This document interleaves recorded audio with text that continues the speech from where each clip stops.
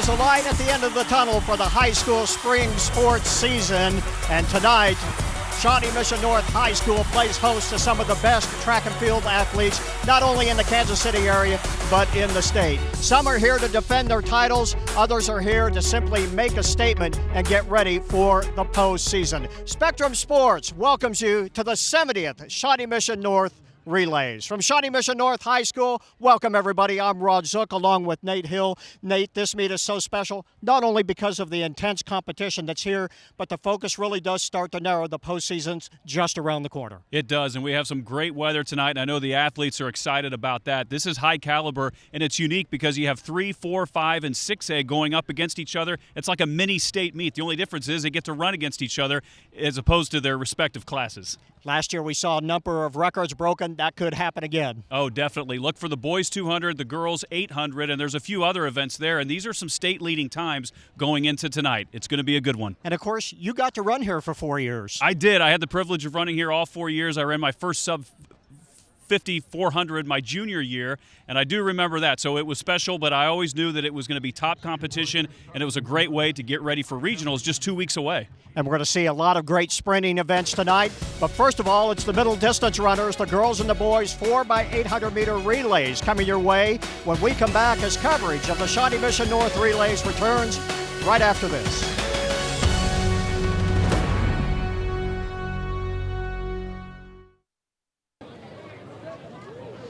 Welcome back to Shawnee Mission North High School. As always, the 4x800 meter relays kick things off. The number one seed time belongs to Shawnee Mission North at 9:49. And it is a full field, 19 schools, and you see it there, how they are lined up in we call it a double waterfall start.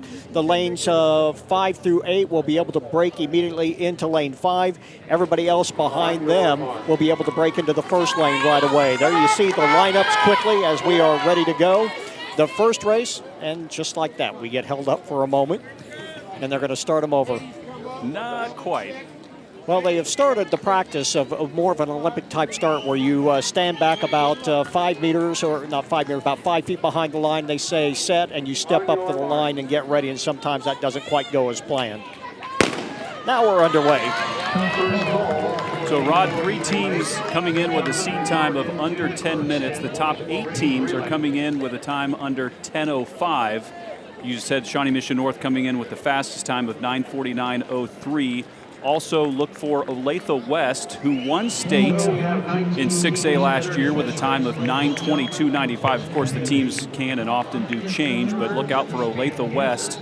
And also Blue Valley Northwest, they placed 4th at state last year. They're coming in with a time of 9:54:98. St. James Academy ahead of a large group right at the moment. Of course, this is where we talked about this in our last track coverage because it was the beginning of the year. You did not see really loaded fields. This is becoming the time where coaches have to start making a decision where they're bringing up maybe 400-meter runners into this event or bringing milers down into this event to see if there's a chance of scoring well either in the postseason or at state event. And it looks like the host team, Shawnee Mission North, taking the lead after the first lap. That's Chloe Belgium running the opening leg for the Bison. But yes, you're right. This is where the coaches need to start fine-tuning it because you have leagues next week, and then the week after is regionals. But, of course, not all teams are probably going to stack it, but this is where you really find out who your runners are, and then also with the order of the relay. I'm not sure if it's quite as important as maybe a 4x1 or 4x4. You could probably speak to that better than I could, but it just depends on how many chances you want to take and how, peaking into 800 is so important because once you're there, it takes about 2 weeks to kind of recycle everything and get back into it. And of course, you're not afforded that luxury when league is just a couple of days away and you go right to regionals on a Saturday and state on a Friday. You don't really have a whole lot of time to figure those things out, so you got to think about that carefully. Coming up to the first handoff, and that is Kate Miller of Olathe West, the Owls, with the early lead in this race. And nice and spread out. This is a real, it can be really tangled up. As you see, they start right across the line. And it's been pretty clean so far for the first exchange. One thing that happens, of course, with a group like this when it's so crowded, you don't see real good handoffs the first leg because it is so crowded. You don't like to maybe run out ahead of your runner. You kind of stay put a little bit more in those first handoffs. Olathe West with a lead still on the backstretch, and that is Bree Newport taking the baton. And then there's, look at the pack behind her. There's 5 teams all jumbled up. Blue Valley Northwest, DeSoto, Shawnee Mission North, all right there, all gaining ground now. Here comes DeSoto. They were out in front of that first leg, then faded at the end. They're trying to stay in the fight here. It's a 6-team race right now with 1 lap to go in this leg. Everybody looking very smooth. 800 meters, tough race to run. Just like the quarter, you've just got to stay so relaxed, but keep your foot on the gas as much as you can without locking up. Blue Valley Northwest taking the lead. That's Leia Erickson on the second leg for the Huskies. Favorites, Olathe or Shawnee Mission North now starting to make a little bit of a move up into third place, about 15 meters back. And that's Olathe Northwest in second place, and Olathe West takes the lead back, so the Owls are back into the lead. And you got to think Shawnee Mission North, they might have a little bit of extra adrenaline. What do you think, being the host team, wanting to show up for everybody here? Well, it's like the 4x100 too. You get a lot of fans screaming and yelling at both sides of the track. You see the kids running from one side of the track to the other, cheering on their kids. And here comes Shawnee Mission North.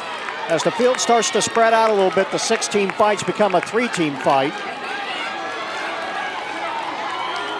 And that's Olathe East taking the lead behind Olathe West and Shawnee Mission North.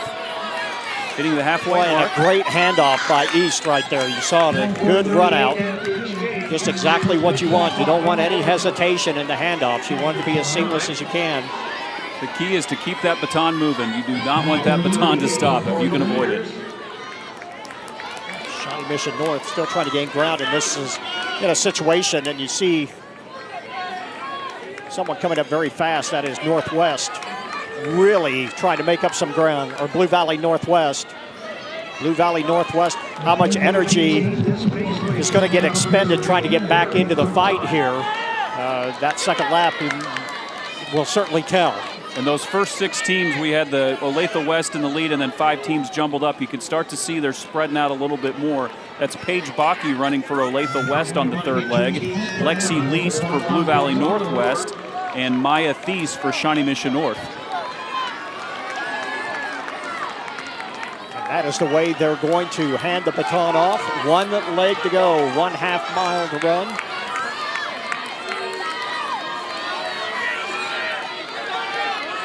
Check that, 3 laps to go. They brought the kids out pretty quick for the 4th leg. Pretty good times too. They're at 6:07 right now. That's not bad.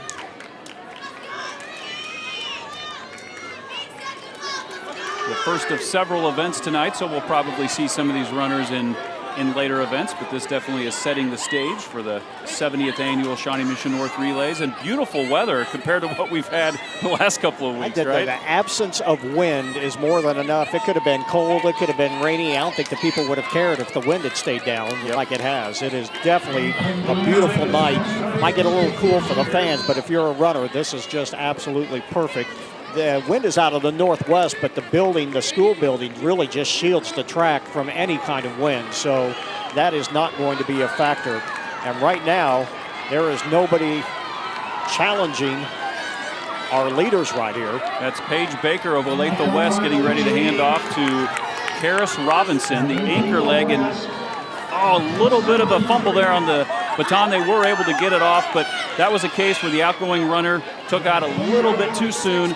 Pretty excited. They wanted to get out there and maintain the lead, but as we talked about before the meet, the 4x8, you have a little bit more wiggle room than you probably have in some other relays. And you do, but you got to really make sure you don't outrun the person coming to you, because they're tired And it's not easy. It looks easy reaching out there and trying to hand a baton off. It really not. Your arms just feel like lead when you're trying to, that baton weighs a ton when you're trying to pick it up and hand it to somebody. And the outgoing runner's just getting started, so they're fresh and they're ready to go. Well, and they're also looking back and they're seeing the wave of runners behind them coming at them. Right. So it starts to geek you up a little bit. You want to get out fast as you can.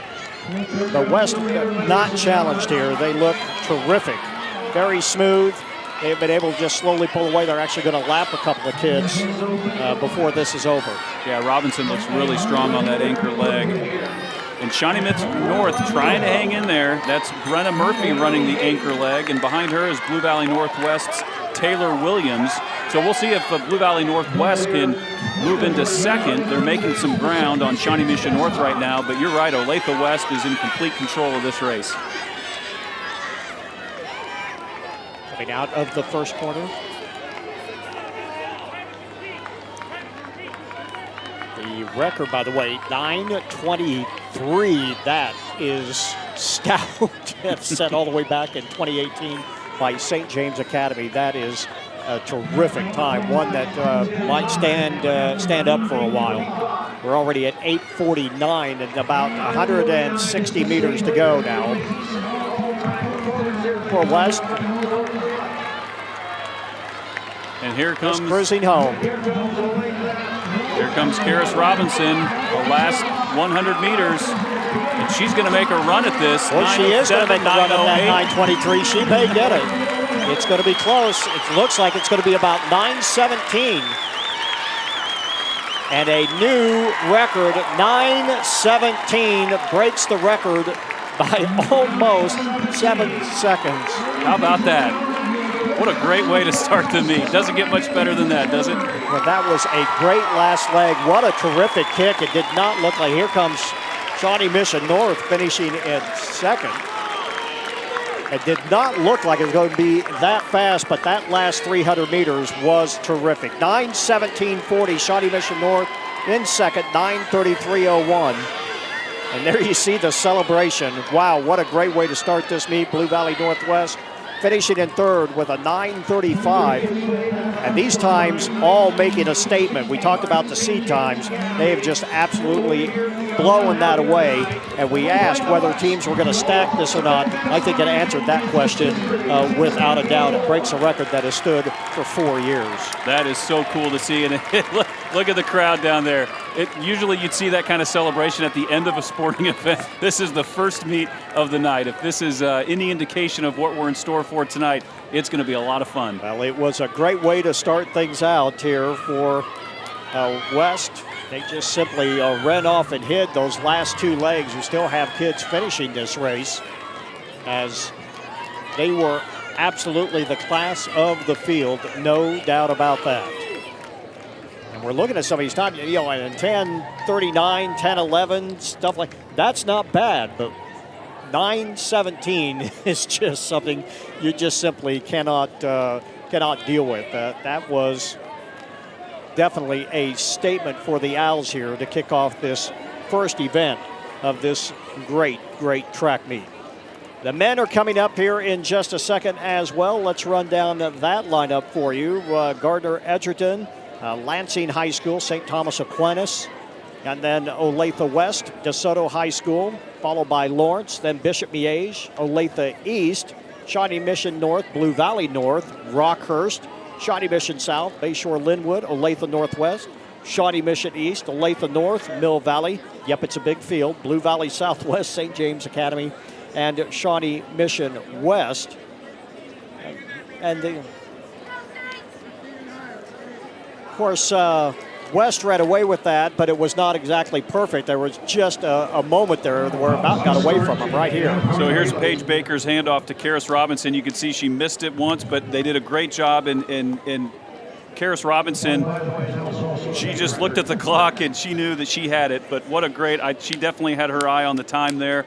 But she did a great job of not panicking when she didn't get it the first time. She just slowed down just enough to get the baton, and it paid off. Well, it was a tremendous time, and that last 300 by her was amazing. She really got it going. So here we go. Nobody is, one team under 8, and that was Olathe East, and they ended up pulling a couple of kids off that team because of some injuries. And that is also a factor. We've already seen some prelims where there's some kids that we thought were going to run tonight, were on the heat sheets, ended up not running because of some nagging injuries. There's going to be a big one missing in the boys 3200 a little bit later on. One of the small school kids, Tanner Lindahl from Buhler, came up limping this morning, and so he is not going to run tonight, which was a shame. He was seated 5th, and of course last year 4A School 1 at Sawyer Schmidt just surprised everybody, came out of nowhere the last 100 meters and stunned this field, winning the 3200 meter. Of course, that is well down the road, a lot left before we get there, but just some of the stuff to look forward to at this 70th Shawnee Mission North Relays as the fields are stout. The only events, and we're not knocking them, but the only events where there were not a lot of top 10 times in the state were in the hurdles, but the times were still outstanding. And we're going to see some pretty good numbers put up there in the sprints and in the hurdles when we get to them. And one of the things I'm excited to see are the athletes from the lower classes, the 3 and the 4As going up against the 5 and the 6As, because as an upper class, you don't want to take anything for granted, but you got to think that the athletes in the 3 and the 4A, specifically Girard High School, a 3A school, will see some athletes from there that they have something to prove tonight. So they're a little chip on their shoulders. Yeah, they're going to get a chance to do that. So you don't want to overlook anyone, especially at a meet like this. And we're underway.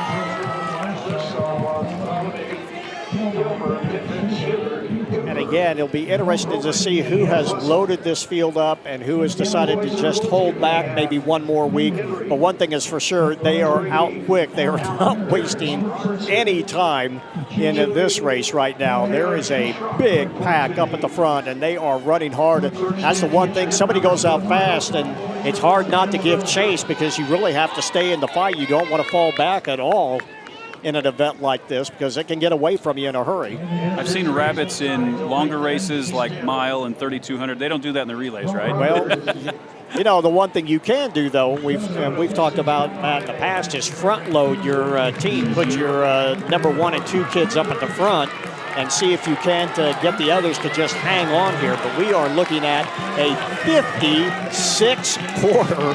That is fast. That's not too far off of what maybe some of the slower 400-meter times will be later tonight. That was amazing. They are really letting it go. They are not messing around here in the first leg of this 4x800-meter relay. Rockhurst is coming in with the second fastest time of 8:03.33, followed by DeSoto, who placed 6th in 5A last year with an 8:05.83. You see them in the green back in 7th place. Boy, it is just loaded up at the front. It's starting to string out right now, but watch this set of handoffs with 5 teams. And now here comes DeSoto on the outside out in lane 2. That's C.J. Krudwig of DeSoto running the first leg.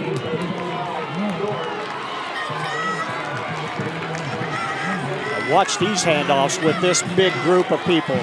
Gardner Edgerton in the lead with the first handoff. That was smooth, and so far... Oh, and a big collision. A couple of big collisions.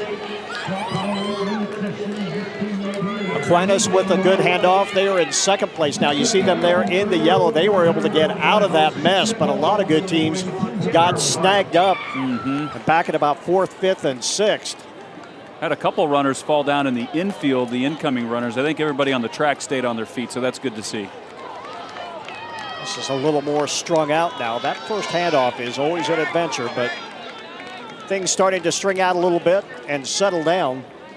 Gardner Edgerton came in with a 8:25. That's one of the slower times, so they may have front-loaded, as you had talked about. Maybe that's their strategy here. We'll have to wait and see. DeSoto's moved into 4th place now. That is Brady Huggins running the second leg for DeSoto. Gardner Edgerton still in front, but the lead is starting to close. Olathe Northwest and Aquinas. Olathe Northwest trying to make a little bit of a move. Olathe Northwest placed 3rd at state last year with an 8:01. They came in with the 4th fastest time tonight. I mean, the runner from Gardner Edgerton may be struggling just a little bit because he is being left behind here at the moment. We talked about putting your fast kids.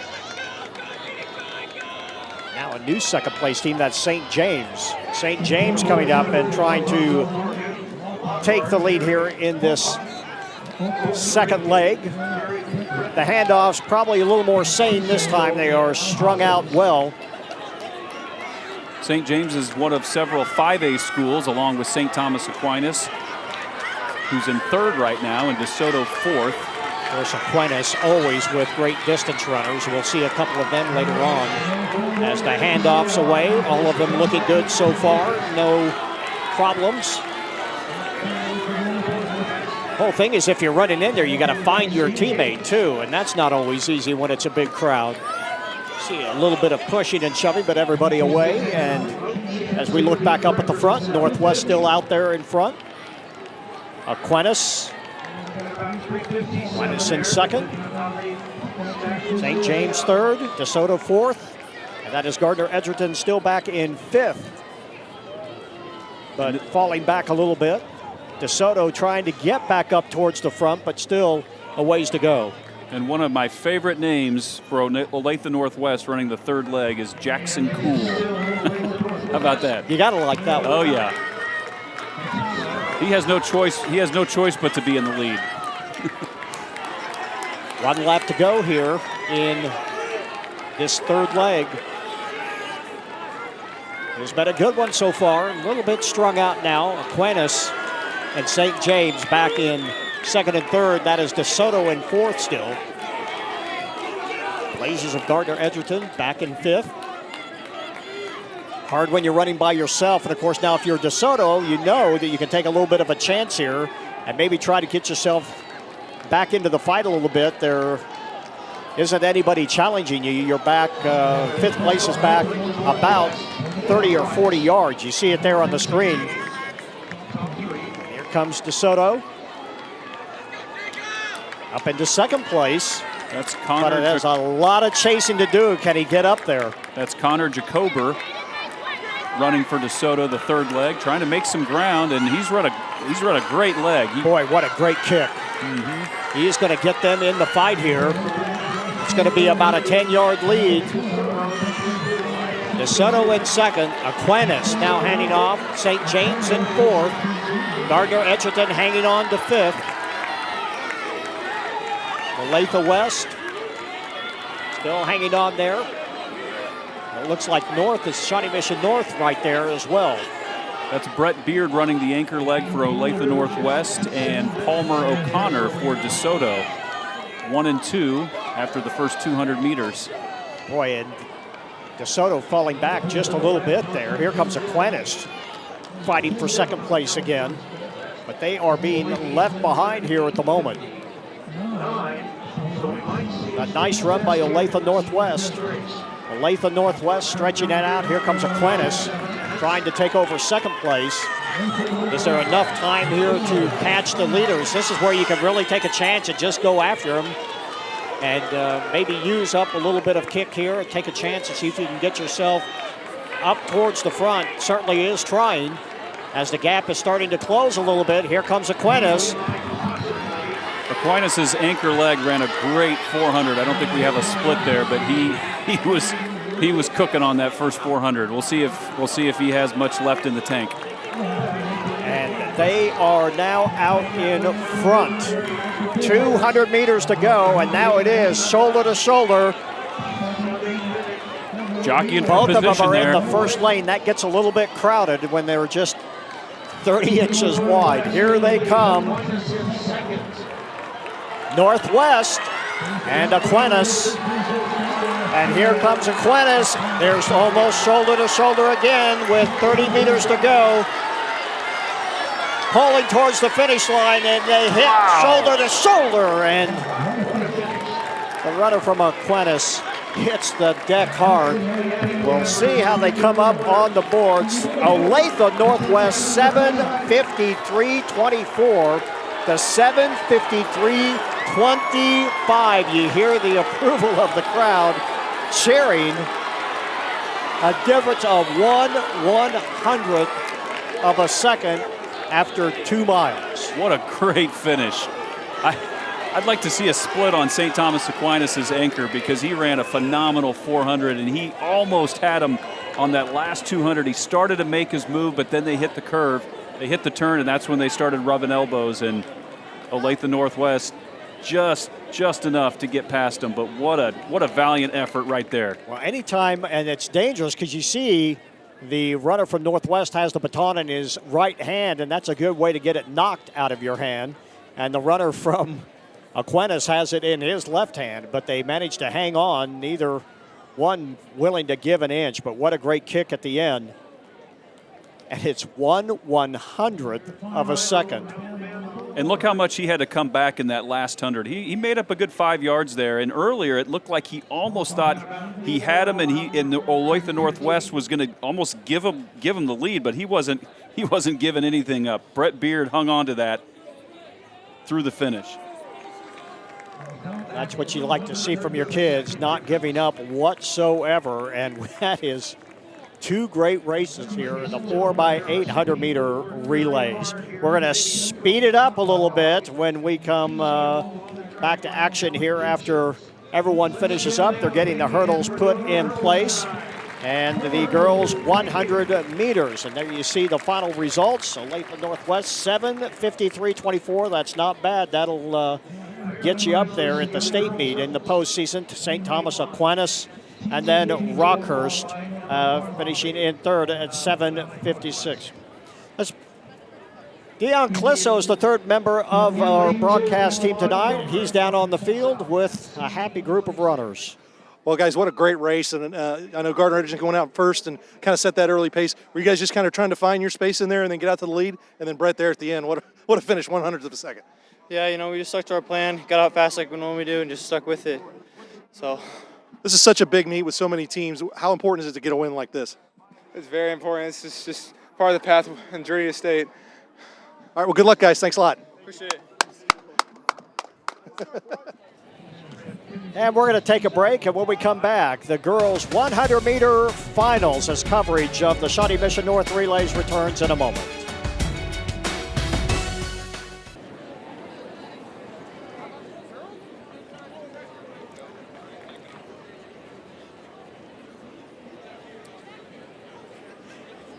And it's time now for the girls' 100-meter hurdles. So let's take a look at the lineup. Emma Bartholomew from Blue Valley Northwest. Maud Kilmer in lane 2 from Shawnee Mission South.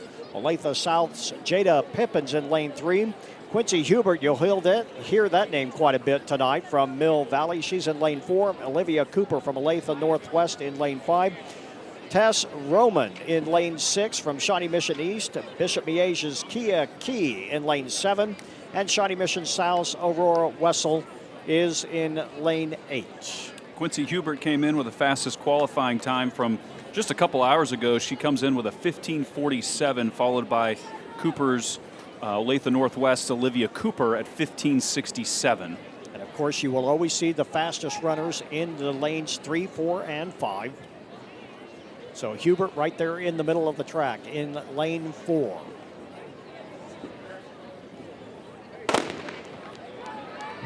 Get out quickly. That's Hubert being challenged. That's Cooper. Cooper, Hubert, and Pippins. And now Hubert begins to pull away a little bit. About 2 strides, 1 hurdle to go, and she hits the line. And Quincy Hubert ends up taking the gold medal. Get an official time here in just a moment. Let's take a check of that restart. 14:94 is the time. And Cooper and Pippins got great starts. You can see there Hubert was behind. She was in third with a few hurdles to go, and then she just poured it on at the end. Very close race there as a close finish right there. Again, 14:94. It's Cooper in second at 15:11. There you see a replay of the finish. Pippins fading just a little bit at the end. But Quincy Hubert, who is going to be busy tonight, comes away with that win. They're going to have to move the hurdles for just a moment, of course, because it's the 1:10 high hurdles for men.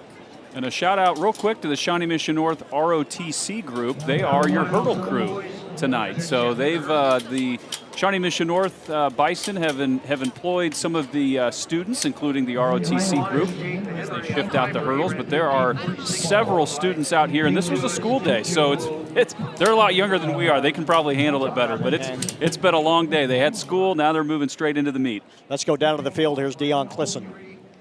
I'm here with Quincy Hubert, just won the 100-meter hurdles, and one of the early races. You got a lot of races tonight. How important was it just to come out? You did well in the prelims, and then to go ahead and finish this event off. Yeah, so I was super excited to race tonight. There's a lot of really good competition. I knew I would be able to get pushed to doing really well. So having a good day and coming out of prelims, I was feeling pretty good. So. Well, I think one of the themes for everybody today is just the weather. You feel like you're getting closer to that state track meet when the weather starts to warm up? Yeah, we've been waiting for the weather. It's been a little bit colder, like coming into the spring, but thankful for the warm weather finally. Well, thanks a lot. Yeah, thank you.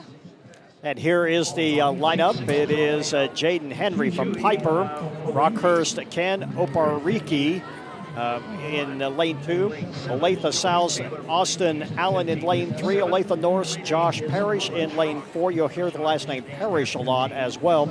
And then 3 from Olathe East, Jack Robertson, Raphael Gaijuki, and Joey Taylor, all from Olathe East, and then Willen Schrock from Shawnee Mission East. As we get ready for the 110-meter hurdles. Austin Allen from Olathe South, he is your Josh Parrish and Austin Allen are your 2 110-meter hurdle runners from state last year. Josh Parrish placed 3rd at state, and Austin Allen placed 6th. Fastest qualifying time is from Parrish at 14:51. And here we go as they are getting ready to get in the blocks. 14:51, that is pretty stout. Josh Parrish, you see him in the red over blue. And the 3 runners from East.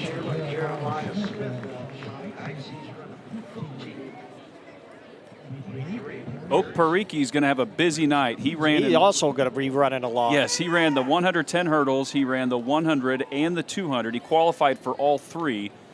So we'll be saying that name a lot tonight. He'll be turning right around and coming back to the starters end of the track for the 100 here in just a little bit.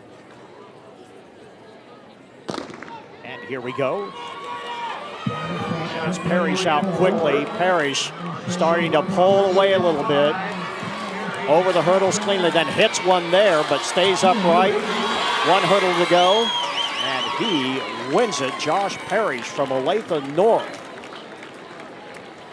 No wins question. It going away a 14:48.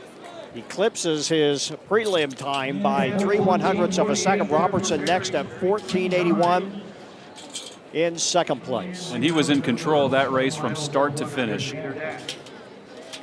Let's take a look at that again. And Nate just out of the blocks perfect. And from then on, it was over. Yep, he had a great start, great form.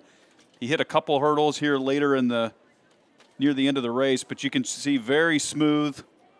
That's a big lead for a finals like this, and he held on and then looked like he accelerated at the end almost. Great finish. Wins that by about 2 steps. So going away, and they'll get the hurdles removed, and now we'll go back to the 100-meter dash. And before we get to that event, let's take a timeout. We'll be back with more coverage of the Shawnee Mission North relays after this. There you see that great crowd. One thing that's great about this crowd is they love this meet and they're knowledgeable about this meet. And you can tell when you put up good times, they cheer, they scream, they yell.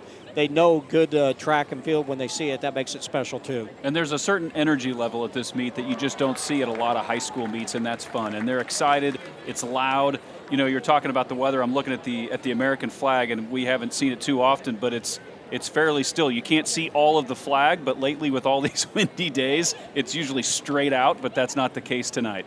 I mean, it has been tough, and we've seen some good times. That means there have been some opportunities, although it doesn't seem like that there has been. But there have been some days where you can put up some pretty big numbers, and we have been seeing that. The field event numbers have been a little bit skewed in the state of Kansas this year because of the wind, but other than that, it really hasn't been too bad. Girls 100-meter finals on the track right now. We have Jaquila Kane from Shawnee Mission Northwest in 1, Savannah Harvey of Mill Valley in lane 2, Missionanda Aridis from Olathe Northwest in 3, Kalia McGinnis, Olathe North, your state leader, and also coming in with the fastest qualifying time, Richards, Hayes, Weedle, and McCallum. Right there in lane 4, Maya McGinnis running away with it, and McGinnis takes it by a couple of strides. She won that handily. Demaya Richards out in lane 5 from Olathe East coming in 2nd. There you see the time under 12 seconds, 11:75. Richards runs 12:11. Aridis with a 12:55. There you see it on the screen. They got a great Jumbotron scoreboard up here at the south end of the stadium where you get to see all of the times as they cross the finish line. Here's your winner of the girls 100 meters. And let's turn our attention now to the boys as they are setting up their blocks and getting ready. In lane 1, it's Alonzo Morgan from Blue Valley North, Sydney Lockhart from Mill Valley in lane 2, Jacob Parrish of Olathe North in lane 3, Tyler Houghton, who looked pretty good in the 200 meters earlier today in the prelims. He's in lane 4 at 10:76, and Kenny Opariki of Rockhurst is in lane 5, Dominique Herrig Britton in lane 6, Michael Canseco in lane 7, John Ossens in lane 8. 3 sprinters coming in with qualifying times from prelims under 11 seconds. Look for Houghton of Shawnee Mission East and Oak Pariki from Rockhurst in lanes 4 and 5. Alonzo Morgan from Blue Valley North, my alma mater, in lane 1. So I'm going to stay neutral. I'm not going to root for anybody here, but watch out for him. He's coming in with a 10:91. Some great times here in the prelims earlier today. The watch lanes 4 and 5. Opariki and Houghton really can turn it on. And of course, Jacob Parrish of Olathe North also in there. Oak Pariki's got a few inches on Houghton as you see him standing there. On just about everybody. He does. Standing there in the white over the blue. You know, he looks like former Minnesota Vikings wide receiver Cordell Patterson. His shoulders pretty much take up the whole lane. And when you're that tall and get enough leg turnover to run the 100, you're gonna be tough. And the challenge for tall runners like that, tall sprinters, is the start. Typically, their start may not be quite as good. We'll have to see. Houghton, ironically enough, he's not as tall as Oak Pariki, but I was noticing in the prelims, he actually has a fairly long stride, and we'll see that here in a second. I think this is going to be a really good battle here between these two. They're in the blocks as we are set here. The boys 100-meter dash. Coming up in just a few moments, it will be the 1,600-meter run. It's a challenge to see who can wait the longest to get set. You never want to be the first to get set. That means you have to wait longer. Oh, yeah, and that was a false start, and that is going to be costly. In lane 5, Oak Pariki. Yep, and he just hit his chest as if he... And it wasn't even close. Nope. Not even close. And he knew it right away. We saw a couple disqualifications in prelims in the 100 and 200 earlier today, and that's sad to see. That's a tough lesson. Unfortunately, there are not any any gimmies, right? It's one false start, and it's over. Yep. It used to be 2, then it became 1, and for a while, and some races it still is. If you get 1 false start, then everybody's got 1. That didn't always work out very well because some of the slower runners were doing it on purpose just to give everybody 1 and give them a better shot at people sitting back in the blocks a little bit. Well, that'll definitely open the door for Houghton of Shawnee Mission East in lane 4. And it's an open field. I mean, he's coming in with he came in with the fastest qualifying time of 10:76. But there's a couple other runners in there that definitely could be in the mix here. You got to look at Alonzo Morgan over there. You see him on the far right of your screen in lane 1. He is certainly looking to be a factor in this. Well, and Eric Britton also, you see him in the purple in lane 6 from Piper. And everybody's amped up, obviously, especially with it being the 100, and it's a short race, and maybe this takes a little bit of the edge off for the other runners. You will certainly see them sit back in the blocks a little bit on this one. The gun's going to go off, and then they're right. They are not going to try to time this out very much. After you see 1 false start, it tends to kind of get you sitting back a little bit. We'll see what happens here as now 7 runners line up for the finals. And they're away cleanly. Houghton did not get a particularly good start, but he's starting to pull even. And in lane 1, that is Alonzo. And in lane 3, Parrish. And Parrish wins the boys' 100-meter dash. Let's see what the times are. 10:64. That is the fastest time of the meet. And there you see Houghton running a 10:70. He runs faster than he did in the prelims, but it's not enough. Morgan in 4th, and Harry Britton ends up in 5th at 10:97. 4 runners breaking the 11-second mark. Parrish had a great start right there, and Houghton did not have a very good start, and Parrish definitely took advantage of that, but he looked strong through that 100. We're going to take a break, and when we come back, it is the girls and boys 1,600-meter run. We'll be back with more after this.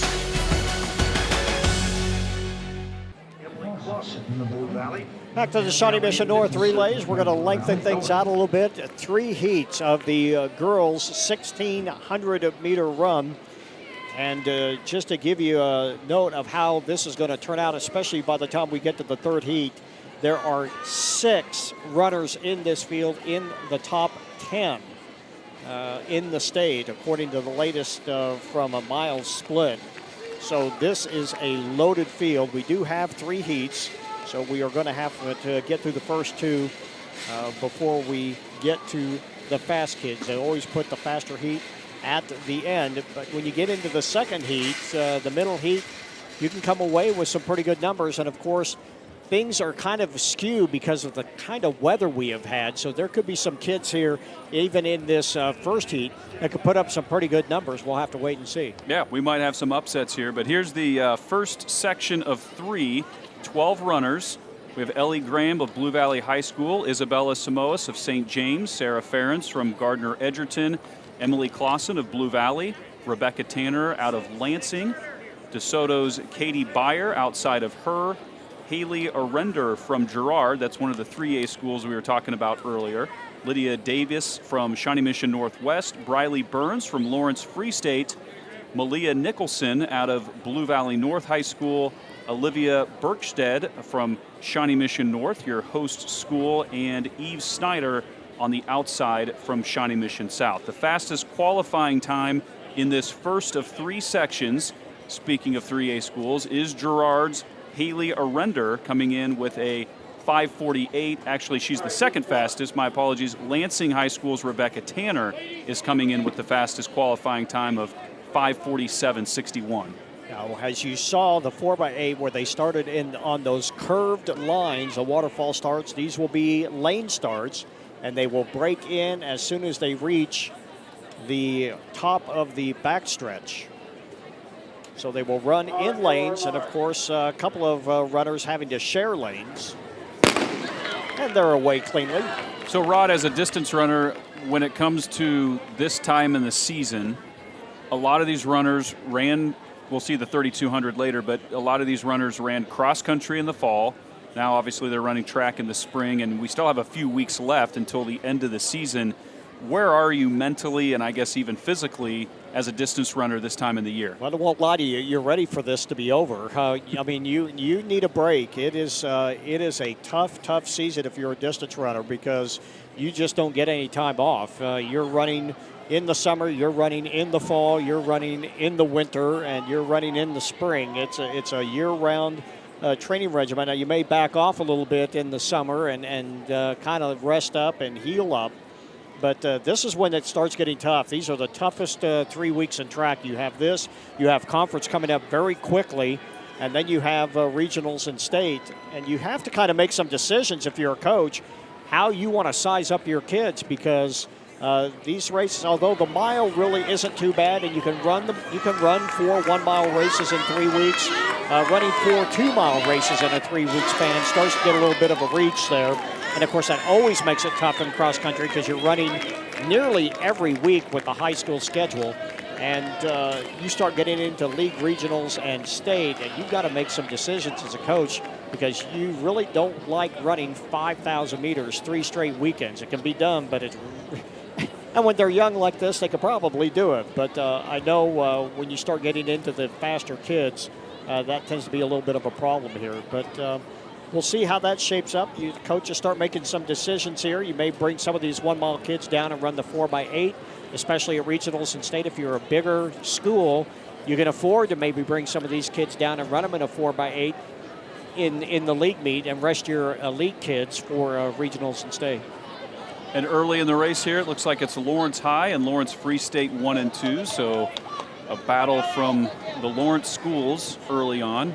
And you're talking about running through different times of the season. Lately, they probably feel like they're running in the winter with the weather we've had. I know us sprinters in high school, occasionally we'd go inside. We were a little spoiled and we could work on starts or, this or that. But when you're running distance like that, probably not feasible or realistic to go inside and run, right? Your choices are run outside in the cold or not run. And there are ways to find some places where you can do some things. You can do stairs in the gymnasium and things like that. But nope, you're pretty much committed to being outside every chance you can.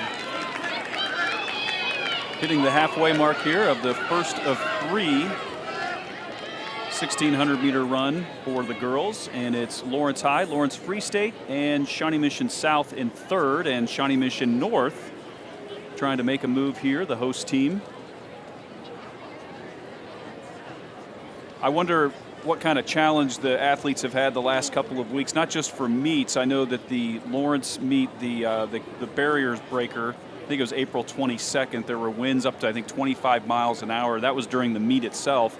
But practice this week, it's been crummy all week. This has definitely been the best day of the week. So they lucked out for today, but leading up to today, you got to wonder how that affected them when it comes to practice, or maybe they took a day or two off. Well, you wonder what they're going to do for practice here over the next couple of days when the temperature suddenly gets up into the mid to upper 90s like it's supposed to be here Monday and Tuesday before another round of rain moves into the area.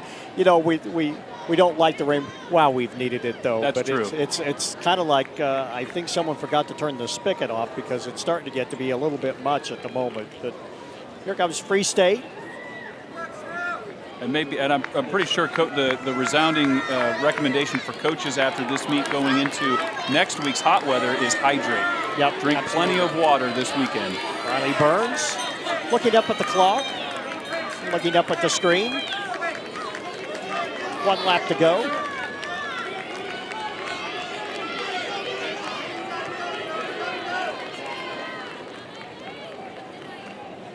Briley, rather sprite, not a big runner.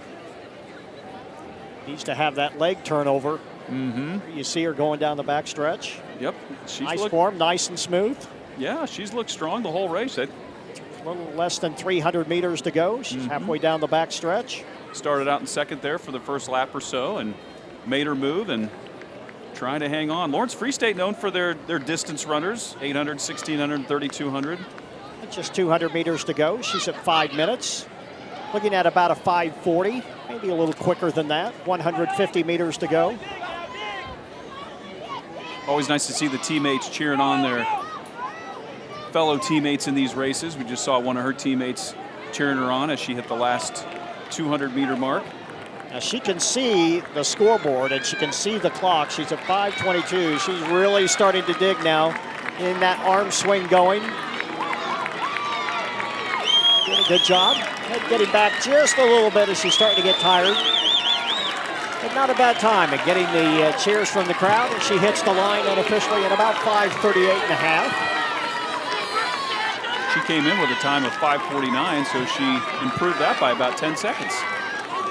So a very nice time. There you see Burns in 5:37.91, Graham 5:43, and Berkstead at 5:45. That 5:37 could stand up in at least the second heat. We'll see what happens with Heat 2 here in just a few moments, but not a bad time for the runner from Lawrence Free State. As you see the times up on the board. And it was the 12th fastest time in the nation this year. We have another 12 runners in the second of 3 timed finals. You see, now she's excited. Nice run. She's probably like, don't push me too hard. Don't celebrate too much. I just ran 4 laps. Let's take a check of the second heat of 3 here in the girls' 1,600-meter run. All right, we have Ann Jordan from Blue Valley North on the inside lane. Cora Katzenberger of Olathe North outside of her. Cayman Barnes from Lawrence Free State. Olivia Gosser of Lawrence Free State. Quinn Hayes of St. James. Haley Carter from Shawnee Mission South. Kaylee Ann Jackson of Olathe East. Maddie Crowder from Shawnee Mission West. Natalie Kennedy of Lawrence High School. Her teammate Emma Roman knows Lawrence High outside of her. Elizabeth Browning from Olathe West, and Lily Blothus from St. Thomas Aquinas. You see her there on the outside. Lane 8 in the yellow over blue. 2 sets of training partners with two Firebirds and 2 Lions in this race. Did you ever were you ever able to run with any of your teammates in some of the longer races? Did that help or hurt, or were indifferent to it? Well, being me and being somewhat of a strong-willed, stubborn, and overly competitive human being, I probably wanted to beat my teammates more than I wanted to beat the other kids. So. That's awesome. That's the way it should be, right? My coach said I had a mean streak in me that just pretty much didn't quit. But when you're 5'3" and 100 pounds as a senior, then you had to have something. So might as well have some attitude. Right. It looks like Olathe West's Elizabeth Browning and St. James in the lead. That's Quinn Hayes, followed by Browning of Olathe West, and that's a pretty sizable lead, isn't it? Yeah, for the they're first not lap? messing around, and we talked about the possibility of some kids that have been blunted by the weather, and that could be showing in this heat. That's not a bad time. That's 71 seconds. That's pretty good. Looks like Lily Blothus of St. Thomas Aquinas in third, and then a big pack for fourth place. And of course, can you make that stand up? That is a sub 5 mile if you can make it hold up. Or just a 5:10 mile. Starting to waver just a little bit. See if she can keep that going. Stride getting a little bit long already, but they are leaving the rest of the pack well behind here. Hayes did come in with the fastest qualifying time in this heat of 5:34.48. If she can keep that pace up, that is going to be a long distant memory. You see her stretching it out now, getting out there to about a 20-yard lead, 20 meters. Back when you and I ran, we didn't have the luxury of having a Jumbotron where no, and I won't lie to you, I don't like it, but it is what it is. I like to sneak up on people, and you can't sneak up on them when you're watching on the big screen. And I guess it depends on what part of the race you're looking up there, because maybe closer to the end you may not be seeing straight, so you may not know what's as clear as it is on those first couple laps. If I looked up at the scoreboard like that, I'd make an immediate left turn, and that would be it. Right. I'd be off the track. So. Well, she's hanging on so far after the first 2 laps. 2 pretty solid laps. Stride is trying to shorten it up a little bit. You see her trying to keep her hands still. They're getting a little high. She runs with her hands up around her shoulders. She seemed to be stay relaxed. She seemed to be slowing down a little bit with about the 600 mark, or 600 on that as she was going into that second turn there. But she's maintained that lead since then. This won't be a bad time. She maybe needs to watch the line a little bit. She's taken a couple of steps off the track. You're allowed 3 if someone is watching. Of course, probably not officiating corners too much here at this race, and it's not like it's a big apron, so it is not going to be a distinct advantage, that's for sure. You see the cones lining the track around what is the south high jump pit, or the north high jump pit. They're using the south one today. So at 3:52, it is starting to slow down a little bit. Looking up at the clock, the rest of the field starting to close up. On her way to West, Elizabeth Browning, as the rest of the field catching her. 1 lap to go at 4:07.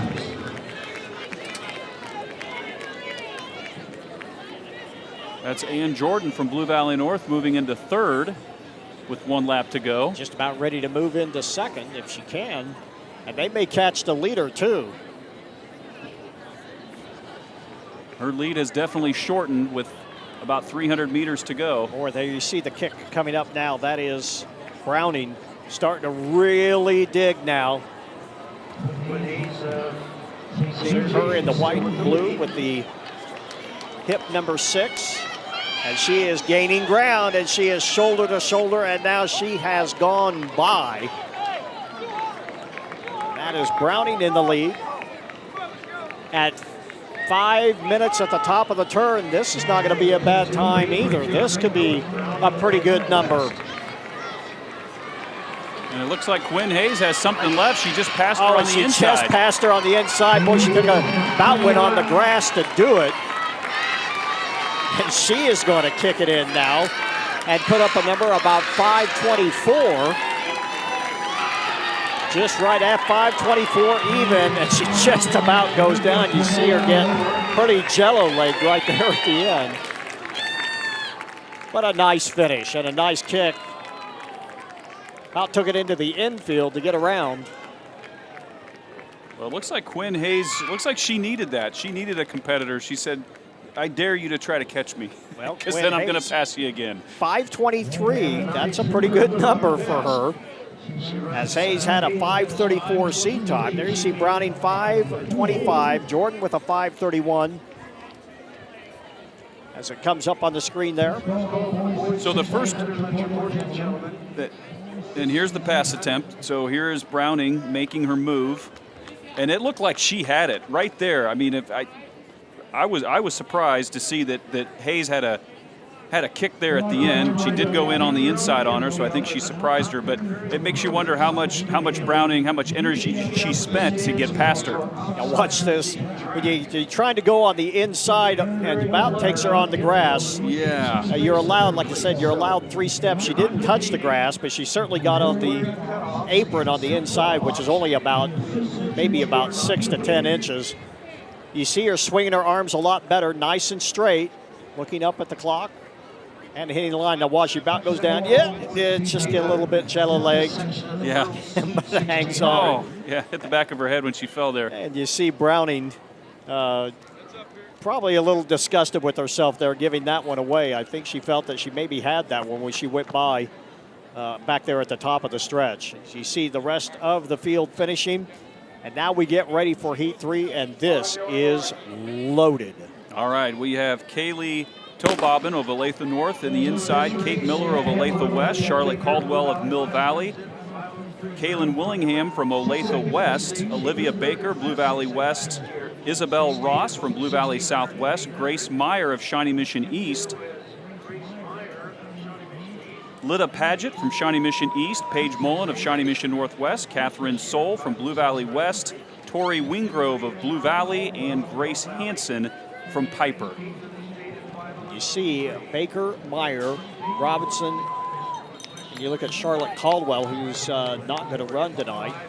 But you are looking at, there are 6 kids in this meet, some of them not running, but they are in the top 10 in the state. It is just loaded. We're going to see this, and we're going to see this in the boys 1600 meter and the boys and girls 3200.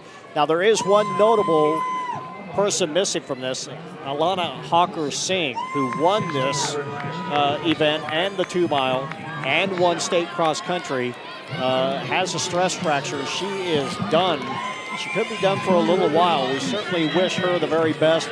That is one incredible talent from Olathe North. Unfortunately, not in this field tonight. That's tough to see. Hate to see that happen. And that's Olivia Baker out with the early lead from Blue Valley West and Grace Meyer of Shawnee Mission East.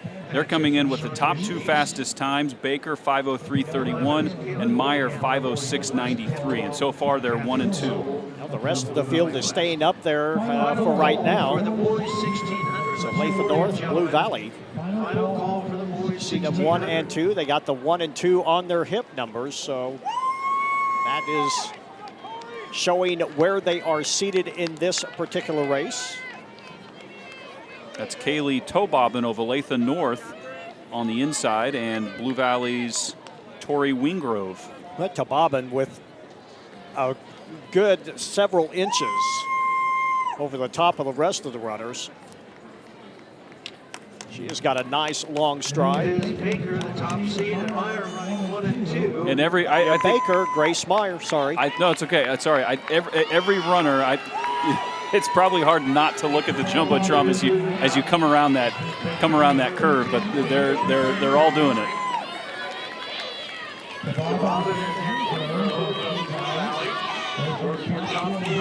We have 2 to go.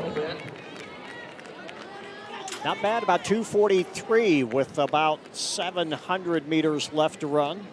And Baker looks like she's on a mission. Yeah, she's starting to stride out a little bit. You see that stride, that turnover, starting to pick up a little bit. She looks very relaxed, very smooth. You can see it in her face. Her jaw's staying loose, so she's not clenching up. She looks very strong. It looks like she's used to running in the front. And Grace Meyer trying to stay up there, but falling back just a little bit now. Tobobbin back into 3rd, not challenged at the moment as they're spread out several meters apart. Now Tobobbin started to be reeled in a little bit, but it is Olivia Baker looking good here and opening up a pretty good lead, about 30 feet. As they head to the bell lap, they will hit the tape at about 3:43. And Meyer just keeps the foot on the accelerator. There you see her stretching it out, going by the scoreboard now. She's Meyer trying to give chase, but just simply does not have an answer for Olivia Baker. And Baker still has some pop in her step. You can see she looks fresh. She is really good. You see how still her head is. That's when you know you are in control. Her hands do come across just a little bit, but don't go past the center line, which means from your nose straight down. You don't like your arms to go past that center line of your body. You waste energy, but it's not going to matter right now because she is just stretching this lead out. And it's going to be at a pretty good time, 150 meters to go at the 4:30 mark. She could very well break the 5-minute mark. She is going to break 5 minutes. And listen to this crowd. They stand up and cheer. Olivia Baker heading for the home stretch. Needs to turn it on just a little bit. She can see that clock. She starts to put her head down, and she hits the line in a 4:56. And look at, she knows she just ran a grow. When Grace Meyer breaks the 5-minute mark, but has to settle for second place. 4:56.82, 4:58.45 for Meyer. Mullen almost does it as well, runs 5:01.54. All of those far and away the fastest 3 times in the state so far this year. Just saw it right there in the girls' 1,600 meters. And Meyer has nothing to be ashamed of, running under 5 minutes and placing second. Really cool to see those two congratulating each other also right after the race. Well, they've seen a lot of each other, and wow, what a finish as they turn up some big, big numbers. There you see your winner. She's trying to catch her breath before the post-race interview. Dion Clisso tried to get a word with her. She goes, yeah, just a minute. There you see the top 3, 4:56.82. That is bringing it in this meet. Grace Meyer, nothing to be ashamed of, as you said, and certainly Paige Mullen, who came up and managed to snag third place away from Tababin right at the last minute, runs 5:01.54 for Shawnee Mission Northwest. 3 outstanding times. And she bettered her time by about 7 seconds. The first 2 races, the winners bettered their time by about 12 to 13 seconds. So that was the theme. So we've had some really fast times so far. And we are in for some really good ones coming up here in just a moment as well. There are 3 heats of the boys' 1,600-meter run. And just to let you know how tough this field is, 4:38 got you into the meet. It's a 4:38 or better to be one of the top 36 in this field. That is a big number. You're running 4:38 and you're in the, and I'm not even going to call it the slow heat. You're just in the first heat. It's not slow. This is one of the great traditions of this meet is the distance running, and the Kansas City area schools have just poured them out for so many years. So the first of 3 time finals of the boys' 1,600 meters. In the first heat, we have Wes Ferguson of Wichita Trinity, Canyon Bueller of Blue Valley Southwest, Logan Montgomery of Olathe West, Luke Swartz from DeSoto, Colin Batliner of Bishop Miege, Evan Mitchell, Shawnee Mission Northwest, Henry Acorn of Rockhurst, Zach Veneman of Shawnee Mission East, Sam Hurley of Blue Valley Northwest, Carter France of Olathe South, Carter Klein from Mill Valley, Jake Luce of Lawrence Free State, and Mayo Michael from Blue Valley North.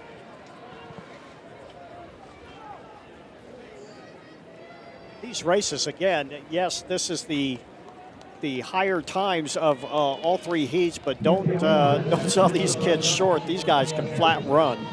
You're looking at looking at some very fast times here. I know the seat times don't look as impressive, but you are looking at some pretty stout running here. And that looks like Carter France of Olathe South out to the early lead in the glasses there, and kind of looks like he's just gliding. Doesn't use a whole lot of his arms, does he? Doesn't need to, at least not yet.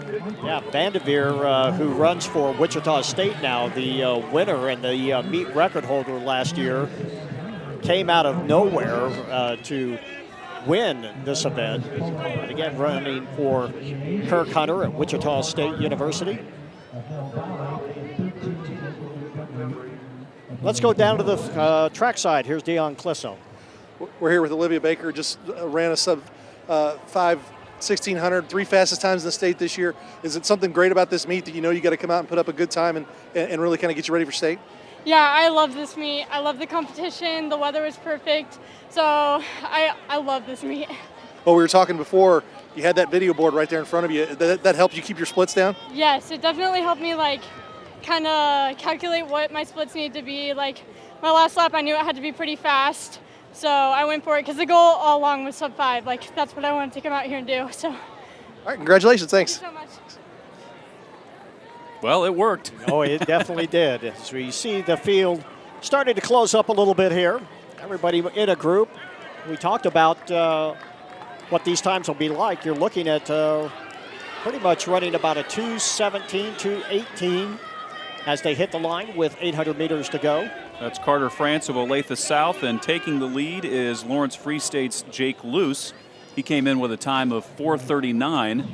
And you see Wes Ferguson, he is from Wichita Trinity Academy. We talked about 3A schools, that's even smaller. Wichita Trinity Academy, you see him in the bright pink shorts when he gets panned out a little bit. You saw him just there briefly. Did not get off to a very good start. He was well back of the field. I think it surprised him a little bit how fast everybody took off. But he is back up there. You see him number 7 running out in lane 2. Yep. But moving himself up, he's up into 3rd place now with a little more than a lap and 150 meters to go. He's run a tactical race so far, so we'll see if he can hang on to that. But yes, you're right. At the very beginning of the race, I noticed those pink shorts in the background, pretty far in the back. So he had some catching up to do, but he's there. Now he's in the lead. Not messing around now. He is out in front, and the stride starts to pick up as we get ready to the bell lap. Not too bad, 3:27. It is a 3-person race, but right now belongs to Wes Ferguson. You see Ferguson really starting to pump his arms now. He is trying to stay out in front, but he knows he has got a lot coming after him. And that is Free State's Jake Luce, bib 6. Ferguson trying to stay out in front. Luce right there with him. Now Ferguson gets him out of stride. At the top of the stretch, 150 meters to go. Luce now pulling onto his shoulder once again. Ferguson trying to fight hard to stay out in front. As they turn the corner, Luce starts to pull away now. Ferguson trying to fight back. Can he catch him? We'll see. About 70 meters to go. Ferguson will not have an answer, and it is Jake Luce coming to the line, and a great time, 4:32. And Ferguson right there with him as they are shaving some big numbers off of their times. There you see Luce, 4:32.26, Ferguson 4:32.99, and Bueller with 4:34.89. Mitchell runs 4:36.69 for 4th place. There you see the times coming up on the board. And Jake Luce, a nice run, not bad, 4:32. Yeah, that was a great race by him, and here he is making his move. He had his head turned. I think he was looking at the Jumbotron there. It almost looked like he was looking at Ferguson and almost talking to him. You see his mouth moving. Just holding a conversation. I'll see you at the finish line. I got to go. Now the mean thing you always did in cross country when you passed somebody who said your legs feel like lead, and then take off running. Right. And I doubt that was the case here. Well, they congratulated each other after the race, Yes, so they it's all good, I think. There you see your winner as we get ready, and they're lining up for Heat 2. All right, Heat 2, we have Brian Humphrey of Rockhurst on the inside, Luke Jenkins of Olathe East. Outside of him, Lloyd Dotson from Shawnee Mission South, Tyler Burns of Olathe South, Micah Paschke of Blue Valley Southwest, Diego Barron of Olathe East, Jack Ryan from Lawrence High School, Jack Beard of Olathe Northwest, Austin Okerson from Shawnee Mission Northwest, Jacob Hobson from Wichita Trinity, Thomas Call from Blue Valley Southwest, Nick Botkin from Mill Valley High School, and Cole Burkholder from Olathe South. This is the second heat, and you will easily see some of these kids under 4:30, probably into the upper 4:20s and maybe even faster, as these kids can flat run too. You're not in this meet, and these kids run. You're going to win a lot of meets with some of these times, but here, you may have to settle for just getting into the top 10. Olathe Northwest, Mill Valley, out there. Diego Barron of Olathe East came in with the fastest time of 4:30, and all of them are pretty much a bottleneck as they came in with their times. And another Wichita Trinity runner in this race as well. Nick Botkin is up there. Also in there, that is Jack Beard. Wichita Trinity runner, that's Jacob Hobson, wearing number 4, sitting kind of in the back of the pack at the moment. Now coming up and taking the lead, that is Tyler Burns from Olathe South. And that was a pretty quick first quarter. And now they're really trying to stretch it out now.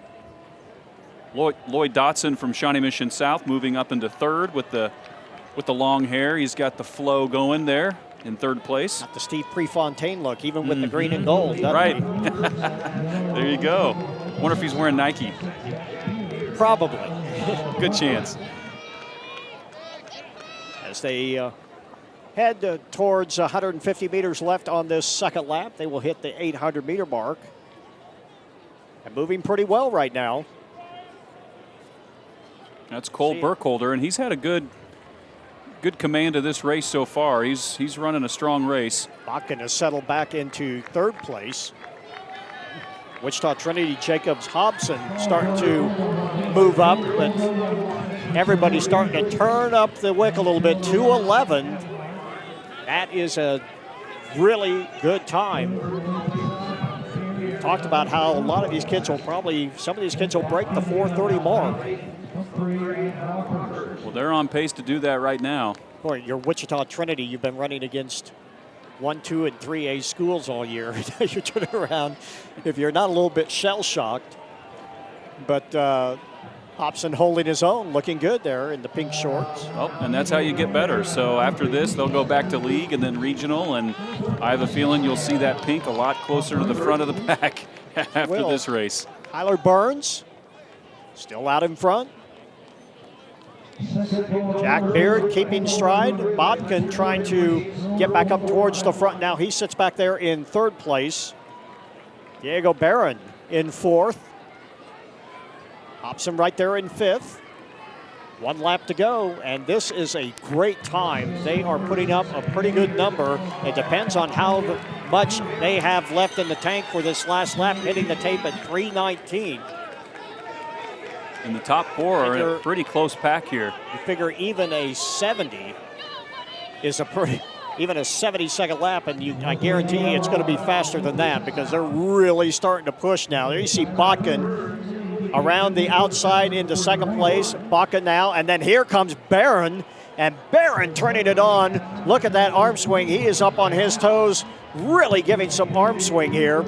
It's a 4-run fight at the front, but right now Barron is trying to steal this one. Diego Barron from Olathe East with a nice stride, looking very smooth. Botkin trying to give chase. Here comes Botkin now on the outside, trying to give chase. They are shoulder to shoulder. Did Barron go too soon? Did he go too quickly? We'll see what happens. He really turned it on with about 300 meters to go, and now finds another gear and starts to pull away. Barron with great arm swing, but coming up on the inside. Here comes this Olathe South.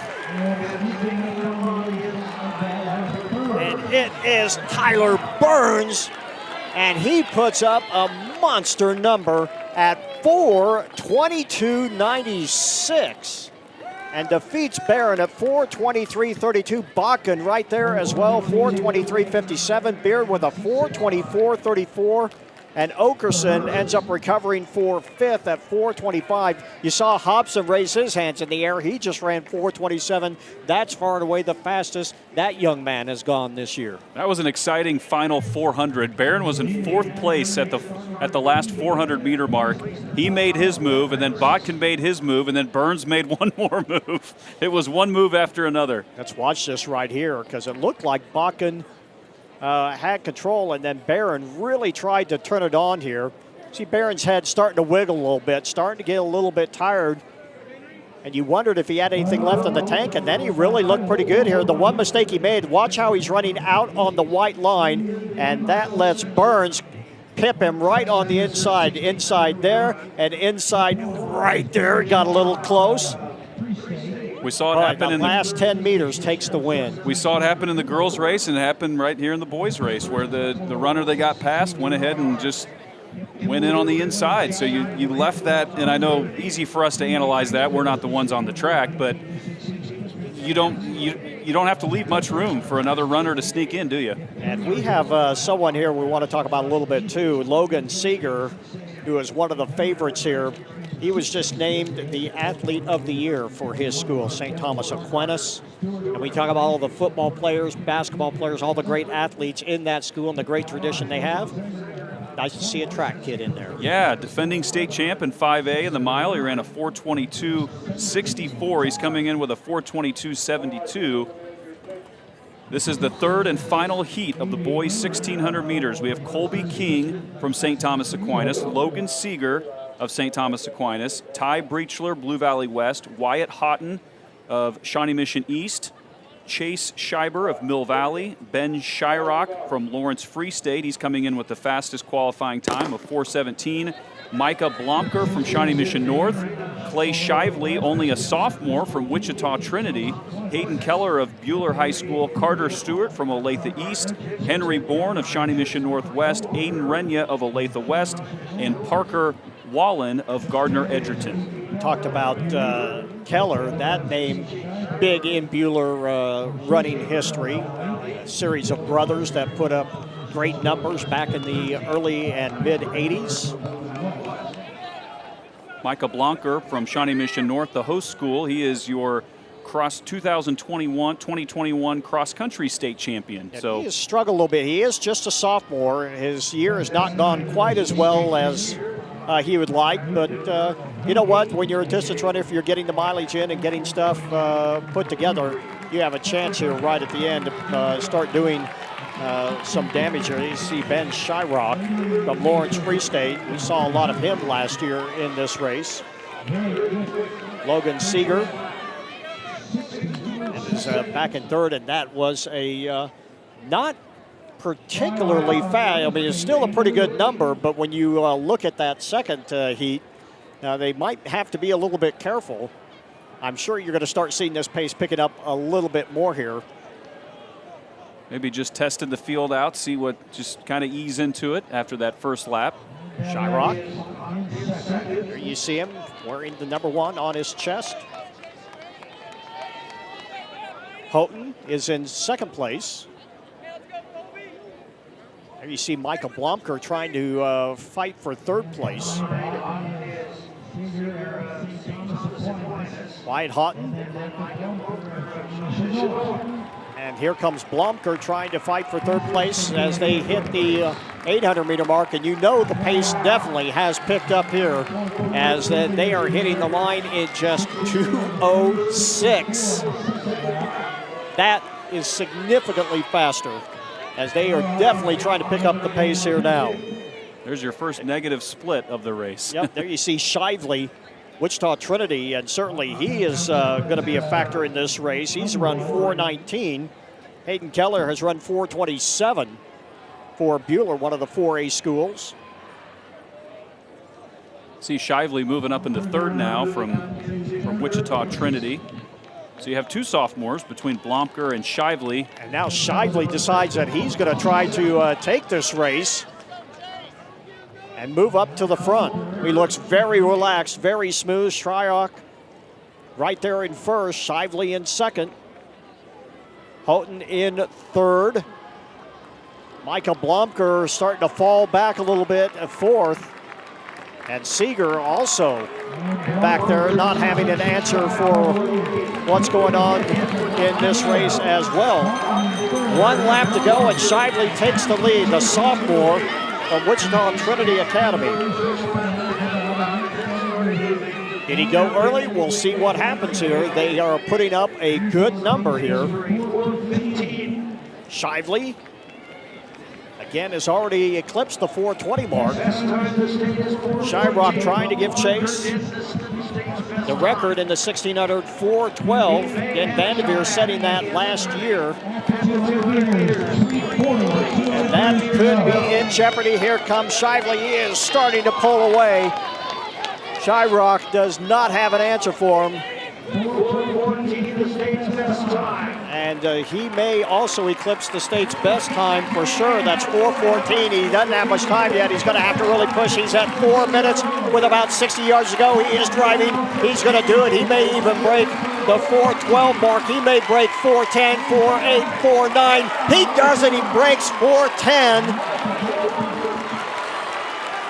Clay Shively shatters the meet record. Oh, and it just doesn't quite get it. A 4:10.08. Houghton ends up in second at 4:12. Shyrock settles for third at 4:14, but a 4:10.08. And that easily eclipses Vanderveer's record from last year. Shively and Houghton both broke the meet record at 4:10.08 and 4:12.78. So how about that? What a great finish. And Wichita Trinity, great contingency. They had runners in all three heats tonight. Now, they have great small school tradition in distance running in the Wichita area. You see a big hug from his coach. What a great, great race. We're going to take a timeout and come back with more coverage of the 70th Shawnee Mission North Relays in just a few moments.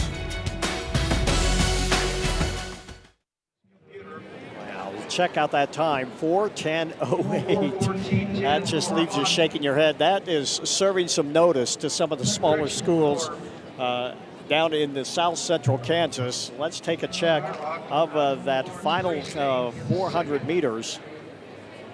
I'd like to get a clock on that one, but unfortunately just not possible as we wait to bring that up. We're getting ready to set for the girls 4x100. Here it is. He played this perfectly. He just waited. He hung out on his shoulder there for a while. Made the move with, I think, about a lap to go. So they're stride for stride here in the final 100. He got past the finish line, got to the top of the turn, and turns 1 and 2, and then really just started to stride out. So there you see him right there. He just decided that was enough. See him pulling towards the finish line. Look at that reaction. That's awesome. So cool. I mean, we've just had one phenomenal race after another so far. Just when you think, okay, I felt like I needed a nap after the first two races, and well, that was just this is tremendous. Great. You see the coaches and everyone celebrating there. And they didn't just have one kid do well, they had all three kids do pretty well. As we get ready for the first of 3 heats of the girls 4x100. And you'll want to take note here when we get to the third heat. That field is loaded as well. It is. So we have 3 heats. This is going to be timed finals, so no preliminaries here. In lane 1 of the first heat is Pembroke Hill out of Missouri. Shawnee Mission East in lane 2. Bishop Miege in lane 3. Shawnee Mission West in lane 4. Mill Valley, who placed 7th in 5A last year at the state championships, is in lane 5. Blue Valley Northwest in 6. St. Thomas Aquinas in lane 7. And Lawrence Free State in lane 8. These should be, most of these are closed handoffs. So this is a fast race, and the key here is to keep the baton moving. They've been working on handoffs. We're getting closer to the end of the year, so this is where, as a coach, you really want to see your team start to really get those handoffs down. You want to, as you head into league, you have league and then regionals coming up. So probably for the most part, they've settled on who their team is, what order they want to keep in, unless barring any injuries or anything unforeseen. But for the most part, this is really where you start to solidify your relay teams. Now you see these small triangles that they're standing on. That is not in the exchange zone. That is just where they stand. You will see the larger yellow triangles. That will be the exchange zone. But they like to get a running start. You want to be able to be almost to full speed when you get into that zone. And you don't have much time to hand it off. That 10 meters or so disappears in a hurry when you're running fast, especially in the 4x1. Yep, it happens quickly. So you can start anywhere ahead of that smaller triangle. And most runners, most outgoing runners will start right in front of it. Occasionally you might see them move a little bit closer to the actual exchange zone, maybe to lengthen out a particular runner's leg, depending on who it is. But for the most part, they usually stay pretty consistent there through those exchange zones. And believe it or not, they do. If you have someone who's a little bit faster, you may let them run in that lane just a few meters longer. You see in Pembroke, Shawnee Mission East, Bishop Miege, Shawnee Mission West, Mill Valley, Blue Valley Northwest, St. Thomas Aquinas, and Lawrence Free State here in Heat 1 of 3 of the girls 4x100 meter relay. Shawnee Mission West coming in with the fastest qualifying time for this heat at 52:11, followed by Mill Valley with a 52:62. And those numbers may be a little bit skewed as well. You see Shawnee Mission East is not in lane 2. They are not in this race. Also in lane 7, St. Thomas Aquinas. As they are away. We've had a few scratches tonight, haven't we? And this isn't the only one. A lot of the ones that caught our attention came in the prelims, especially in the sprinting events. See as they make up the stagger here. Shawnee Mission West with a good lead there in lane 4. Oh, and a little bit of a slow handoff there, but it's not going to matter as they are out in front. Shawnee Mission West. And I think that handoff was early. Might have been a little bit handoff looked like that handoff was early. We'll see, but in lane 4, Shawnee Mission West not see a flag. It was close. You saw that on the screen. We'll play that back as Shawnee Mission West 50-36. We said they would be faster, and they certainly were. There's Mill Valley 50-99 and Bishop Miege with a 51-95. The team from Blue Valley Northwest 52. And I'm not sure if Shawnee Mission West's third leg knew it. You could see it on her face. I think she realized she handed that off a little bit too soon. But, yeah, that was close. That's not something you see very often. Usually if there's a disqualification, it's because it's outside the exchange zone because they haven't been able to hand off the baton. But very rarely do you see an early handoff that was just plain flat early. Let's look at it again. You see right there the team in the black. Well, you know, I think she was kind of hanging on to it and waited until she got in the zone before she took it.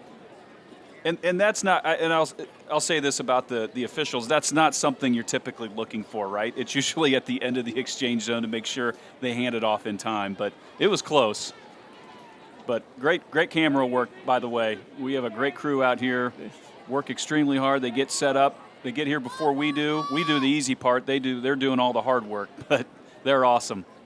Shawnee Mission West 50-36, Mill Valley 50-99. And again, Bishop Miege ending up in third. Let's take a look at Heat 2. All right, we have Riverton High School in lane 1, Olathe South in lane 2, Lawrence High in lane 3, Blue Valley High School in lane 4, Olathe Northwest in 5, KC Sumner in 6, St. James Academy in 7, and Lansing High School in lane 8. See if we can take another look at this. Again, it is in the middle of the screen right there. You see her reaching.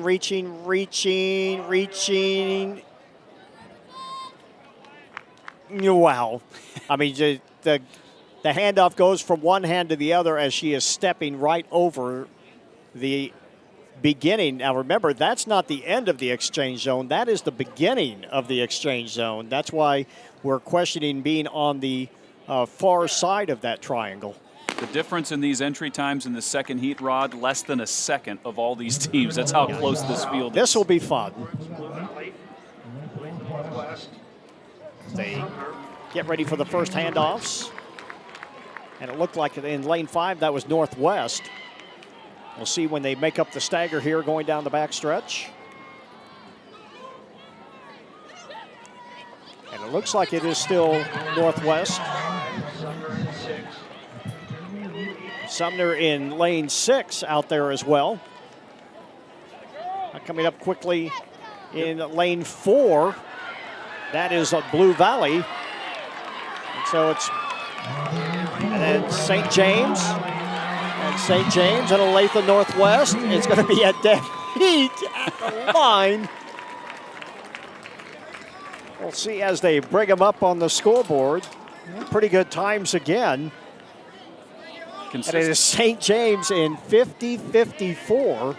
Blue Valley in 50-80. Ends up in second place in that race. And then a 50-86 for Riverton High School. We said those three were close. Yeah. And then Olathe Northwest coming in at 51-08. Olathe South at 51-11. Lawrence ends up with a 51-19 as well, and that's not too bad. We talked about how crowded this was. Now, this heat is really something special as we get ready for Heat 3. 7 of the 8 teams in this race went up against each other in the state finals last year. But before we get to that race, we're going to take a look at the Heat 2. Out in late 7, St. James with the handoff. Perfect. Yep, it was smooth. And look how close that is on that final exchange. Coming up on the inside in lane 1, that was Riverton, who was in there for a little bit. But no doubt who won that one, St. James, and it ends up being about a stride and a half, 2 strides. Riverton doing pretty well, finished. That was Wiley on the anchor for St. James Academy. So here we go. This third heat is going to be special. All right, so we have Shawnee Mission North in lane 1. They placed 8th at state last year. Olathe East in lane 2, they placed 4th. Shawnee Mission South in lane 3, they placed 3rd. Your defending state champion, Olathe North, in lane 4. Olathe West, just outside of them, they placed 2nd at state last year. Blue Valley North in lane 6, they placed 6th. Shawnee Mission Northwest in lane 7, they placed 5th. And then you have DeSoto High School out in lane 8. 2 teams coming in with sub 50. Olathe North at 49.38 and Olathe West at 49.58. This is going to be fun.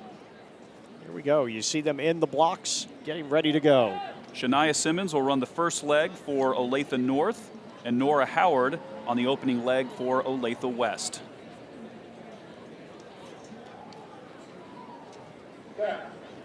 They are up and underway.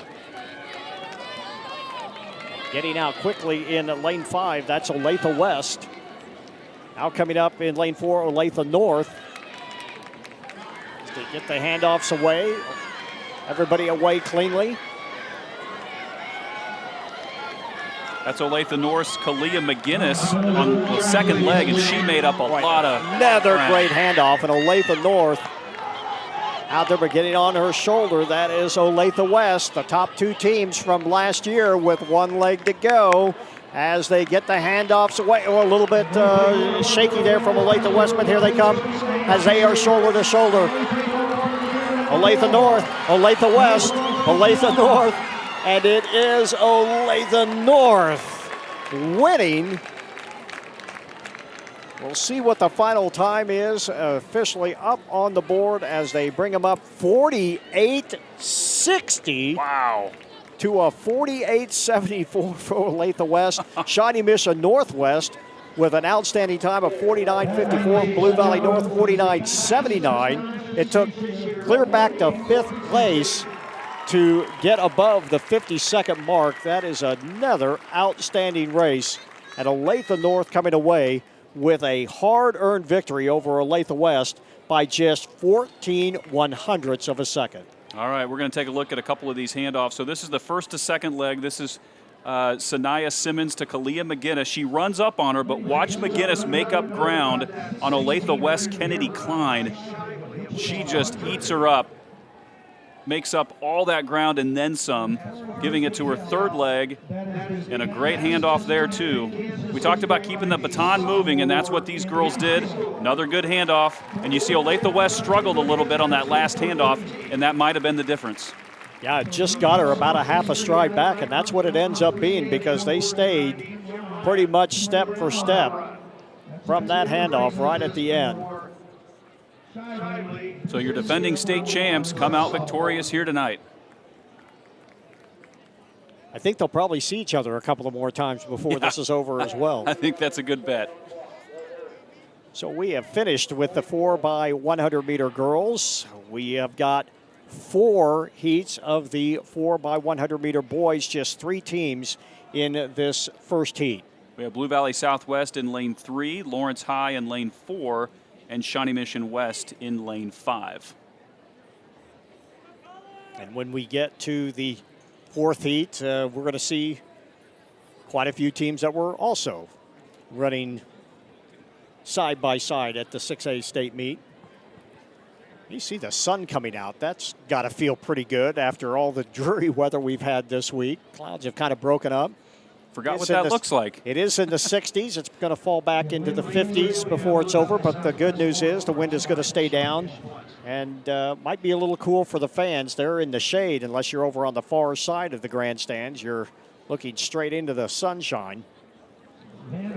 So we have 4 heats. In the 4th heat, Rod, we got to keep our eye on Piper. They're coming in with a 41.90. The meet record is set by Schlegel back in 1993.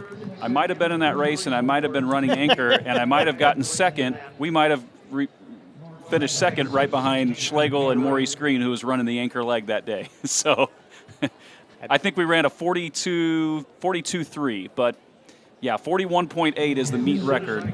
So, you know, Maurice Green had the 200-meter record all the way up until last year when a kid named Malik Benson broke that record in the prelims. He didn't break it in the finals. He ran just a tick slower in the finals. But he is now one of the most sought-after major college wide receivers. He is playing JUCO football at Hutchinson Community College, and everybody from Alabama to Florida State and about every other prominent college football program is after him. And if you're able to break Maurice Green's record in the 200, you're probably pretty fast. In the prelims. In the prelims. You don't see that very often. You know you're rolling when you're breaking records in prelims. And he still has one more year at Hutchinson Community College, and then he's going to have to make a decision of where he is going to play his major college football. And we have several two-sport and probably three-sport athletes out here tonight. I know William Jones from Blue Valley is a big baseball player, and he's committed to Southern to play baseball, but his track career is really taken off here. We'll see him later in the he's scheduled to run the 400. He was supposed to run the 200, but he was a scratch.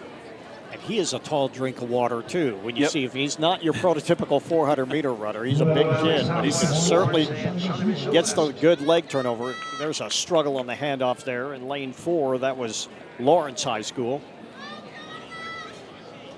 This is West still out in front, Shawnee Mission West.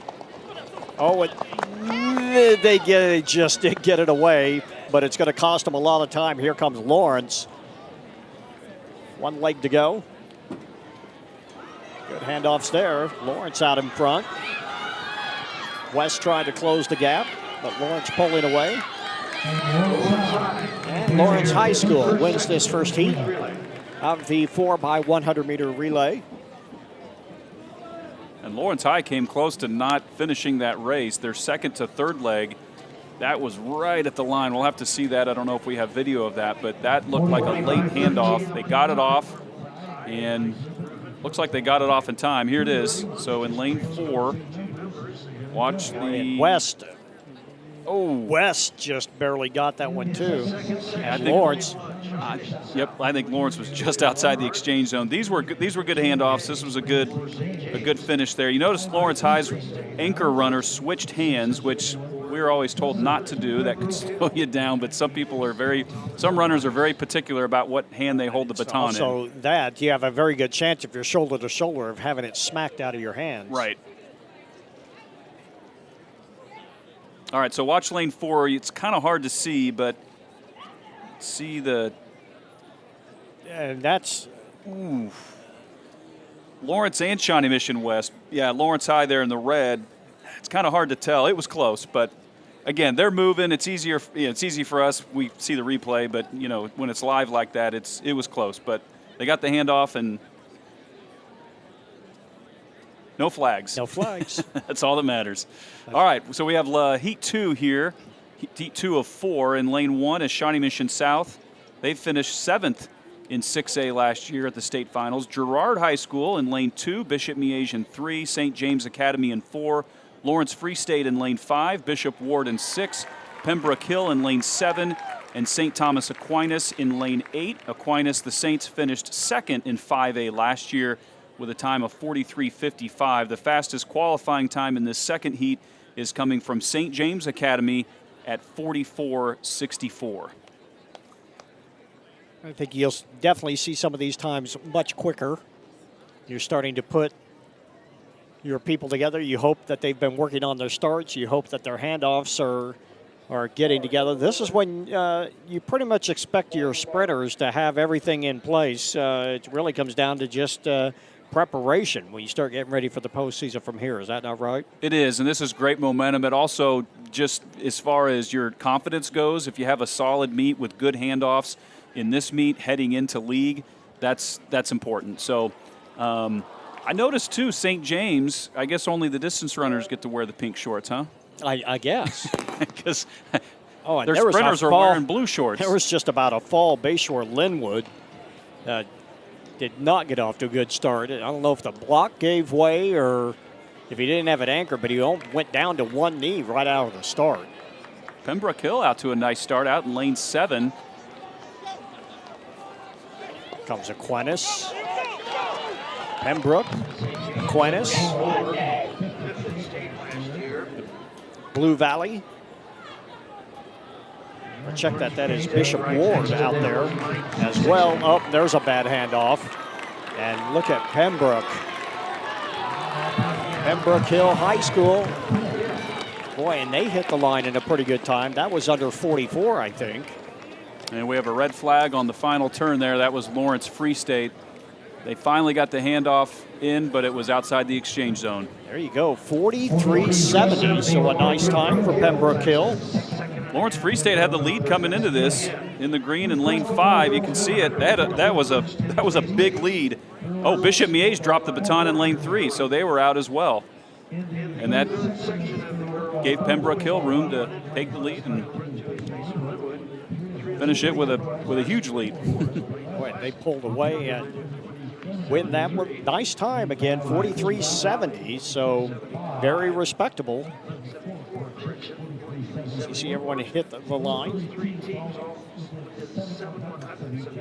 Frustrating for a relay team when you get that far to that final exchange and you can't finish it. Took the final exchange to. You see everybody finishing. You see your top 3 right there, Pembroke Hill. 43.70. See how that stands up here in a couple of more heats, because we still have a little ways to go with this one. Yeah, that Pembroke Hill 43.70, that would be the fastest seed time in this next heat, 3 of 4. Fastest time coming into this is Olathe West with a 43.73. So here's your lineup for heat 3 of 4, Leavenworth in lane 1, Baser Linwood in lane 2, Olathe Northwest in 3, Olathe West, the Owls in 4, Blue Valley High School, they placed 4th at the 6A finals last year. They're in lane 5, Gardner Edgerton in lane 6, Mill Valley in 7, and Olathe East in lane 8. And the fastest time of 43.73. So you see him up there on your screen, 43.73 belonging to Olathe West. Blue Valley just right there, 43 and 74 seconds. Olathe West, one of the newer Olathe schools, I believe, and they've done really well tonight. I feel like we've been saying Olathe West quite a bit. We have been calling that school out quite a bit. It is good to see. The competition here is just so tough. There's a shot of the Owls getting set.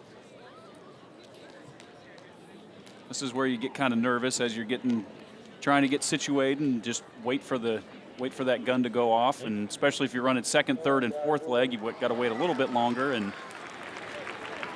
the adrenaline is definitely pumping in this race. Of course, you don't see really what is happening to your team until you see that second handoff. If you're the fourth guy, you really don't know what's going on until you start seeing them come around the corner at you. And remember, this track is very wide, so the second handoffs in the first 3 to 4 lanes are actually still going down the straightaway. The second leg runners might have a hard time. They're looking into the sun. They might have a hard time seeing their first leg runners come in. This is true. As they make their way around, we'll see who comes out here in this next handoff. Looks like right down in the middle, it looks like that is Gardner Edgerton. There's East. Latha East as well.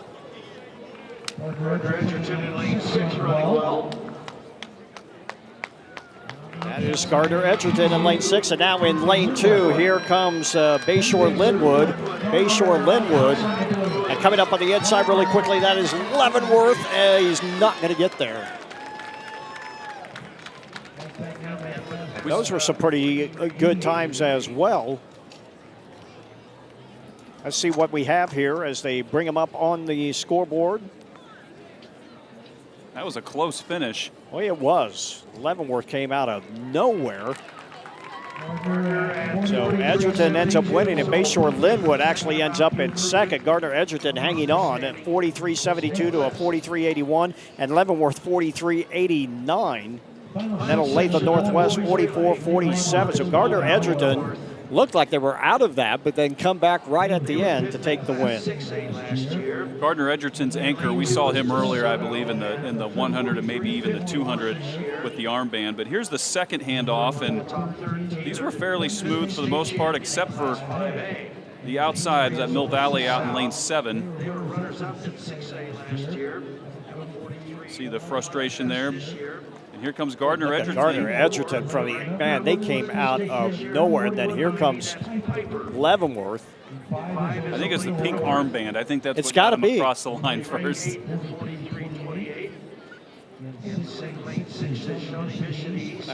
I'm pretty sure Bayshore Linwood thought they got that because he just got pipped right at the end. Yep. Yeah, that was a great finish. Those handoffs can definitely make all the difference. All right, so we have the fourth and final heat in the boys 4x100 meters. In lane 1, Blue Valley North, they placed 5th at state last year. They're coming in with a seat time of 43.56. DeSoto in lane 2, they won 5A state last year, 43.51 for them. Olathe South in lane 3. Piper High School coming in with a 41.90. That is the state leading time, I believe, in the 4x1. Olathe North in lane 5. They placed 2nd at state last year. Shawnee Mission East in lane 6. Rockhurst in lane 7. And Shawnee Mission North in lane 8. Dominic Henry Herrig Britton, Grant Lockwood, Lamar Lynch, and Devontae Herrig Britton making up that Piper 4x100. They will be in the purple. See them in lane 4.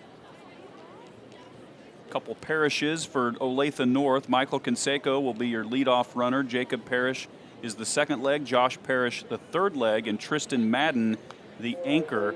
So Olathe North's strategy is interesting. Have not seen Madden in any of the, didn't see him in the open 100. But I wonder if they're trying to put their fastest runner, Jacob Parrish, on the second leg.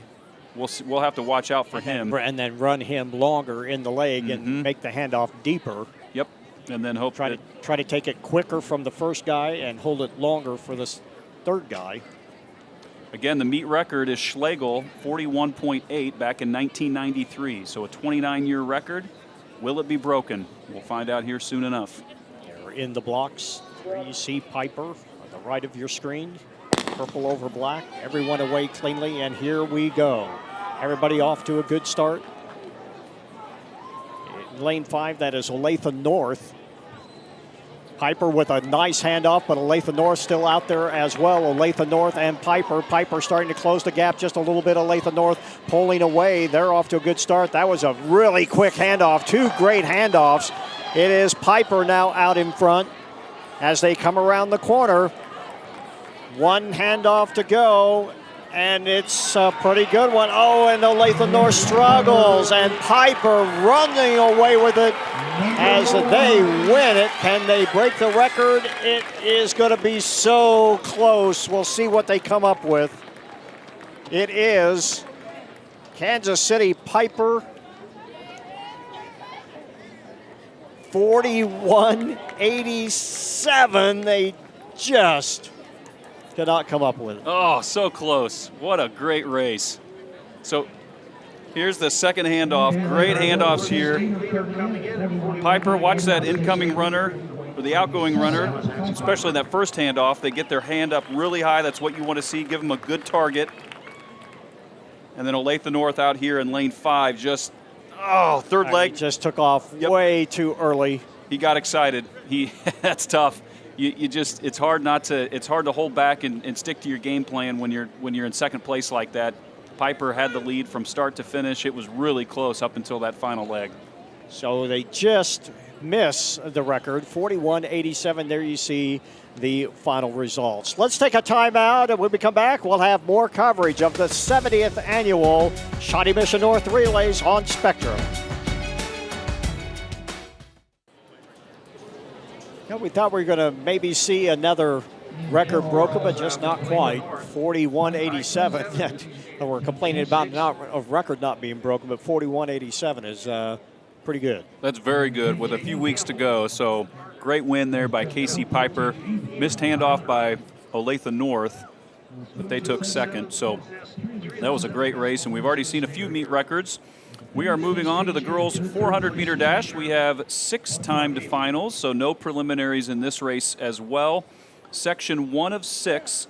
In lane 1 is Mia Batista from Lansing, Madison Crease of DeSoto High School in lane 2, Libby Hornick of St. James in 3, Caitlin Bingasser of Olathe South, Jalen Wan of Shawnee Mission North, and Harper Merrill from Lawrence Free State. Fastest qualifying time in this heat is coming from Hornick of St. James Academy at 106.71. We've had a couple of scratches. It is down to just 3 people. That would be Hornick, Bingesser,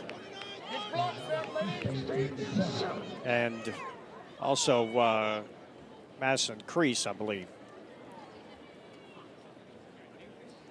Get all of these. They're actually in lanes 3, 4, and 5.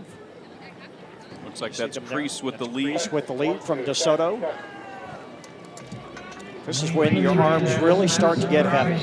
Right here with about 60 meters to go, but Crease not showing any problems whatsoever. She cruises towards the finish line, and Crease hits the line in about 64.5. We'll get an official time for you here in just a moment.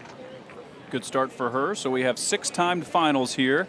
Meet record is Christy Closter back in 1991 out of Bishop Miege. She ran a 56.34.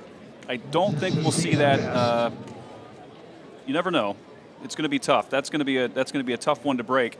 Dakia Blake is coming in with a 58.50, but still a couple seconds off of that. So we'll see. But had the privilege of running with Christy Closter at KU. She was a couple years ahead of me.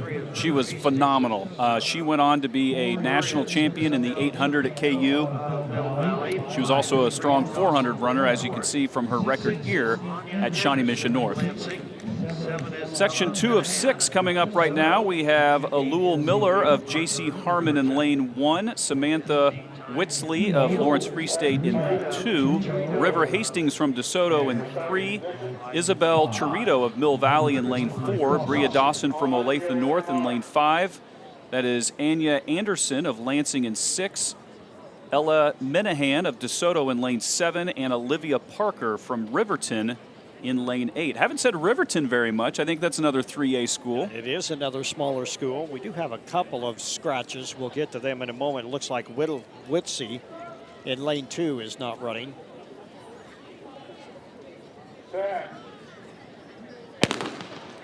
Looks like everybody else participating. So 7 runners in this race as they are away. Heat 2 of 6 rather. Of the girls' 400 meters. That's Miller making up the stagger. You see her on the far right of your screen. Looking pretty good. Miller running well. She's made up Trying all to but make up the stagger. The only person out there is Parker. You see her at the very far outside of the track. Representing Riverton out in lane 8. I love it. See if Miller can hang on here, starting to labor now. Now you see Miller's arm really starting to lock up a little bit as the rest of the field starts to make their way past. Here comes Parker. Parker looking pretty good. Parker with about 50 meters to go. Now that is Hastings from DeSoto. And Hastings hits the line first, it looks like. We'll get the final results for you Parker just not able to hang on quite at the end. Some runners like to run on the outside because they don't have to worry about anybody, but then again, you can't really gauge how fast you're going until somebody comes up on you, and she held on to that lead for most of it. She may not have even seen. She ends up winning it. Parker actually just does. Did she take it? She take did, it okay. At 103.81. Hastings 103.95. Anderson a 104.64. So Parker coming away with the win. Great showing there for Riverton. Love to see that. Here are the final results. Here you see the top three there. Well, and she bettered her time. She came in with a 106.67, so great for her. All right, section 3 of 6. Alexis Hudden from St. Thomas Aquinas will be in lane 1. I'm checking for scratches. I appreciate you looking too, Rod. Lauren Gehagen of Shawnee Mission East in lane 2. An Gong Nong of Olathe North in lane 3. Juliana Wardlaw of Olathe West in lane 4. Haley Scott from St. Thomas Aquinas in 5. Sidra Sakati of Shawnee Mission Northwest in lane 6. Avery Fillingham of Olathe South in lane 7. And Phelan Jones of Blue Valley High School in lane 8. And all 8 are in the blocks. They still have a variety of things, although the quantities are declining. So hurry over, get some. See, the sun has shifted a little bit from kind of working its way down the backstretch. It's running a really slow 400 here tonight. Yeah, it is. It has turned out to be just an outstanding night. It will cool down quite a bit when the sun goes down. But other than that, compared to what we have had, we just really have no right to complain about anything. It is just about perfect. Might get a little chilly for the hurdlers later on in the 300 IH, but other than that, it's not bad. And if you're a distance runner, it's just about perfect. As they are away here in heat 3 of 6 in the girls 400 meters. You see making up the stagger a little bit. That is, I believe that is Nong in lane 3. Nong Nong, Olathe North. Also from St. Thomas Aquinas, that is Haley Scott making up some of the stagger now. So Scott looking pretty good. Here comes Nong in lane 3. And they're going to be shoulder to shoulder when they hit to the top of the home stretch here. Now Nong starting to pull away just a little bit. See her grimacing. She is fighting it, trying to stay out in front. Arms starting to lock up a little bit. But it looks like she's got enough of a lead that she is going to make it to the finish line first without too much trouble in a close battle for second, third, and fourth. As a trio of runners hit the line at the same time. Nong running 62.43. 102.43 the winning time. Scott with a 63.26 for second place. And Nong has a really long stride. She definitely uses that to her advantage. And yeah, she was grimacing. She was straining, but she did a great job of holding it together, even though she was definitely tightening up there. Sakati ends up finishing in third, Hudden fourth, and Wardlaw ends up in fifth place. Those last second, third, and fourth separated by just a few tenths. There you see it there. Haley Scott, 63.26. Sakati runs 63.29, but it's a Nong running 62.42 to take the win. All right, section 4 of 6 coming up. Looks like we have all 8 lanes filled here. We have lane 1, Callie Lester of Shawnee Mission West. Tanae Leggett of Olathe North in lane 2. Lane Sromik of Maranatha in lane 3. Audrey Brown of Blue Valley North in 4. Gabrielle Reed from Lawrence High School is in lane 5. Rion Clark of Piper in lane 6. Grace McCallop of Bishop Miege in lane 7. And Maya Thies of Shawnee Mission North in lane 8.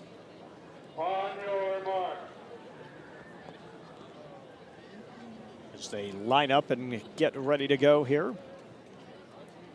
Blue Valley North's Audrey Brown getting in the blocks. A 62.57. probably will break that today. We have talked about this a little bit and how difficult it is to really gauge some of the times here because of just the atrocious weather we have had. Got everybody away cleanly. Brown making up the stagger quickly. Then the 3 outside lanes, that's Ryan McCallop and Tice. As they come down the back stretch, you see them coming right at us. But easily that is Audrey Brown, Blue Valley North, not only making up the stagger, she has already made up the stagger around the outside lanes. And she hang on here, always tough this last 120, 130 meters, but right now not showing any trouble whatsoever. Audrey Brown looking good. Looking up at the clock, you see her eyes and peek up at the scoreboard. And she's going to run a pretty nice time. That could be sub 60, and it is. So Audrey Brown knocking a few seconds off her personal best of 59.49. That brings a smile to her face. Wow, good for her. That would be the 3rd fastest entry time. We have 2 more heats to go. We'll see how she finishes out for the finals coming out of the 4th heat. So you know, we saw that in the track meet we broadcasted earlier this year, the Bill Summit Invitational on the 400. Somebody came out of one of the early heats and surprised. Of course, that early in the year, you kind of expect that because it's the 1st or 2nd meet of the year for a lot of these kids. But when you get to this point in the season and you're able to do that, you're turning up something pretty special. Yeah, she got off to a great start too, and you could tell she stayed focused. She had her eye on the prize. She never broke stride. Very, very good race. She just improved her time by a few seconds. Great job by her. All right, coming up, section 5 of 6, we have Evelyn Overlease of St. James in lane 1. Cyan Walker of Wyandotte in lane 2, Allie Neller of Blue Valley North in lane 3, Brenna Schwada of Lawrence in lane 4, Emma Schaefer from Anderson County in lane 5, Delia Gregory from Blue Valley North in lane 6, Ella Jett, who placed 8th at the 5A state championships last year, is in lane 7 from St. James Academy, Jocelyn Griffin of Gardner Edgerton in lane 8. And there is a look at Brenna Schwada from Lawrence High School in lane 4, coming in with the fastest qualifying time for this heat at 61:44.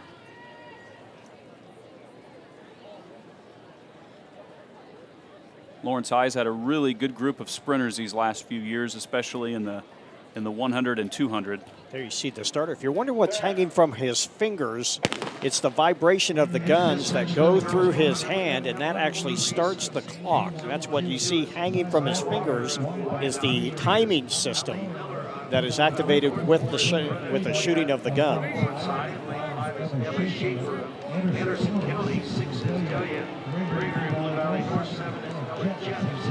Front that looks like that's Neller, Allie Neller.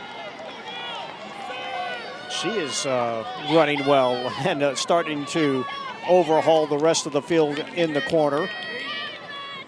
Can she hang on to that? She's got a little bit of a challenge as well from the outside in lane 6 from Gregory. As they come at you down the home stretch, Gregory starting to pull away a little bit. It's still going to be close. Gregory pushing towards the line, and she's going to run a sub 60 as she runs a 59 and change unofficially. So Gregory 59.19. So that is a nice time for the Blue Valley North quarter miler. I'm excited to see the Blue Valley North 4x4 later tonight. We just had 3 runners, it looks like, under 60 in these last couple of heats. You see her coming down the stretch. Neller just not quite enough. Stayed with her there once she got overhauled, but just not enough to come away or come back in that. She gets beaten by about 3 strides. Still a nice time, 60.1. kind of threw me off with the different uniforms from the same school, Blue Valley North. When I was there, we just had one. You just had one, and that's all you had. Now I guess you can pick and choose a little bit. We were lucky if you even got one. You were wearing T-shirts? It was double knit with something stitched on it, you know. They didn't even have shoes back then, so. You ran barefoot, uphill both ways. Uphill right? both ways in the snow.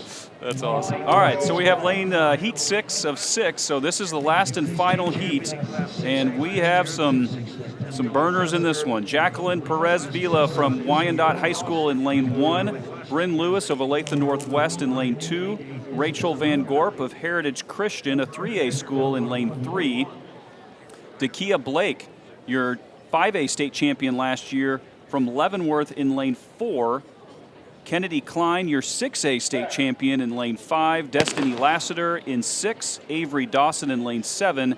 And Isabel Miley of Gardner Edgerton in lane 8. And Blake missing from this field. She has gone 58-50, so we hope there's nothing, not an injury or anything. It's just a simple, just taking her out for this particular race. But she is not running, as is Van Gorp in lane 3. As they are past the backstretch and at the top of the track with about 150 meters to go. And it looks like Kennedy Klein, who has been busy this evening. Kennedy Klein, line still running, line still out there. We saw her in the 4x100 a little while ago. Now she's in the 400. Can she keep it up? She's fighting for the line and does, but it is a 59 and change. We'll see how that sizes up to what happened. Well, it's a 58.87, so that will be more than enough to win here in the timed finals. Dawson 59.46, Lassiter 59.76, and Lewis 59.81 as you see the times popping up on the scoreboard. Let's take a replay. And she looked like she was in command of this from start to finish. Her teammate just outside of her. Didn't take her long to pass her. Good stride, good arm movement. You can see not a lot of wasted movement there. Very smooth, keeping those knees up. She had a strong finish. We'll have to see how Audrey Jones from Blue Valley North did in that third heat, or fourth heat, or Aubrey Brown, sorry, of Blue Valley North. But I have a feeling she may have a couple placed. kids under 59 or under 50, under 60 rather, so they had to be right there. There you see the results of this heat. We hope to be able to get the final results because it looks like some kids from the heats prior to this one may have taken a couple of spots. All right, so we have the first of 6 heats for the boys 400 meters that we're moving into right now. In lane 1, we have Kellen Boylan of Bishop Miege. Lane 2, Drake Dombrowski of Blue Valley Southwest. And we have the winner of the last race right now. We're here with Kennedy Klein from Olathe West, and a couple scratches in that last heat, but you still got a good race in.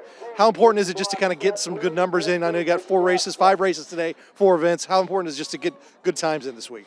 I think it's really important because it's a really big meet. I think, especially if you want to scare some people and hey, I'm still here. This is a great meet to put a good time down. All right, congratulations. Thanks. Thank you.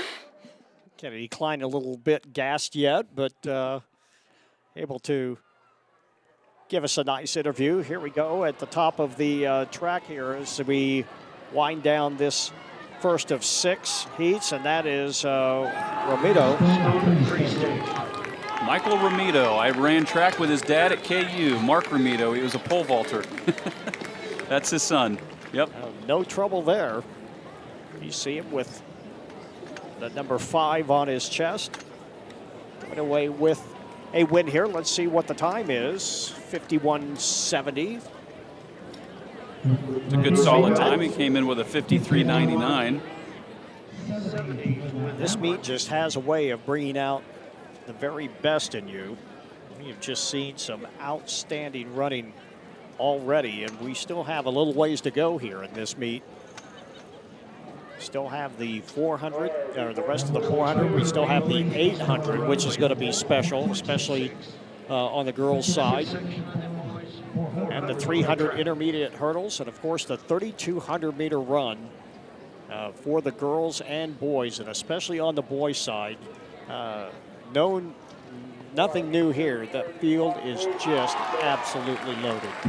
That's going to be fun to watch. We still have a lot of races to come, and it's already been you could stop the meet now, and I would say that was a phenomenal track meet, but we still have some races to go. So that's the exciting part. So here's section 2 of 6. Brandon Lopez of Schlegel in lane 1.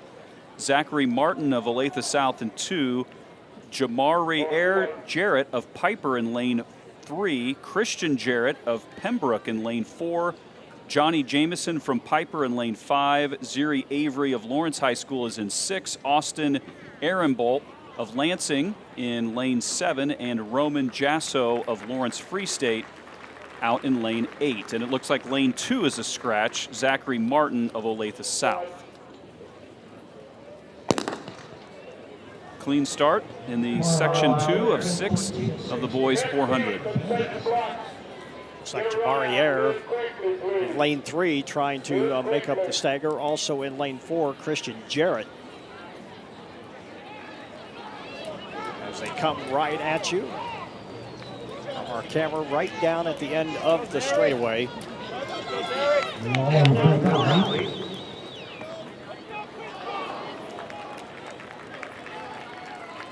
Jameson out there in lane 5. Johnny Jameson from Piper. Still working hard. Now here comes Jarrett, Christian Jarrett, and Jarrett's going to get him in. Jameson hits the track hard. We'll see who wins that. It looks like it was Christian Jarrett. And it is at 52.40. Jameson second at 52.49. Jaso runs a 52.66. Let's take a look at the replay. And Jameson had the lead from all but the final 2 meters. Well, and he started to, I think he wanted to lean and then realized he was not even close to being able to do that. See him hit the deck. Yeah. Yeah, he was starting to break form there with about 50 meters to go, and he was starting to get a little front heavy. And I think you're right. He just, at the end, he tried the lean, but he's going to be glad he was wearing 2 layers because he slid on the track. You do not want to slide on this track as you see the end results here. That's going to leave a mark. So section 3 of 6, Caden Richardson of Shawnee Mission North in lane 1. Roberto Oliva of Olathe Shawnee Mission North in 2. Alex Rogers from Shawnee Mission Northwest in lane 3. Darren Faulkner of Bishop Miege in 4. Jack Bakarich of Piper in 5. Andrew Holton of St. James in lane 6. Zachary Hines of Blue Valley West is in lane 7. And Matthias Erickson of Lansing in lane 8. A full field here for heat 3. Looks like Holton trying to get out quickly. Now everyone's starting to make up the stagger out there in lane 4. That is Faulkner. In lane 3, that's Rogers. Now Rogers starting to pull away. He's made up the stagger. Rogers still looking good. Rogers on his toes. Boy, he's got great form, and he is out there and running well. Alex Rogers. Rogers still on the move, pushing towards the line. He's not going to break 51, but he's going to get close. Rogers with a nice run. We'll see what the final results are. 51.02, so he just misses it. But he looked good, right out of the blocks. He, especially that last probably 200 meters. He did. Zachary Hines of Blue Valley West got off to a really good start, but Rogers just hung in there and made his move there on the curve, and you could see he definitely had something left. So That's the key in the 400. You want to get out fast, but you also want to make sure that you have enough down that final stretch. You don't want to run out of gas at the end. It's about how much you want to glide down the back stretch before you decide how much of a move you're going to make. There you see Rogers 51.02, Andrew Holton 51.72. Faulkner ends up in third from Bishop Miege at 52.38. And he had enough energy to flex both muscles at the end of the race. There you go. So. Yep. All right, section 4 of 6. We have Chris Twigg from Mill Valley in lane 1. Cameron Wills of Olathe North in lane 2. Cameron's teammate Christian Harris of Olathe North in lane 3. Riley Hartman of DeSoto in lane 4.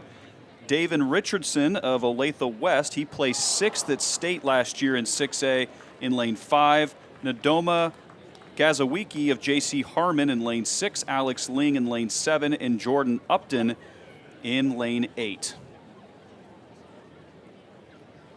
There you see Hartman concentrating. Hard to stay calm when you're sitting in a block. And everybody away cleanly. And it looks like lane 5, Richardson looks to be a scratch. And Twigg as well in lane 1.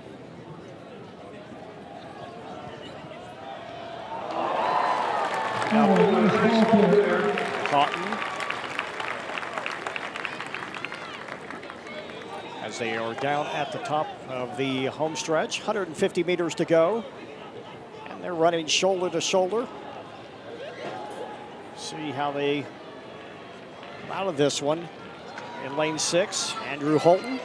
Lane 7, that's Zachary Hines. Or check that, Alex Ling, I should say. Alex Ling. And they hit the line. We'll see who wins this one, but Harris was there along with Alex Ling. And it is Harris, 51.88. So Harris in lane 3 comes away with the win. Upton second at 51.99. And it looked like Upton made a move there at the very end out in lane 8, but it wasn't enough. And here we come down the final stretch. So you can see Ling hanging on to the lead right there. And watch Upton in lane 8 from Shawnee Mission South. He catches a few people. He catches a lot of people. Yeah. And if he hadn't coasted right there at the end, he might have caught a few more. Here's the finish. Everyone kind of letting up a little bit. There you see him flash by, right by the camera. And still 2 heats to go, and now the times really start getting faster. You see Harris 51.88, Upton 51.99. Cameron Wills with a 52.01 for Olathe North. All right, so we have section 5 of 6, so the times are getting faster. Peter Stoltz of Rockhurst in lane 1, Jarrett Voorhees of Olathe Northwest in 2, Cole Stratton of Blue Valley North in 3, Trot Wood of Gardner Edgerton in lane 4, Liam Vermeer of Rockhurst in lane 5, Colin Gann of Olathe Northwest in 6, Aiden Lacey of Pembroke Hill in lane 7, and Carson Gunther of Olathe West in lane 8. Fastest qualifying time in this heat is coming from Wood of Gardner Edgerton at 51.35. We might see our first sub 50 in this race. We'll have to wait and see.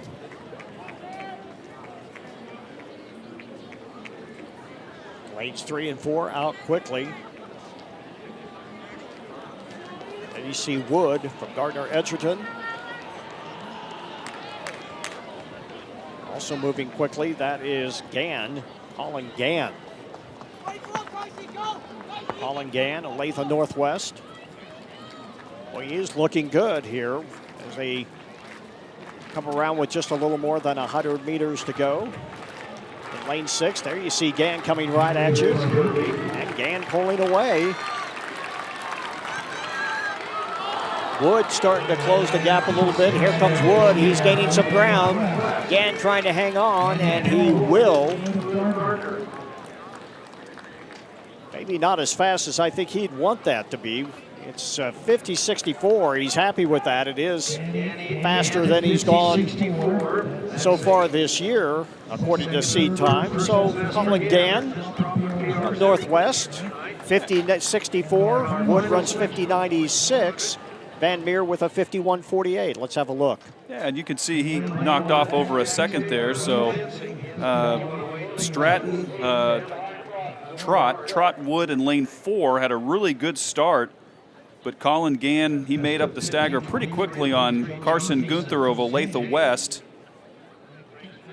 When I thought Trot Wood was going to catch him here, watch him bring the heat here right at the end. He really starts pumping his arms, trying to gain some ground. As Gann started to labor a little bit, but it's not enough. 50.64 for Gann. Does not break the 50-second mark. Trot Wood with a 50.96. Liam Van Meer with a 51.48. All right, we are in store for a very fast 400 coming up here. Section 6 of 6. Jack Steger, a sophomore of Lansing in lane 1. Aiden Damon of Girard. He placed first in 3A last year with a 50.31. His seed time's 50.23. John Neeson of St. James Academy in lane 3. William Jones of Blue Valley in 4. He's coming in with a 46.86. The meet record, by the way, is Wendell Gaskin in 1991, 46.69. So remember that number. St. Thomas Aquinas' Alex Waldy in lane 5. Jordan Campbell of Rockhurst in lane 6. Jacob Parrish of Olathe North, we've said his name a couple of times. He placed second in 6A last year. And Nen Matlock, the junior from Mill Valley, your defending champ from 5A. And there is William Jones, all 6'5" of them. We do have a few scratches in this heat. Most notably John Neeson in lane 2. I believe that is the only one. Yep, it is. So Neeson. In lane 3? I'm sorry, no. Aiden Damon. Okay. In lane 2. Okay. Will not run from Girard.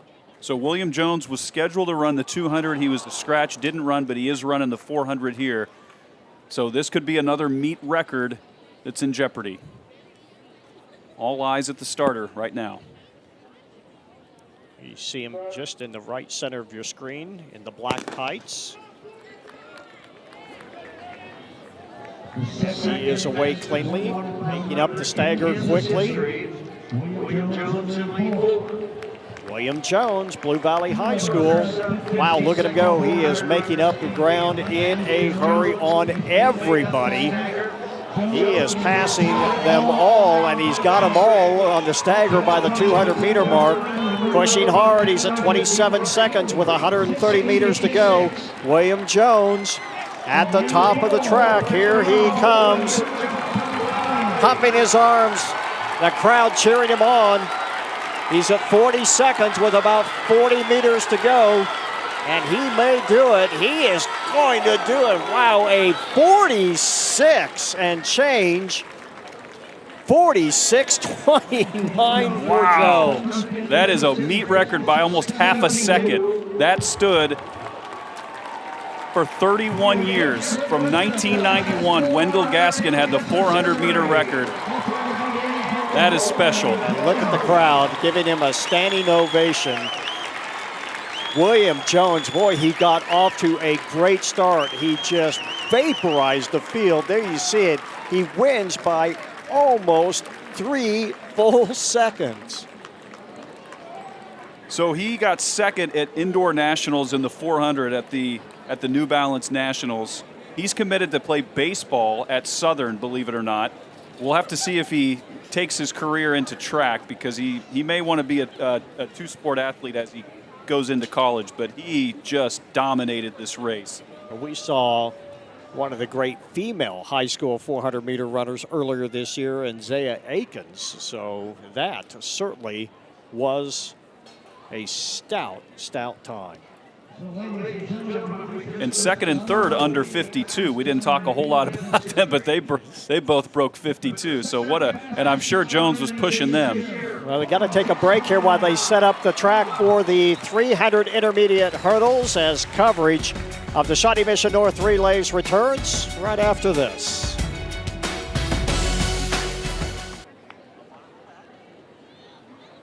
Shawnee Mission North Relays coming to you on Spectrum on this Friday evening. We are just about done. It's hard to believe the school year is almost over. We are at the end of the road when it comes to spring sports. Of course, so much more coming your way on Spectrum here over the next several weeks as we head towards the postseason. We have the winner down on the track. Here is Deion Clisson. Here with William Jones from Blue Valley, and you just broke a 31-year-old meet record. And then while you were sitting down, they announced it's the second fastest time in the country this year. Were those goals that you were coming in with this year or this week? So yeah, that was kind of the goal for the day. I didn't do the 200 because I wanted to get the 400 done, and I really wanted to get a good record on that. Man, after running, that was tired. Well, tell me this. I know you had been a baseball guy, but you're putting up some huge numbers in track. Has this really been a fun season for you, just being able to do what you've been able to do? Oh, yeah. It's been a great season. It's just been like an eye-opener, just to like pursue track more than baseball.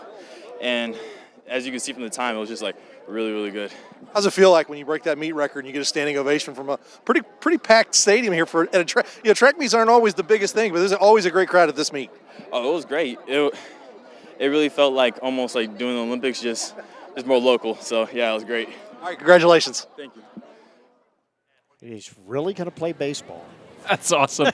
The Olympics, the quote of the meet might be the Olympics, but more local. I love it. Yeah, that's got to be it. And you know you're fast when you say you want to have a good record, not a good time. Yeah. Because in his mind, you just saw a near miss on the pole vault. And we've had some great pole vaulting because in the middle of some of these races, we've been hearing the crowd cheer, but this is some good competition. 15:06. That's getting up there. That is definitely getting up there. As we are in the first of 6 heats of the girls 300 IH. Kylan Lawrence in lane 3. Mahani Jackson in lane 4. And Tamia Hurd in lane 5. This is definitely one of the tougher races to run. 300 intermediate hurdles. I have a lot of respect for these runners. This is a tough one. And this is not 3 steps between hurdles like it is for the 110 or 100. It is more like about 11 to 14 depending on your stride. The one thing about the high school 300 IH as compared to the 400, which they run in college, that last hurdle is just right before the finish line, whereas in the 400, you have a lot of running to do. As you see the finish there for Lawrence from Kansas City, Washington, coming to the meet. She did not have a seed time, but she runs a respectable 53:31. Meet record here is from Dawn Steele back in 1991. She ran a 43.9 from Baser Linwood. Another former teammate at KU. She was a couple of years ahead of me. Great runner, both in high school and at KU. Definitely left her mark there in Lawrence for the Jayhawks. And coming up here in just a little while, as you see the final times here in this race, Quincy Hubert, we've already called her name. She is the 3rd fastest 300 IH in the state right now. So at 45:49. We are going to see her here in just a little bit. Here's section 2 of 6 on the track now. Malia Martin from Piper will be in lane 1. Maddie Van Asselt of Shawnee Mission East in lane 2. Rose Vitt from Shawnee Mission East in lane 3. Mackenzie Gill of Blue Valley High School in 4. Megan Avey of Olathe North in 5. Alex Riffle from Shawnee Mission North in 6. And Chloe Kowalik in lane 7. Do have a couple of scratches here. We'll get those for you here in just a moment. There you see, a stutter step, but it's not hindering Gill any right now. Kenzie Gill, you see her out there in lane 4, also in lane 1. That is Martin from Piper. Kenzie Gill with just a couple of hurdles to go. With a couple of stride lead. Still driving. Gill on her way. 1 hurdle to go. And she won't run too bad a time. She'll be in the 51s. I believe she eclipses the 52 mark. Nope, not quite. 52 and 15 for Gill. But still a couple of seconds faster than what she has been able to go all year. Watch the stutter step, but she gets there. She has her leg wrapped up, but it must have worked, so she finished first. Only thing you don't want to do in this weather is hit your knees on the hurdle. Looking very good. There you see her arms, nice and straight. Good arm swing, very relaxed. There you see the results, 52.15. Martin ends up with a 53.58, and Avey from Olathe North ends up with a 54.67. There's your winner. Talking over her race. And we hope that leg heals up in a hurry with postseason coming, as we are getting ready for Heat 3. All right, Section 3 of 6, Brooklyn Morrissey of Shawnee Mission West will be in lane 1. Madison Fabia of Olathe Northwest in 2. Ava Peck of Olathe West in 3. Sophia Dirks of Piper High School in 4. Kyla Burdett of KC Sumner in 5. Abrina Mayer of Shawnee Mission South in lane 6, Maddie Harmon of Blue Valley North in lane 7, and Sydney Williams of Blue Valley High School in lane 8. They were down in the blocks, but they bring them up here for just a moment. We talked about how wide this track is, and you want the track to be wide because it's just much easier to run. Yes, the turns are a little bit longer and the straights are shorter, but you just don't get affected by the corners. One thing it does do in races like this is that you are starting from in the corner almost if you are running the 300 IH. So you're almost running 3 turns if you're running on the inside. Partial turn on the first one. Partial turn. Now these hurdles, of course, very staggered, but it looks like the first one over the hurdles, that's in lane 3. That's his Peck. Now coming up on the inside in lane 2, that is Fabia. Fabia looking good. Just a couple of hurdles to go.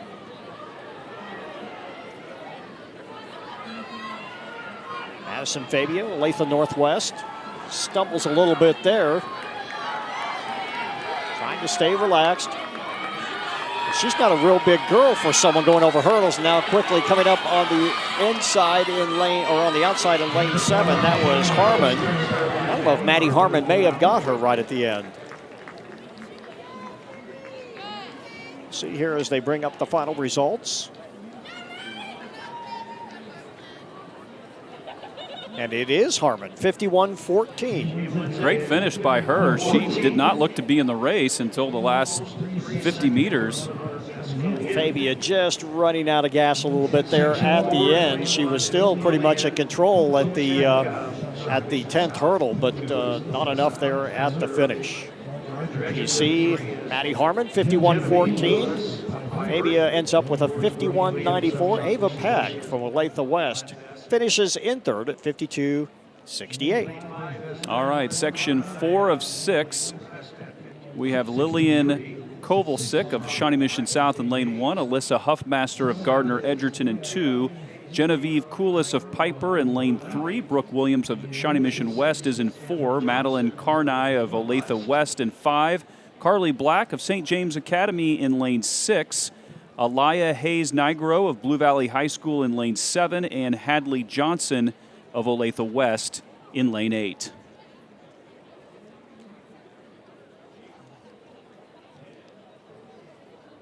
And there's a shot of Madeline Carney and Carly Black in lane 5 and 6 as they get set for section 4 of 6 timed finals in the girls' 300-meter hurdles.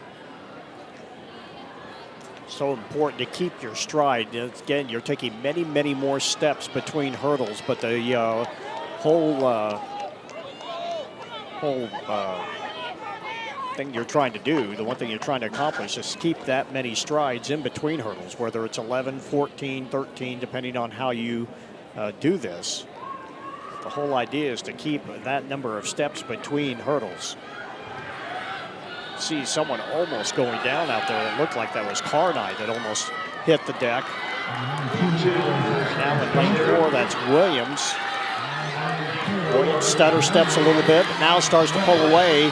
Nice finish for Williams. 1 hurdle to go, clears that and hits the tape. And it looks like Genevieve Coulis ended up in 2nd place. And Williams is all smiles after that race. That last hurdle, she looked like she practically just stepped over it, and it was the last hurdle. She looked like she had some energy left at the end. So a strong race for her. At a 50-32, that's not bad. Mm-hmm. Actually just clipped it a little bit. Yep. Nothing serious, and certainly nothing going to slow her down. You see the smile on her face. She likes that finish. Good for her. All right, stepping onto the track now, section 5 of 6. Andy Hafner of Olathe Northwest in lane 1. Rayleigh Saunders of Gardner Edgerton in lane 2. Gracie Peterson of Girard High School in lane 3. Aurora Wessel of Shawnee Mission South in lane 4. Mara Spriggs of Lawrence Free State will be in lane 5. Joan Eppian of Lawrence High School in 6. Caroline Kendall in lane 7 out of Blue Valley Southwest. And Liv Gutierrez of Blue Valley West in lane 8. Again, this is the 5th of 6 heats. Then they will have to adjust the hurdles. We think they will.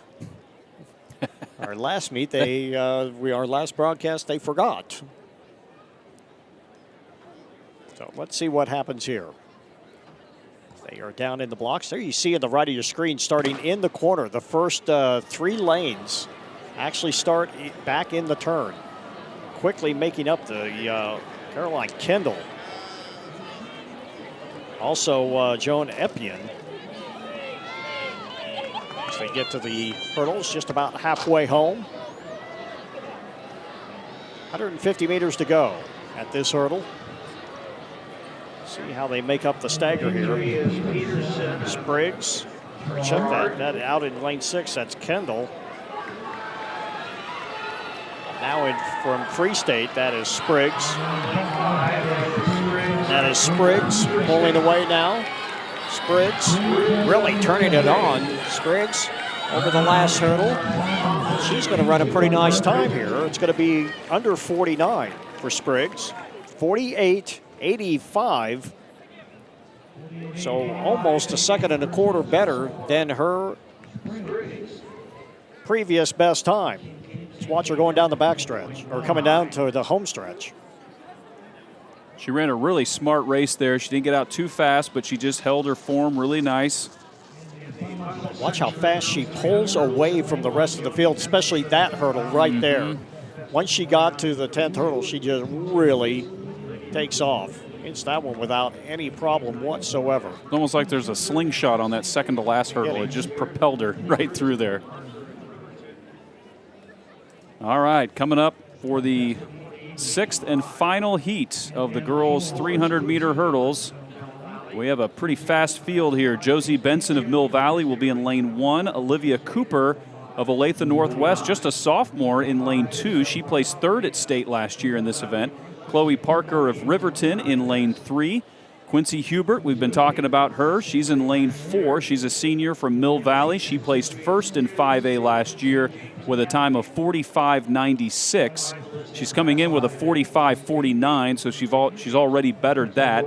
Emma Bartholomew of Blue Valley Northwest in lane 5. Mia Staley of St. James Academy in lane 6. Sophia Van Noy of Olathe East in lane 7. And Jada Farrington of Blue Valley North in lane 8. And again, Hubert with the 3rd fastest time in the state so far, behind Janie Pond of Caney Valley and Mackenzie Premer from Great Bend High School. You can pick Hubert out. She's the one with the pigtails. Just a senior. The 2 kids in front of her are just sophomores in the state. Tell you, some of the smaller schools, we look at the hurdles and the top times in the state, some of the smaller schools just putting up some monster numbers. There you see Hubert making up the stagger quickly. Well out in front, looking really smooth. I said 11 hurdles, it is actually 8, so my apologies. Hubert, a couple of hurdles to go. Still looking more than smooth, more than enough here with just a couple left to go here. 2 more hurdles to go. Driving hard for the line. Boy, she is looking good. She's going to run a great time here. Pushing for the line, and it is just over 45, I think. 44.94. Wow. That is well beyond the fastest time in the state of Kansas this year for Quincy Hubert. And she makes that look really easy, doesn't she?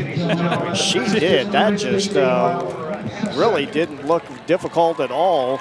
You see Josie Benson, who finishes in 6th place. She had an explosive start. She made up most of the staggers. See, there's just one lane she hasn't made up yet, and she makes that up here pretty soon. But just the way she approaches these hurdles and runs, it just looks like a walk in the park for her. She makes it look really easy. You go to see the finish, and she doesn't even clip one late. And she just, look at that reaction to the time. There she goes. That'll work. Getting congratulations from all of her teammates. There you see it. Quincy Hubert of Mill Valley, 44.94. The fastest time in the state prior to that was Pond's 45.21. So almost 0.3 of a second faster. There you see Farrington finishing in 2nd and Olivia Cooper in 3rd, and those times really aren't too bad either, but it looks pale compared to a 44.9 on the clock there as they are raising the hurdles up a notch. We get ready for the boys 300 IH. All right, we have first of 6 time finals for the boys 300-meter hurdles. We have Trevion Tibbett from KC Washington in lane 1, James Reeves of JC Harmon in 2, Hayden Cook from Blue Valley Southwest in lane 3, Luis Guzman of Shawnee Mission North in 4, Carter Kemp of Mill Valley in 5, Trey Schaefer from St. James Academy in 6, Michael Andry of Blue Valley High School in lane 7, and Jack Deveron of Bishop Miege out in 8. And that is Andry of Blue Valley High School, and inside of him is Trey Schaefer from St. James Academy in lane 6. And now Shawnee Mission North's Luis Guzman making a move. It looks like it's Guzman and Schaefer. And that is Guzman of North who takes the win, followed by Schaefer of St. James Academy. So a great race for him, coming in with a time of 45.80. His fastest time coming in was 46.46, so he looks like he's pretty pleased with that, and he should be. But here he is on the final stretch, coming around, making his move, and this is where he takes the lead from Schaefer of St. James in lane 6. And they were neck and neck there for the last couple of hurdles, but he gets over that second to last hurdle first, and one more to go. Accelerates in through the finish line, and a great race for him. Great way to start off the boys' 300-meter hurdles. Guzman in first at 45.80, Trey Schaefer 46.37, and Carter Kemp of Mill Valley places third in 46.56. Section 2 of 6 coming up right now on the track. Ted Kohler of Shawnee Mission North in lane 1. Tyler DeGroot of Olathe West in 2. Ethan Codger of Gardner Edgerton in 3. Ethan Thomas of Blue Valley Southwest in lane 4. Kyle Richardson of Shawnee Mission North in 5. William Creamer of Blue Valley in lane 6. Ryan Hola of St. Thomas Aquinas in 7. And Finn Campbell of Mill Valley High School in lane 8. And that is Kyle Richardson of Shawnee Mission North, first to the first hurdle. And inside of him is Ethan Thomas of Blue Valley Southwest in the green. But it's Kyle Richardson who is still first over the following hurdles as they come down the final stretch here. And that is Richardson with a commanding lead, and on his outside, that's Ryan Hola of St. Thomas Aquinas trying to take the lead, and inside of him is Tyler DeGroot. And it looks like it might have been Ryan Hola of St. Thomas Aquinas who clipped him at the very end there. We'll have to wait and see for the final times here. And it was Hola, 43.58 with the winning time. And here he is making his final move over the final hurdle. First one to get over it and first one to cross the finish line.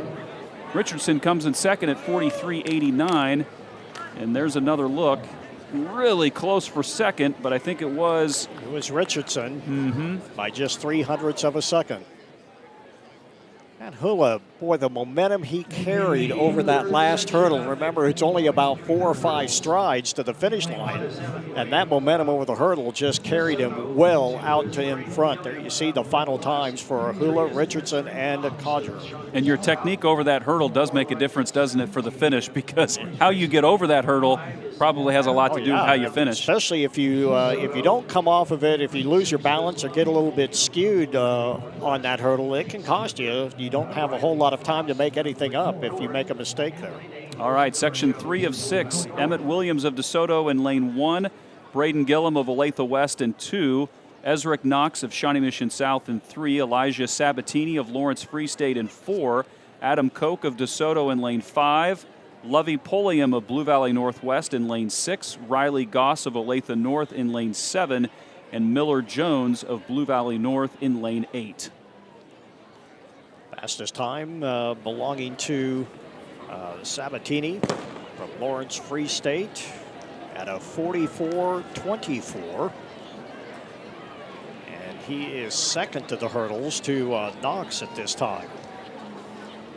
Also on the outside, coming up quickly, looks like that's Pulliam. Pulliam still looking good out there in lane 6. The black and blue. Now coming right at you with just 3 hurdles to go. Pulliam still out in front. Oh, looking good here. 1 hurdle to go. And he sails over that one and hits the line. And that's going to be a more than respectable time compared to his seed time coming in. Blue Valley Northwest product putting up a 42.77. That is almost 2 full seconds over what or under what he has gone in the past. And we're consistently seeing runners set PRs here tonight. That's great to see. Well, one thing is it's beautiful weather. Another thing, this track is blazing fast. It's very firm. It's very consistent. And you can put up some very, very nice numbers. The most important thing is it's drying out. You see a few dark spots where it's still wet in some areas, but the track has great traction even when it's wet. And you are seeing some great times. There you see Pulliam, 42.77. Not bad. Not bad at all. All right, section 4 of 6 on the track now. Anthony Andrews of Blue Valley North starting off in lane 1. Trevor Sidabutar of Lawrence Free State in 2. Ricky Brown of KC Sumner in 3. Dylan Wynn of Mill Valley High School in 4. Stephen Kearns of St. James in lane 5. Houston Rodich of Shawnee Mission West is in lane 6. Rudolph Rhodes of Rockhurst in lane 7. And William Flickinger of Shawnee Mission Northwest in lane 8. You see Dylan Wynn getting ready for his start in lane 4. They're up, and we're underway. Wynn did not get off to a particularly good start right there. See what happens here as they get over the first hurdle. Coming up quickly on the inside, that looks like that's Andrews, who's making up some of the stagger, and he is definitely the first one to the hurdle there with about 150 to go here. As they make up the stagger, we'll see who comes out on top here. Oh, almost a crash there. It is in lane 5. That looks like that's Kearns. Kearns still out in front. Now looking good. Now pulling away. Wow, what a finish for Kearns. 1 hurdle to go, and he's going to hit the line easily ahead of the rest of the field. Stephen Kearns from St. James Academy coming away with a win here in this heat. 42.61, Nate. Not bad. Not bad, and St. James, you can see they've had just been representing well tonight. You can see him leaning forward there to give himself some momentum over that last hurdle. Had to overstride just a freckle to that last one. Saw he was going to come up short, but instead of stutter stepping, he kind of overstride a little bit and hit it. without too much trouble. There you see 42.61. Dylan Nguyen recovers from that kind of sluggish start to finish second at 43.57. Anthony Andrews, 43.90. These times getting a little bit faster by each heat, and now we're up to section 5 of 6. So two more heats here in the boys' 300-meter hurdles. In lane 1, Alex Simonson of Olathe West, Luke Salmon of Blue Valley Northwest in lane 2, Henry Knutson of Rockhurst in lane 3, Gavin McCafferty of Olathe South in lane 4, Garrett Parrish of Blue Valley North in lane 5, Evan Whittington of Shawnee Mission East in lane 6, Samuel Baxter of Olathe Northwest in 7, and Theron Mead of Gardner Edgerton in lane 8. Gavin McCafferty coming in with the fastest qualifying time in this heat from Olathe South of 42.53. There you see them there, ready to go here. Coming up in just a few moments, it will be the girls and boys 800-meter run. You're going to want to stay tuned for that. We could see another record fall in that race, especially on the girls' side. Coming your way in just a few moments. First things first, let's get some things taken care of here in one of my favorite events, the intermediate hurdles. As they make their way around, it's coming to the top of the track here. It looks like right now it's in lane 2. That's Salmon with the lead. We'll see if he can hang on to it. Salmon still out in front. 2 hurdles to go. Salmon now driving hard, trying to stay in front. 1 hurdle to go, and he wins it. One of the advantages of being in lane 2, perhaps, is you get to see 6-7 runners in front of you. It worked out for him. And it's good on this track, but like we've talked about how wide the track is, because a lot of times you don't want to be in lanes 1 and 2, but here it's not as big of a handicap. Yeah, the curves are not quite as tight, so they're a little more spread out, so it's not probably as big of an issue. But he had a great race and kept his form. And I've seen a couple runners in the 300 hurdles. The hurdles, how you approach the hurdles, and if you get off a few steps, it can definitely make a difference, especially in the latter part of the race when you're already kind of tired. You see Salmon 41.85, Simonson 42.34, and Whittington 42.56. All right, coming up, the 6th and final heat of the boys' 300-meter hurdles. Tony Roan of Leavenworth in lane 1, Joey Taylor of Olathe East in 2, Jack Robertson of Olathe East in 7. He placed 7th at state last year. Jason Parrish of Olathe North coming in with the fastest qualifying time of 40.87. William Schrock of Shawnee Mission East in lane 5. Tyler Schultz of DeSoto in lane 6. He placed 9th in the 5A state championships last year. Jaden Henry of Piper High School in lane 7. And Josue Ortega of Olathe Northwest in lane 8. And Parrish comes in with the 9th fastest time unofficially in the state at 40.87. The fastest, Jeremiah Smith, 39.53. Parrish with some work to do. If he wants to get anywhere near that, he's going to have to really bring it. Jason Parrish in lane 4. Right now it is Schultz in from DeSoto. Now here comes Parrish. Parrish from Olathe North. Right there, and Schultz from DeSoto. And now coming up on the inside from East, that is Robertson. Robertson giving Parrish all he can handle. 1 hurdle to go. Robertson had to overstride it, and it's going to cost him. He had to long step the last 2 or 3 steps to that last hurdle, and it may have cost him right there, because it looks like Parrish hung on for the win. Joey Taylor came out of nowhere. Look at the lead Parrish had. He stepped on that last hurdle. That gave Taylor room to come up on top of him, right even with him. Oh, did Robertson win it? I think Robertson did win it. Yep. Robertson wins it at a 40.18. Parrish settles for second at 40.2, a difference of 0.02 of a second. And Jack Robertson. And that's a case where it looks like they crossed at the same time, but Parrish's head was over the line, and it was Robertson's chest. So if we can look at this again, because Robertson actually has to overstride to the last hurdle. You can see him stretch out here. If we can watch it one more time. And if we can go back maybe just a little bit further back before the last hurdle, there's the finish. You see, yep, it's a head versus the shoulders, and it's the shoulders that counts. It's the trunk of your body. Right here, see how long he has to stride to hit that last one. And, of course, Parrish nails the last two hurdles. Yeah. And that may have cost him right there. Wow. We're going to take a break, and when we come back, it's the girls and boys 800-meter run as coverage of the Shawnee Mission North Relays returns in a moment.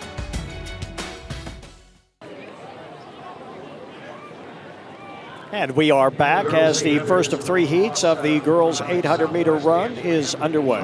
All right, first of three time finals. We have Tamara Harris-Webster of Shawnee Mission Northwest, Jalen Wan of Shawnee Mission North, Emma Roman-Nose of Lawrence High, Lily Mock of St. Thomas Aquinas, Crystal Montoya of Shawnee Mission North, Raven Liu of Blue Valley Northwest, Abby Sheeran of DeSoto, Logan Feister of Mill Valley High School, Nia Blockley of Olathe North, Audrey Schultz of Shawnee Mission South, Jade Aitchen of Shawnee Mission East, Samantha Whittlesey of Lawrence Free State, Ann Jordan of Blue Valley North, Anna Creamer of Shawnee Mission South, and Brianna Brewood of Olathe South. And that is Sheeran. Oh, check that. That is Harris-Webster. At about 71.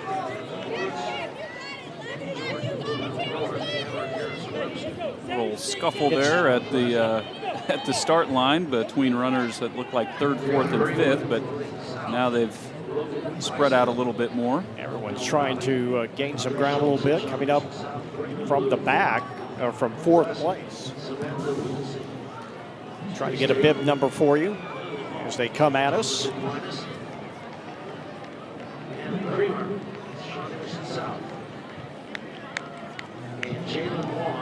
Raven Liu, who's moving up into the battle. You see her there. Up here in first place now. That is that Liu? It is. Raven Liu. Valley Northwest. Shawnee Mission North, that's Montoya. Now Montoya starts to power her way to the front. And Montoya still driving. And she hits the line in 2:30 and change.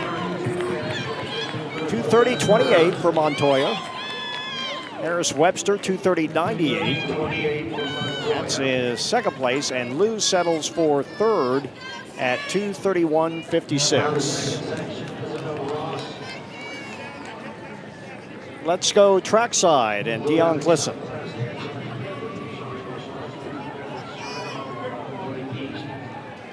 We're going to wait on that. All right, we're down here with Jack Robertson, just won the 300 hurdles in a close photo dive at the end there, made up a lot of ground. How exciting is it to be a part of that race, and did that race kind of go the way you thought it would? It was exciting, obviously. Wasn't expecting to win, but I'm glad I did, I guess. Yeah, so. In a meet like this, when you're racing against a lot of good people, especially to see them down the line in regionals and state, is it important just to kind of get your best effort out and really kind of get a big number out there? Yeah, I think so.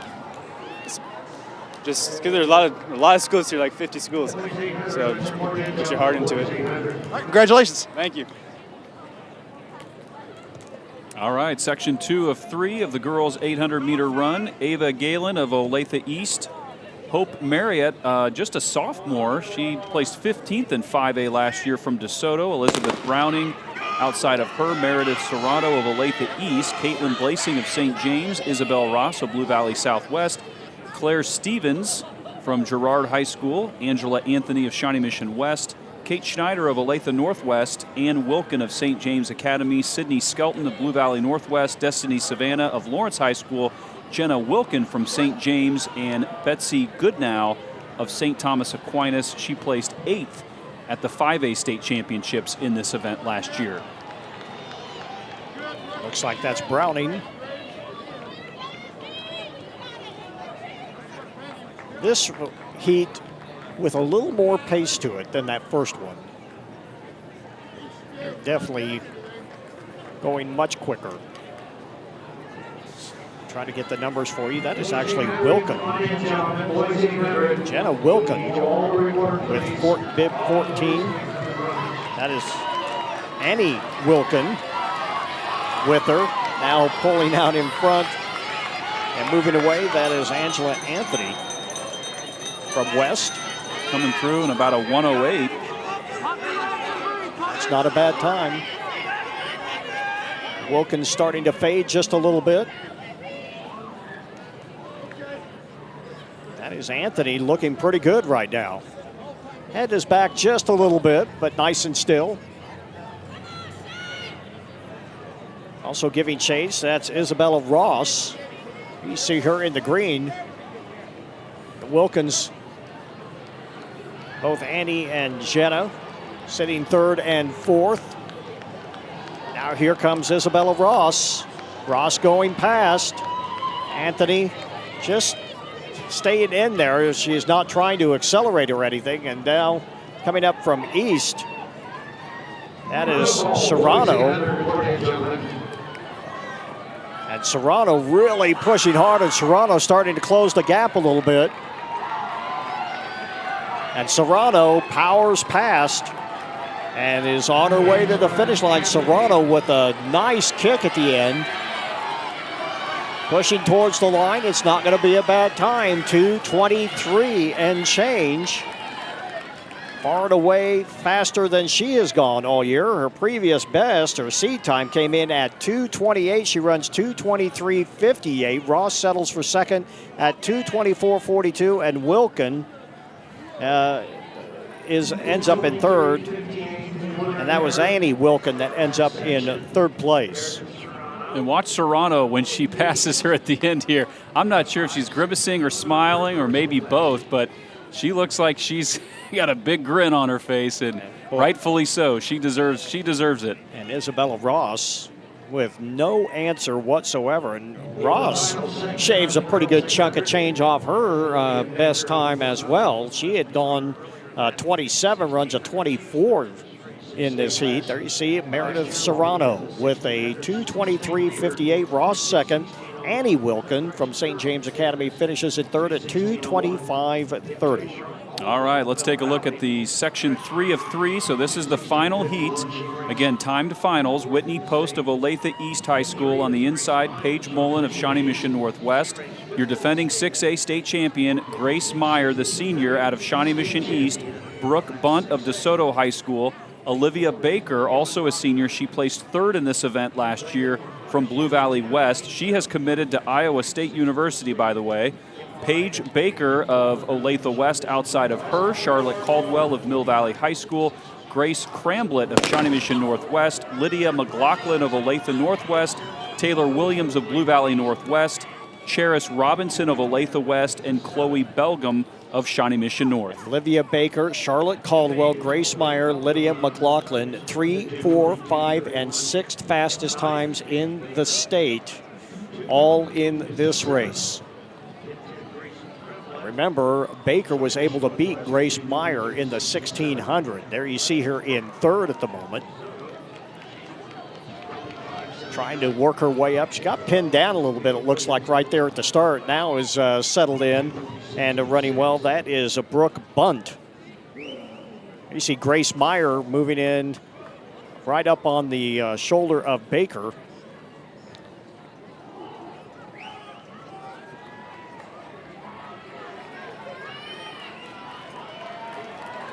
As they get ready to hit the bell lap.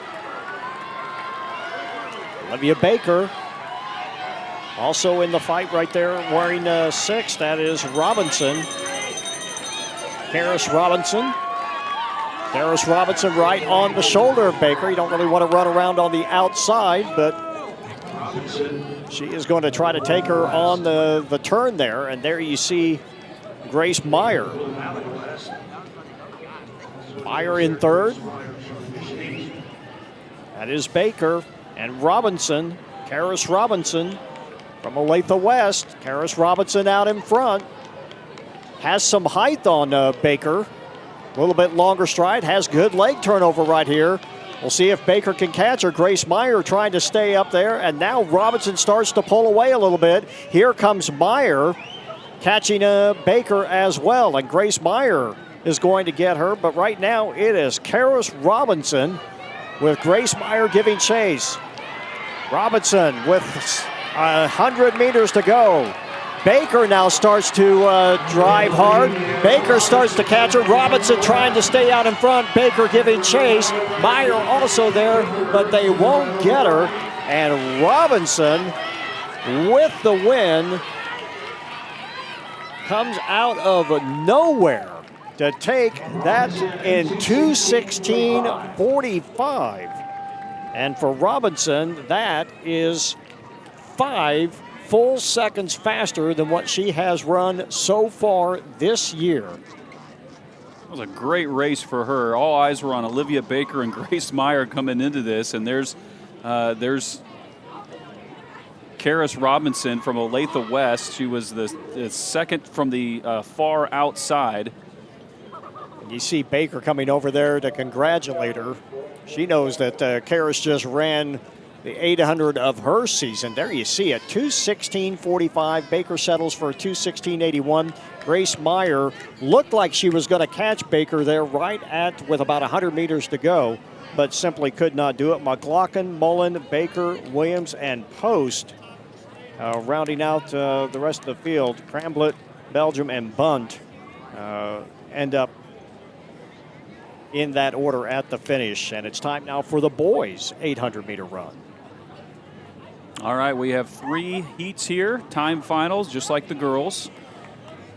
In the first heat, Colin Batliner of Bishop Miege, Adam Ducey of Shawnee Mission North, Nathaniel Jones from St. James Academy, Isaac Schilling of Olathe West, Ethan Seba of Olathe West, Diego Klisch of Lawrence High School, Jesse Self of Lawrence High School, Adrian Lee of Shawnee Mission Northwest, Gerardo Lopez of Shawnee Mission North, Aiden Burke from Mill Valley, Dylan Plath of Olathe South, Jaden Anthony from Shawnee Mission West, Evan Laub of Blue Valley West, and Luke Waldy from St. Thomas Aquinas. The meet here with record. Karis Robinson from Olathe West, and just got a good win there in the 800. Really kind of took it on the back stretch there over Olivia Baker, who just ran a fantastic 1600. You looked really strong. So we are ready to go. We've got, there you see them 2 by 2 in the middle lanes as we are underway. This is a big field. This is tough when you run the 800 meters and you have this many kids, especially when it starts getting really, really fast. So you see a couple of kids getting out quickly. That includes Jacober. I can't help but wonder if Jesse Self from Lawrence High School is related to Bill Self. What do you think? Any idea? I don't know. It's possible. I'm really curious about that. See everybody running through the deuce at about 29. Meet record here is set by Donley from Lawrence Free State back in 2016 with a 1:53.61. Brett Beard from Olathe Northwest, he's running in the next heat. He's coming in with a time of 1:55 and some change, so we'll have to see. They're coming to the line in 58 and change. We talked about that second heat, Baird and Lockwood. Grant Lockwood from Piper High School, the number 2 and 3 times in the state, behind Clay Shively, who is not in this 800 meters. We saw him very impressive in the 1600 meters. Sophomore from Wichita Trinity Academy is the number 1 800 meter runner. Looks like, is that Josh Jacobson from St. James Academy? It is. That is Jacobson, looking good. Right on his heels. That is Whitehead. But Jacobson pulling away. And he's going to take this easily, and he's going to run a pretty good time doing it as well. fighting to try to break the 2-minute mark. He just won't get there, not quite. It's going to be 2 and change, so a 2 flat. You say just, and that's only in the second of 3 heats, and it's still a 2 and 17, which is pretty respectable. Yeah, and he was running by himself, especially that last 100, 150, and you could tell he was a little frustrated after the race. I'm sure he was hoping to get under that 2-minute mark, but really strong finish, basically running by himself out there. Waldy ends up at second, 2:03.19. Lee at 2:03.74. That's your top 3. Now here comes a field where the entire third heat has eclipsed the 2-minute mark. This is going to be fun to watch. So we have 12 runners in this race. Noah Summers of Blue Valley High School, Jordan Colonzo of Gardner Edgerton, Palmer O'Connor from DeSoto, Jack Beard of Olathe Northwest, Brett Beard of Olathe Northwest. He placed 4th at 6A last year. Carter Stanley, Olathe East, Grant Lockwood from Piper, Jack Keithley Helms of Lawrence Free State. He placed 3rd last year at state. Trenton Sandler from Blue Valley North, placing 6th last year. Carter Stewart of Olathe East. Gavin Dubrava of Girard High School. He placed 2nd in 3A. He's a junior. And Chase Scheiber of Mill Valley High School on the outside. And again, Beard number 2, Lockwood number 3. Sandler ranked 10th, and Colonzo ranked 13th, and Bren Shyrock is not in this race. He is ranked 8th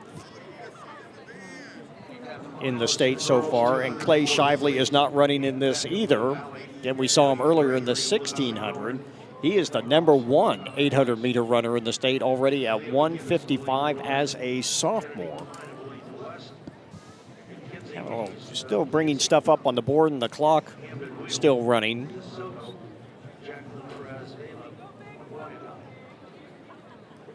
And I'm looking at the wrong heat, aren't I? Third. It is. We're there. No, we're not. We're on the second. Are we on the second heat? We're on the second heat. That's I'm my sorry. fault. No, that's okay. I just went through everybody in the third heat.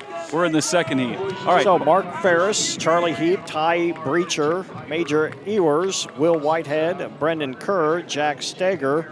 We were anxious for that third heat. August Thompson, Cole Kerdwig, Austin Howell, John Jacobson, Merritt Gregory, Ian Carroll, Tyler Burns, and Connor Jacober.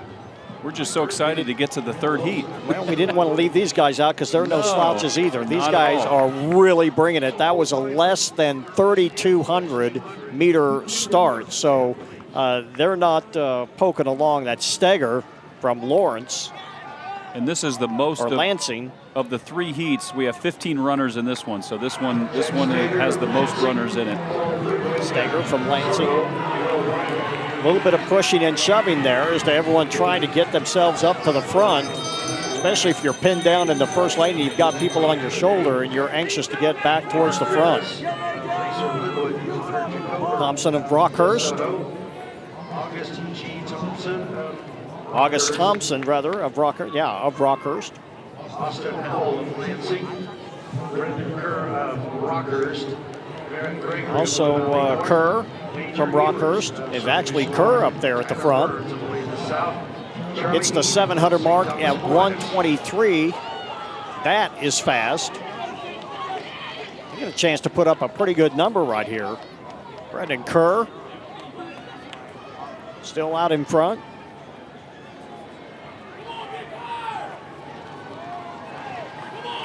Also giving chase, that is Breechler, but he is not going to get there. Kerr on his way to a great time. He's going to run a 1:56. So Kerr tears off about 6 full seconds. Breckler ends up with a 1:57, and Jacobson ends up with a 1:58. So a great time by Kerr, 1:56. That could hold up a little bit, depending on what happens here in this next heat. So 1:56.57.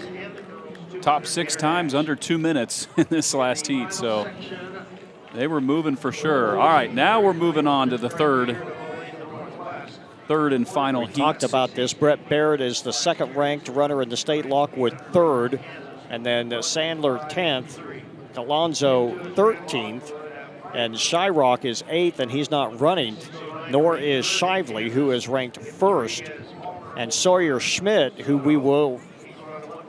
is entered anyway. We don't know if we'll see him or not. Sawyer Schmidt from Augusta High School will be in the 3,200 meters to defend his title from last year.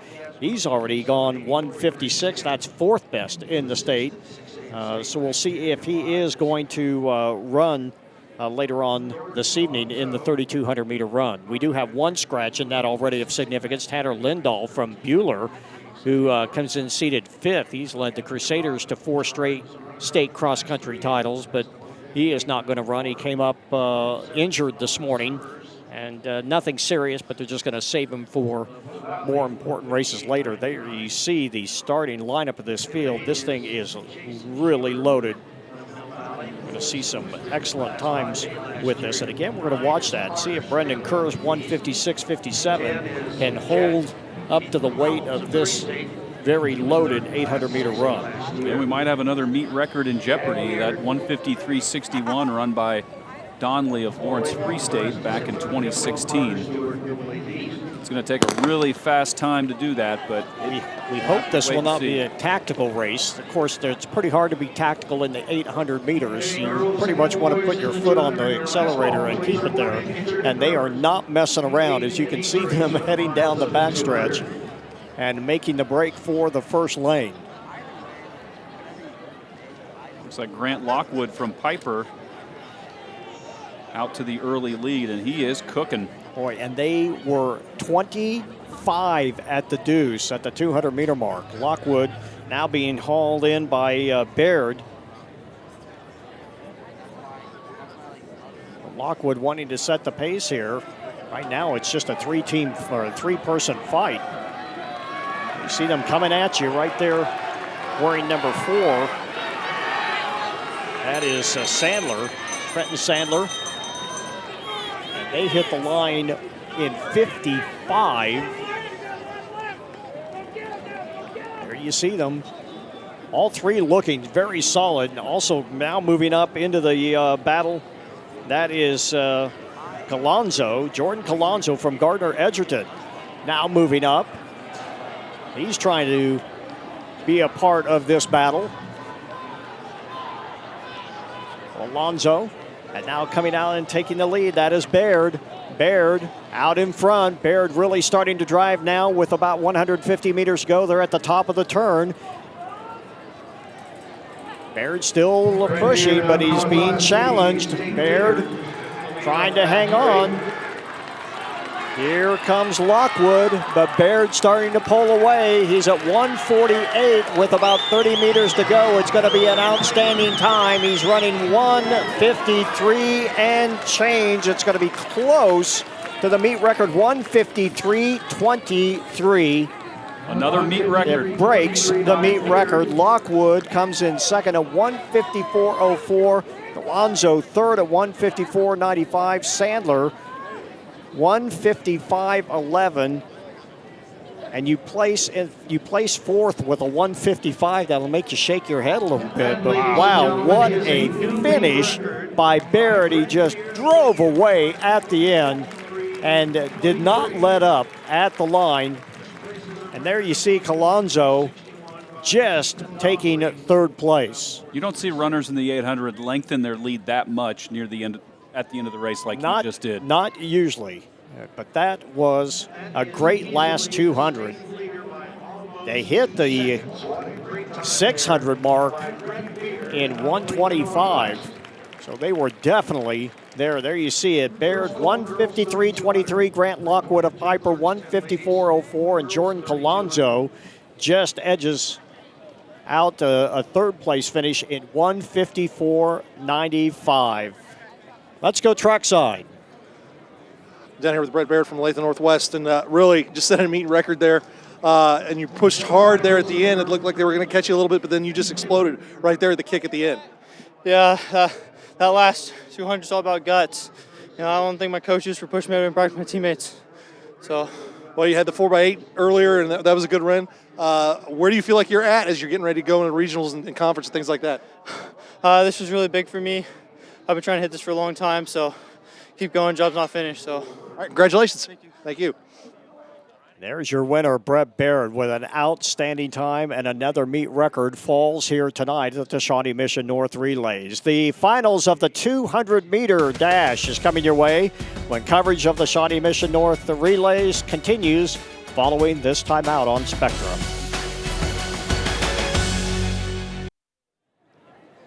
Here you see some of this great crowd tonight enjoying some great track and field. It is a little cool as the sun has gone down, but for the runners, it is just about everything you want and more. It has been a terrific meet so far. Several meet records are eclipsed, and we'll see if we can do a couple of more here as we get ready for the finals of the girls' 200 meters. So they had the prelims earlier today when the sun was out and the lights were not on, so they're going to be running around the corner first in the dark. I do remember that about Shawnee Mission North was the corners seemed really dark, but we won't see them too well until they hit the final stretch. But we have a fast race coming up here. Here's a look at lane assignments for the girls' 200-meter finals. Aiden Beck of Blue Valley in lane 1. Delia Gregory of Blue Valley North in lane 2. Avery Dawson from Blue Valley West in 3. Kalia McGinnis of Olathe North in 4. Kennedy Klein of Olathe West in 5. Mackenzie Hayes of Lansing in 6. Camden Weedle of DeSoto in 7. And Jacqueline Perez Vela of Wyandotte in lane 8. Klein and McGinnis getting to renew their rivalry tonight. And right now it is McGinnis. Kennedy Klein with no answer. McGinnis just pulling away. Look at McGinnis go. She's going to put up a nice number. McGinnis powering her way to a championship here at the 70th Shawnee Mission North Relays. There you see your winner from Olathe North. 24:63. It is not as fast as what she ran earlier today, but it was still more than enough to leave Kennedy Klein in her wake. And she made up that stagger before the final 100. Very strong coming out of that curve down the final stretch. Maintained her form. You could see she stayed relaxed. That's the key with the 200. Great race for her. Nice win. There you see Dawson in third at 26:06. Klein runs a 25:50, but it's just not enough. As kids probably get a little tired. McGinnis has run a couple of times. That's, I think, the fifth of five races for Klein today. Avery Dawson ends up in third at 26:06, and it's time now for the boys' finals. All right, Lamar Lynch of Piper High School in lane 1. John Asens of Gardner Edgerton in 2. Olathe North of Jacob Parrish in 3. Kyler Houghton of Shawnee Mission East in 4. Kenny Okpariki of Rockhurst in lane 5. Devontae Herrig-Britton of Piper in lane 6. Brant Wilson of Baser-Linwood in 7.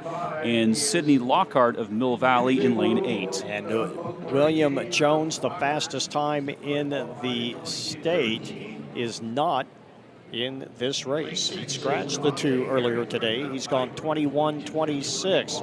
So Jacob Parrish is 5th. Houghton is 7th. And Gann, who is also not running tonight from Olathe Northwest, is number 11, but not in this heat. Kyler Houghton of Shawnee Mission East coming in with the fastest qualifying time today of 22:06. You see a couple of kids not in this race. Looks like it's just a 5-team fight or 5-runner fight. So Herrig-Britton, Wilson, and Lockhart not in this race. So it's a 5-man field. Pariki, you see him there, head and shoulders above the rest, even down in the blocks. Boy, they wiggled a little bit, but they did not shoot off the gun. Houghton out quickly. Okpariki now starting to pull level as they head down the stretch, and here comes Parrish as well. Parrish and Hone. Now Parrish eases out in front. Parrish still out in front, and Parrish wins it with Houghton finishing in second, and Okpariki ends up in third place. Took a little bit of time for Parrish to get going, but once he did, you can see he's made his move right there. Houghton had the lead, had a good start. And then Parrish, once he came even with Houghton past him, he took it from there and added a little bit more to that lead as he crosses the line. Lamar Lynch, who was part of that stellar 4x100 for Piper, finishes in 5th place. There you see the final standings, 21:83. Of course, the meet record set last year, Malik Benson, and they did not threaten that race at all. Let's take a break. When we come back, the girls and the boys 3,200-meter runs when Spectrum's coverage of the Shawnee Mission North Relays returns.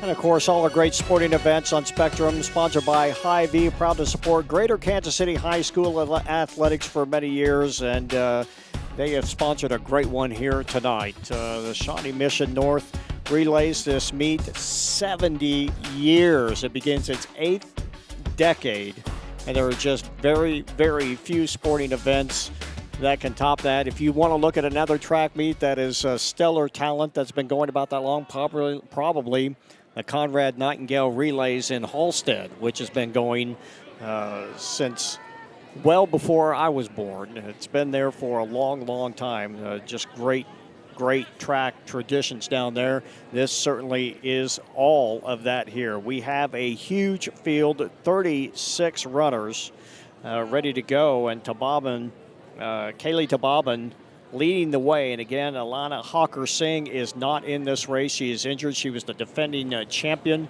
ran under 11 minutes, well under 11 last year, and just left the field well behind. But unfortunately, she is not here tonight. We certainly wish her a speedy recovery. Never easy to recover from a stress fracture and that type of injury, so we wish her well. And if she's watching, we miss you. This is a crowded race coming up here, the girls 3,200. There's one heat. There are several girls here. I'm going to go ahead and list them off. We've said some of these girls' names earlier in the meet, but a lot of these girls, this might be the first and only race, given the distance that it is. But Kaylee Tababin, we've talked about her. She placed 3rd in 6A last year. She's on the inside. Hannah Gibson placed 6th last year at state from Shawnee Mission South. Cecilia Fisher placed 7th at state last year. The senior out of Blue Valley Northwest. Lexi Lease from Blue Valley Northwest. Tori Wingrove, who placed 4th at state last year from Blue Valley, making an appearance. Katie Schwartzkopf of Mill Valley High School. Bree Newport of Olathe West. Amy Godfredson of Olathe South. Emily Vandeveer of Olathe South. Sebastian Poe of Blue Valley West. Marique Krebs of St. Thomas Aquinas. Natalie Kennedy of Lawrence High School. Lexi Dockstader of Olathe North. Josie Tyrell of Shawnee Mission North. Abby Allen of Blue Valley Northwest. Isabel Pra of Lawrence Free State. Lita Paget from Shawnee Mission East. Grace Hansen, she placed 3rd in 5A last year from Piper. Colby Brown of Olathe West. Brenna Murphy from Shawnee Mission North. Ava Galen of Olathe East. Quinn Babcock of St. Thomas Aquinas. Megan McAfee of Mill Valley. Lily Bloffus of St. Thomas. Rebecca Tanner of Lansing. Lila Schwartz from Blue Valley Southwest. Bella Wilfong of DeSoto. Allison Babbitt of Lawrence Free State. Ava Wardlaw of Olathe West. May Bledsoe of Shawnee Mission East. Katie Byer of DeSoto. Tessa Turner of Baser Linwood. Nicole Giam of Blue Valley Southwest. Lily Neighbors from DeSoto. Emma Romanose from Lawrence High. And Addison Wilcott from Blue Valley Southwest. And Tababin from Olathe North, the 3rd fastest time in the state at 11:04. Grace Meyer has an 11:06, but we've seen Meyer already in 2 races. She is not running. Hannah Gibson at 7th in the state. Cecilia Fisher 8th, and Elise 10th, and Wingrove 11th. So This is a stout field, 8 laps, 2 miles, and everyone really kind of just running in a pack right now. Nobody really too anxious to do anything. You got to wonder if this race might get a little bit tactical. It depends. We've said that before, and then they turn out to be a real dogfight at the end, but we'll see how they come through here. Not particularly fast in the first quarter. They're at 1:35 already, 500 meters into the race. This is quite the meet. We were talking about how many years this has been going on. I talked to Shawnee Mission North's track coach, Aaron Davidson, about a week ago, and he said they're really proud of this meet, and rightfully so. They put a lot of work into it. A lot of students help out with the crew, and they have a huge staff that puts this meet on. But we were talking about strategy, and he said that as a coach, it's tough because a lot of the athletes are close to peaking, and with the level of competition tonight, and some of them may have, but he said you have to remember the season's not over. We have league coming up next week, and then regionals, and then state. So one of the strategies that some teams will use is that they will back off. They'll front load this, and they'll put their big dogs in, and they'll try to get some really good times because the competition is so good. You don't want to miss out on that, and then maybe back off at league. Now league, of course, there's bragging rights there, and there's a lot of pride with your league depending on which one you're in. But they may back off during league, and then you have to pick it back up for regionals because then that's when it matters. Right, often regionals is much more exciting. We've talked about that with the bigger schools too. It lets you play around a little bit with, especially in the middle distance races. You may not run your big guns in, say, the 4x8 at regionals, but you'll do it at state because you've got a little more space and time to recover from that you don't have in a meet of this size. As you see, DeBobbin, very comfortable. Wingrove right there as well. And Hannah Gibson. And in 4th place, that is Fisher, Cecilia Fisher. Lexi Lee's also from Northwest, but not in the equation at the moment. It looks like it's a 5-person fight here with the 3rd lap coming to an end. And you see Lee's losing contact with the crowd, and this is going to get tough for her because she is losing contact with the 5 up at the front and is well out in front of everyone behind her. That is a lonely, lonely run when you still have 5 full laps to go and a field of 36 coming after you.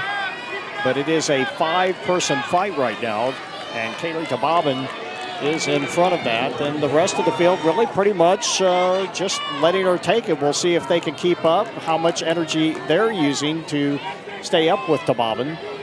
It's already hurting Schwarzkopf. You see her starting to lose contact, and then now the field is reduced to just 4. Well, that field of 4 is definitely pulling away. The middle pack looks a lot like the middle pack a few laps ago. Just kind of hanging out back there, but we're starting to see some separation now between the runners. Shawnee Mission Sal's Hannah Gibson now in 3rd place, or in 2nd place.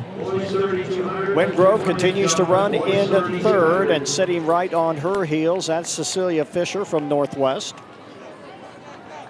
And so far, it looks like Wingrove's running a pretty smart race. She's pretty content just staying on the inside, not getting back too far, but also maybe letting the other runners take the lead and just kind of wait to make her move. Well, and it is not a bad time, but it is not a overly fast time. They're at 5:28.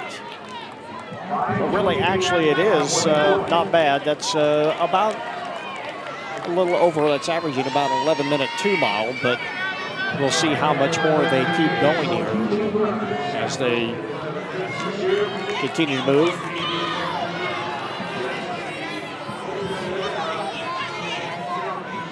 Gibson, a little bit of a tangle here. Let's go back to oh, goodness, that hurts. Leave a few scratches up your leg. Well, good for her to keep her composure and stay on her feet. And if it had been any later in the race, she might not have. The fact that that was just the third lap or fourth lap may have saved her. Anything later on in the 6th, 7th, or 8th lap might send you to the track. I think these 4 runners maybe made a pact before the race. They made a deal. They said, hey, you know what? Let's hang together for the first half at least. Well, and they've seen each other before. You know, a lot of these kids have this isn't their first rodeo racing against each other, so they may, you know, they pretty much know what's up there. And Tobabin may just be content to sit right there and let the others sit on her heels. How much energy they have to use and how much they have left in the tank, we'll have to wait and see, because the race starting to wind down with 3 laps to go. So typically in the 3,200, where does the kick usually happen? Does it depend on the runner? Well, I never had one, so I don't know. But no, traditionally you just, you know, the last 300 meters, you want to start picking up the pace. Obviously, you start picking up the pace gradually with 2 laps to go. You start trying to press the issue and see if anybody that's with you wants to stay in there and stay in that fight. You know, Tobabin pretty much controlling this race right now, it looks like. And she looks very relaxed. They all look very relaxed and just pretty content. You see Gibson's head starting to lay back a little bit, but other than that, very smooth. And they have easily pulled away from the rest of the field. This is going to be a 4-person fight, and we're coming up with 2 laps to go. They may actually lap a couple of kids before this is over. You see the coaches shouting instructions. We talked about this the very first meet we covered, Bill Summer, where coaches are letting their athletes know where they are and as far as time and pace and things like that. Well, that's over. Now you know where you should be and you know what you should be running. And these kids have been doing this for a while. They know how to pace themselves. 2 laps to go. They're at 8:18. Still not bad. Got to see if Tobabin may start pushing on the accelerator a little bit, and if Gibson and the rest of the field can keep up. And you see the camera, and you can see them easily in the screen. We'll let you know that the eye of the camera is wide open because it is dark at both ends of this track.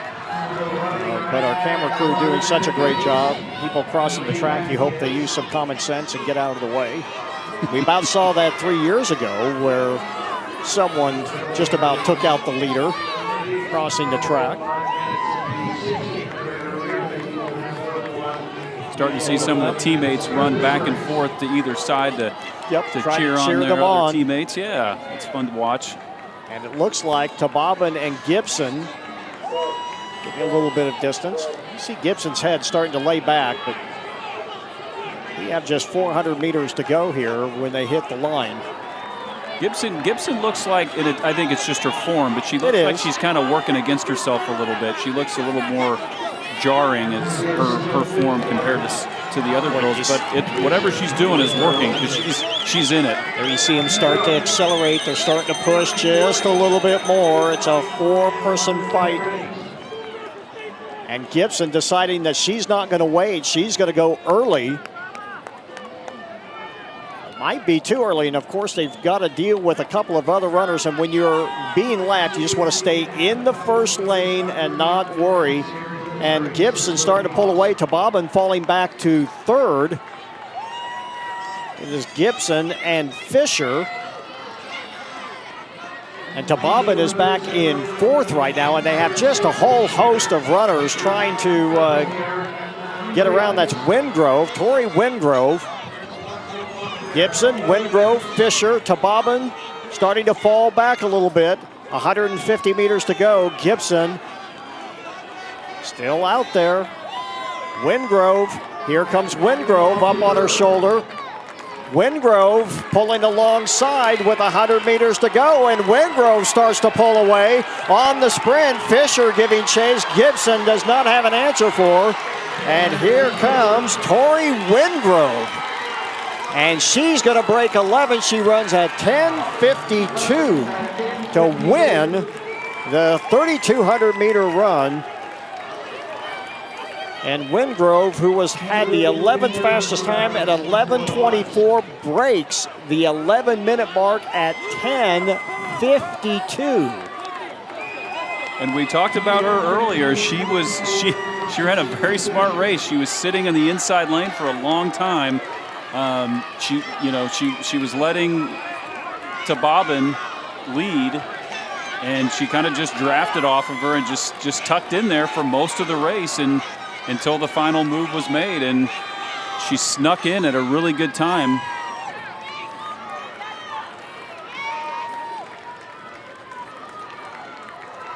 So Hannah Gibson from Shawnee Mission South took the lead with a lap to go. We're about to see the replay. Okay, so here's Tababin in the lead. Gibson overtakes her right here. She cuts in just as they're going into that second to last turn. And so at that point, Wingrove is in 4th place here still. And we want to look at this a little bit because what we are seeing on our script and what we are seeing on the screen is not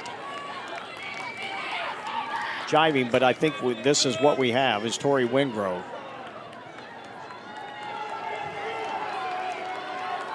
And you see Fisher trying to give chase and just simply can't.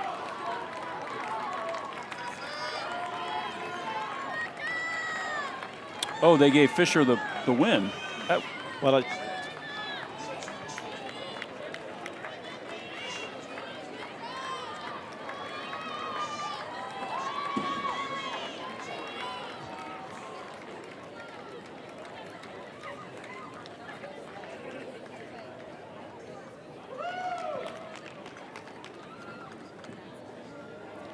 as the rest of the runners continue to finish, we're going to get ready for the boys'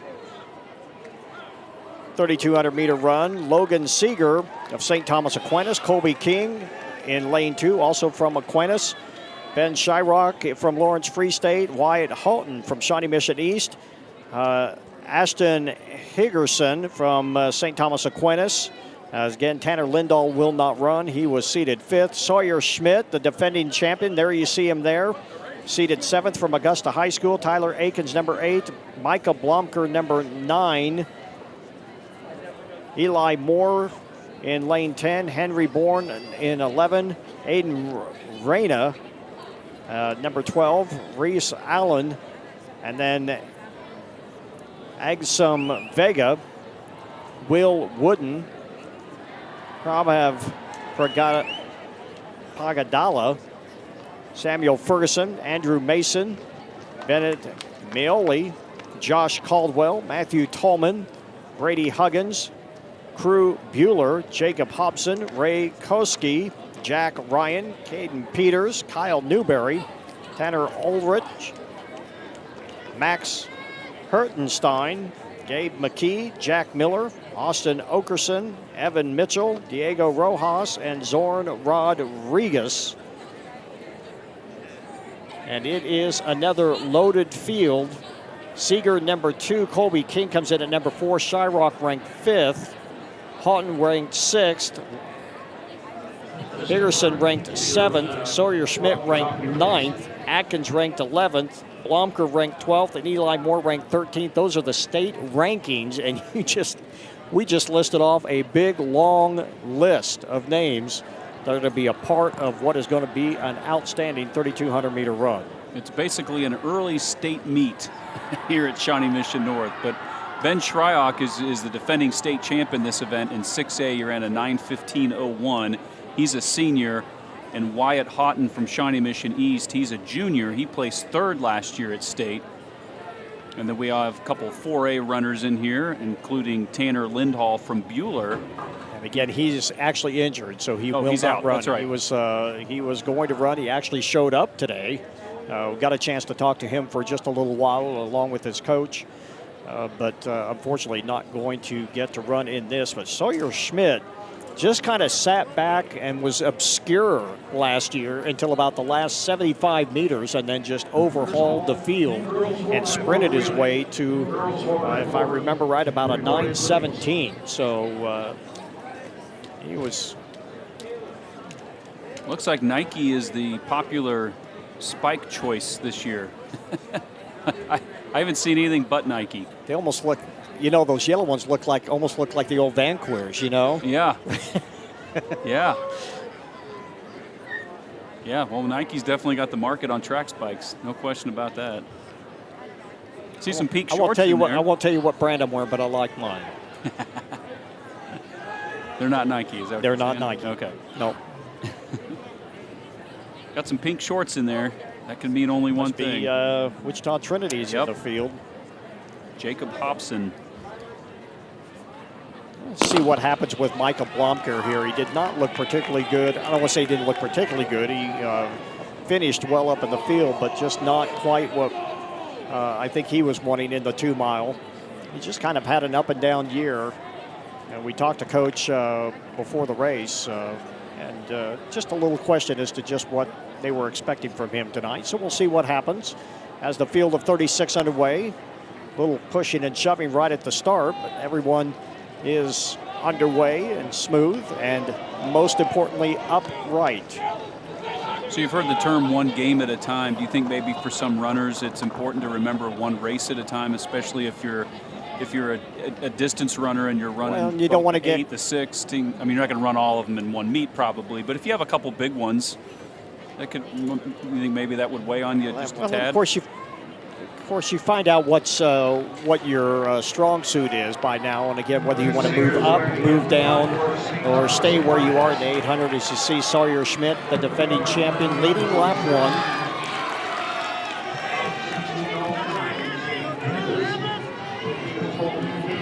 Rock right there as well.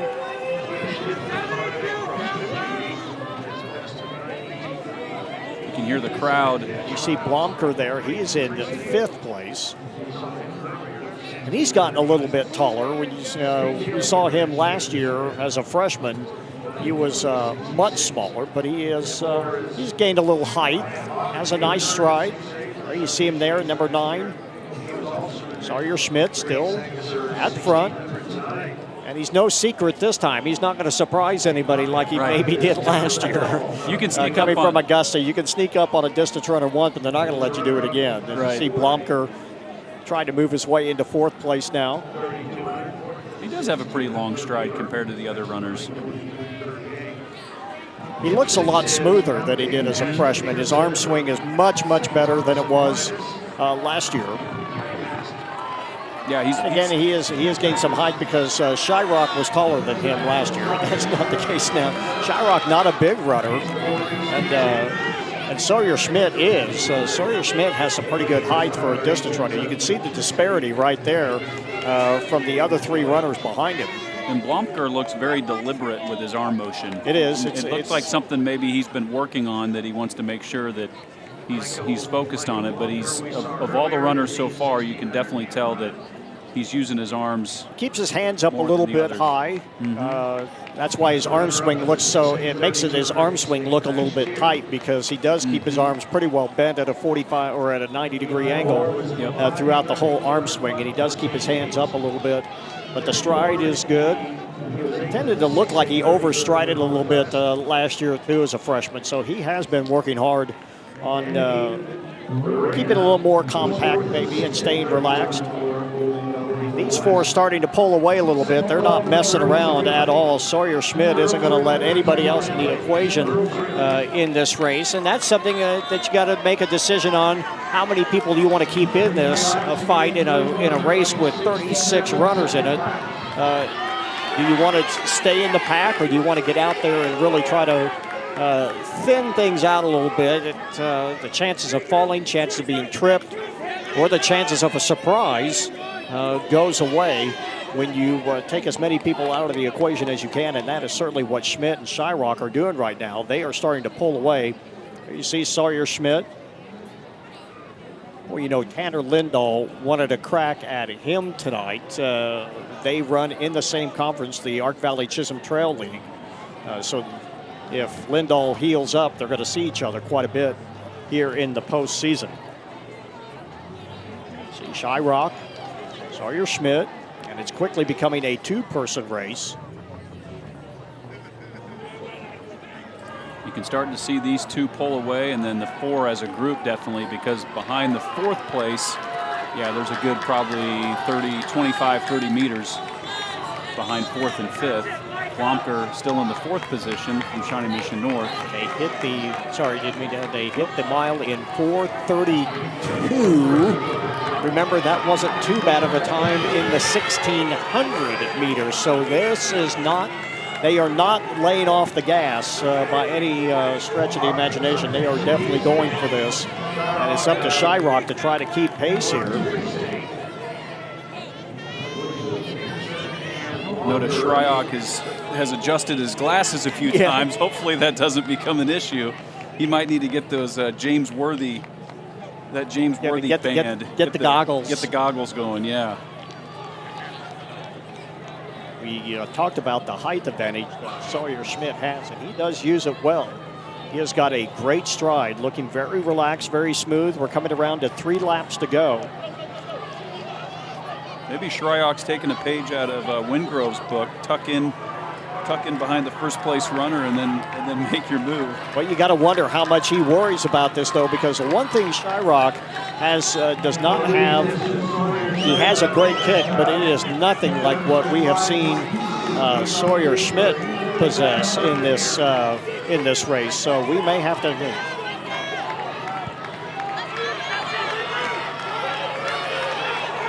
As we have just a little, 3 laps to go, it'll be 2 laps to go when they come around. Let's go down to Dion real quick. Well, guys, I'm here with Tori Wingrove from Blue Valley. Just ran a sub-11 school record. Obviously, one of the best run of your life.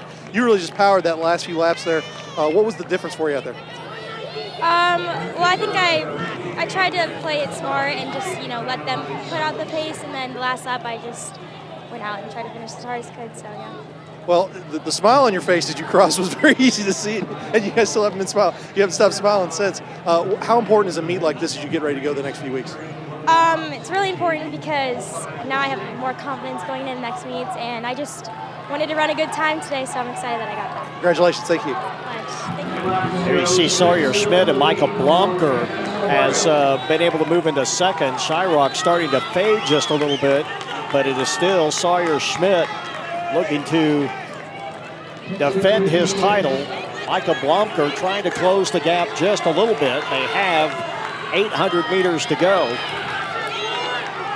And they hit the 1.5 mile mark in less than 7 minutes. There you see Blomker deciding he's going to come up, and now Shyrock starts to move up as well. And Blomker's made up a lot of ground here in the last lap. He has been anxious to run over the last couple of meets, and he's finally getting a chance to.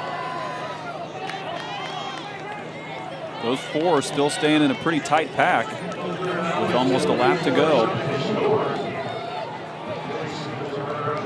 That is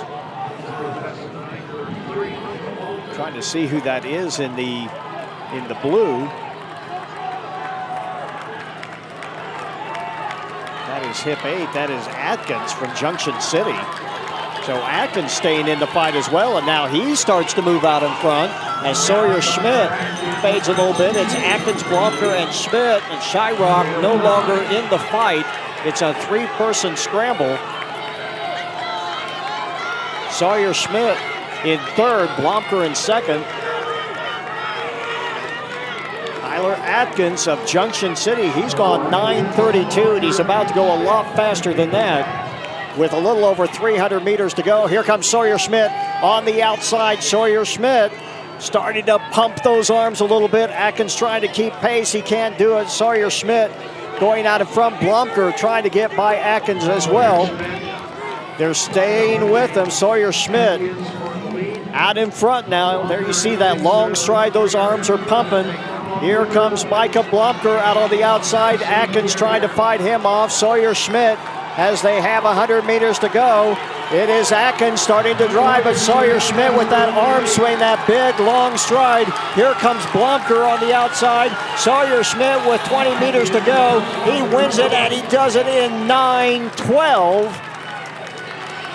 and he breaks last year's mark by almost 5 seconds. 9:12.26. Blomker hangs on for second at 9:12.58. Atkins, who had a great race, at 9:12.65. King at 9:20. The top four break or hit the 9:20 or better mark.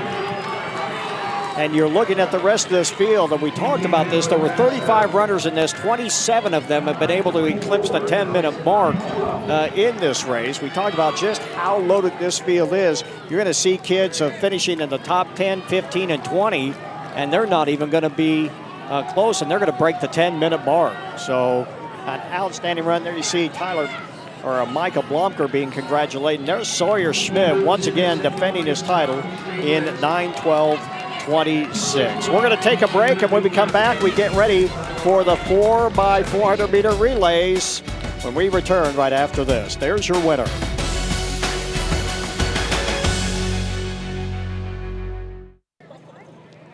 Well, we haven't seen that very much. Look at the moon from our great camera crew at this venue here, Shawnee Mission North High School, and this great tradition that is now in its 8th decade.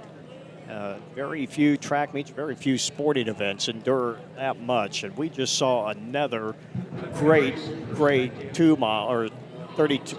Tell how old I am. I'm calling it the 2 mile, 3,200 meter run, and Sawyer Schmidt defends his title by 5 full seconds from last year. He is going to be a force to be reckoned with no matter what. And let's go. We have Dion. We do. Let's go trackside. All right, we're here with Micah Blomker from Shawnee Mission North. Cut 20 seconds off your time coming in. Personal best. Another great race out here today. What were you thinking in that one? I mean, it was a battle between the three of you guys there right down the last few steps.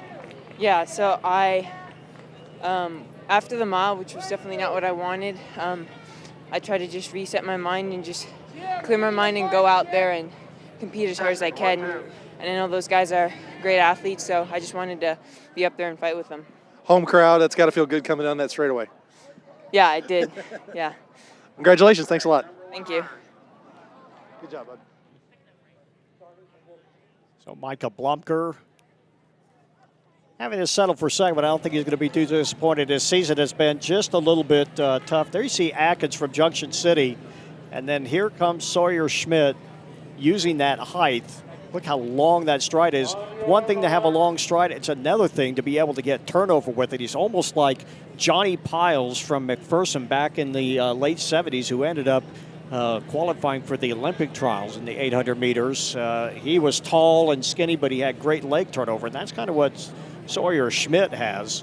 And really good height, but it can get good leg turnover. And really impressive to have the lead for most of the race, lose it, and then come back. So a lot of grit there, and defending state champ, he had some pride. He didn't want to lose that one, so good for him. So here we go with the first of 3 heats of the girls 4x100. Girard in lane 2, Lawrence Free State in lane 3, Piper in 4, Blue Valley Northwest in 5, Maranatha in 6, Bishop Miege in 7.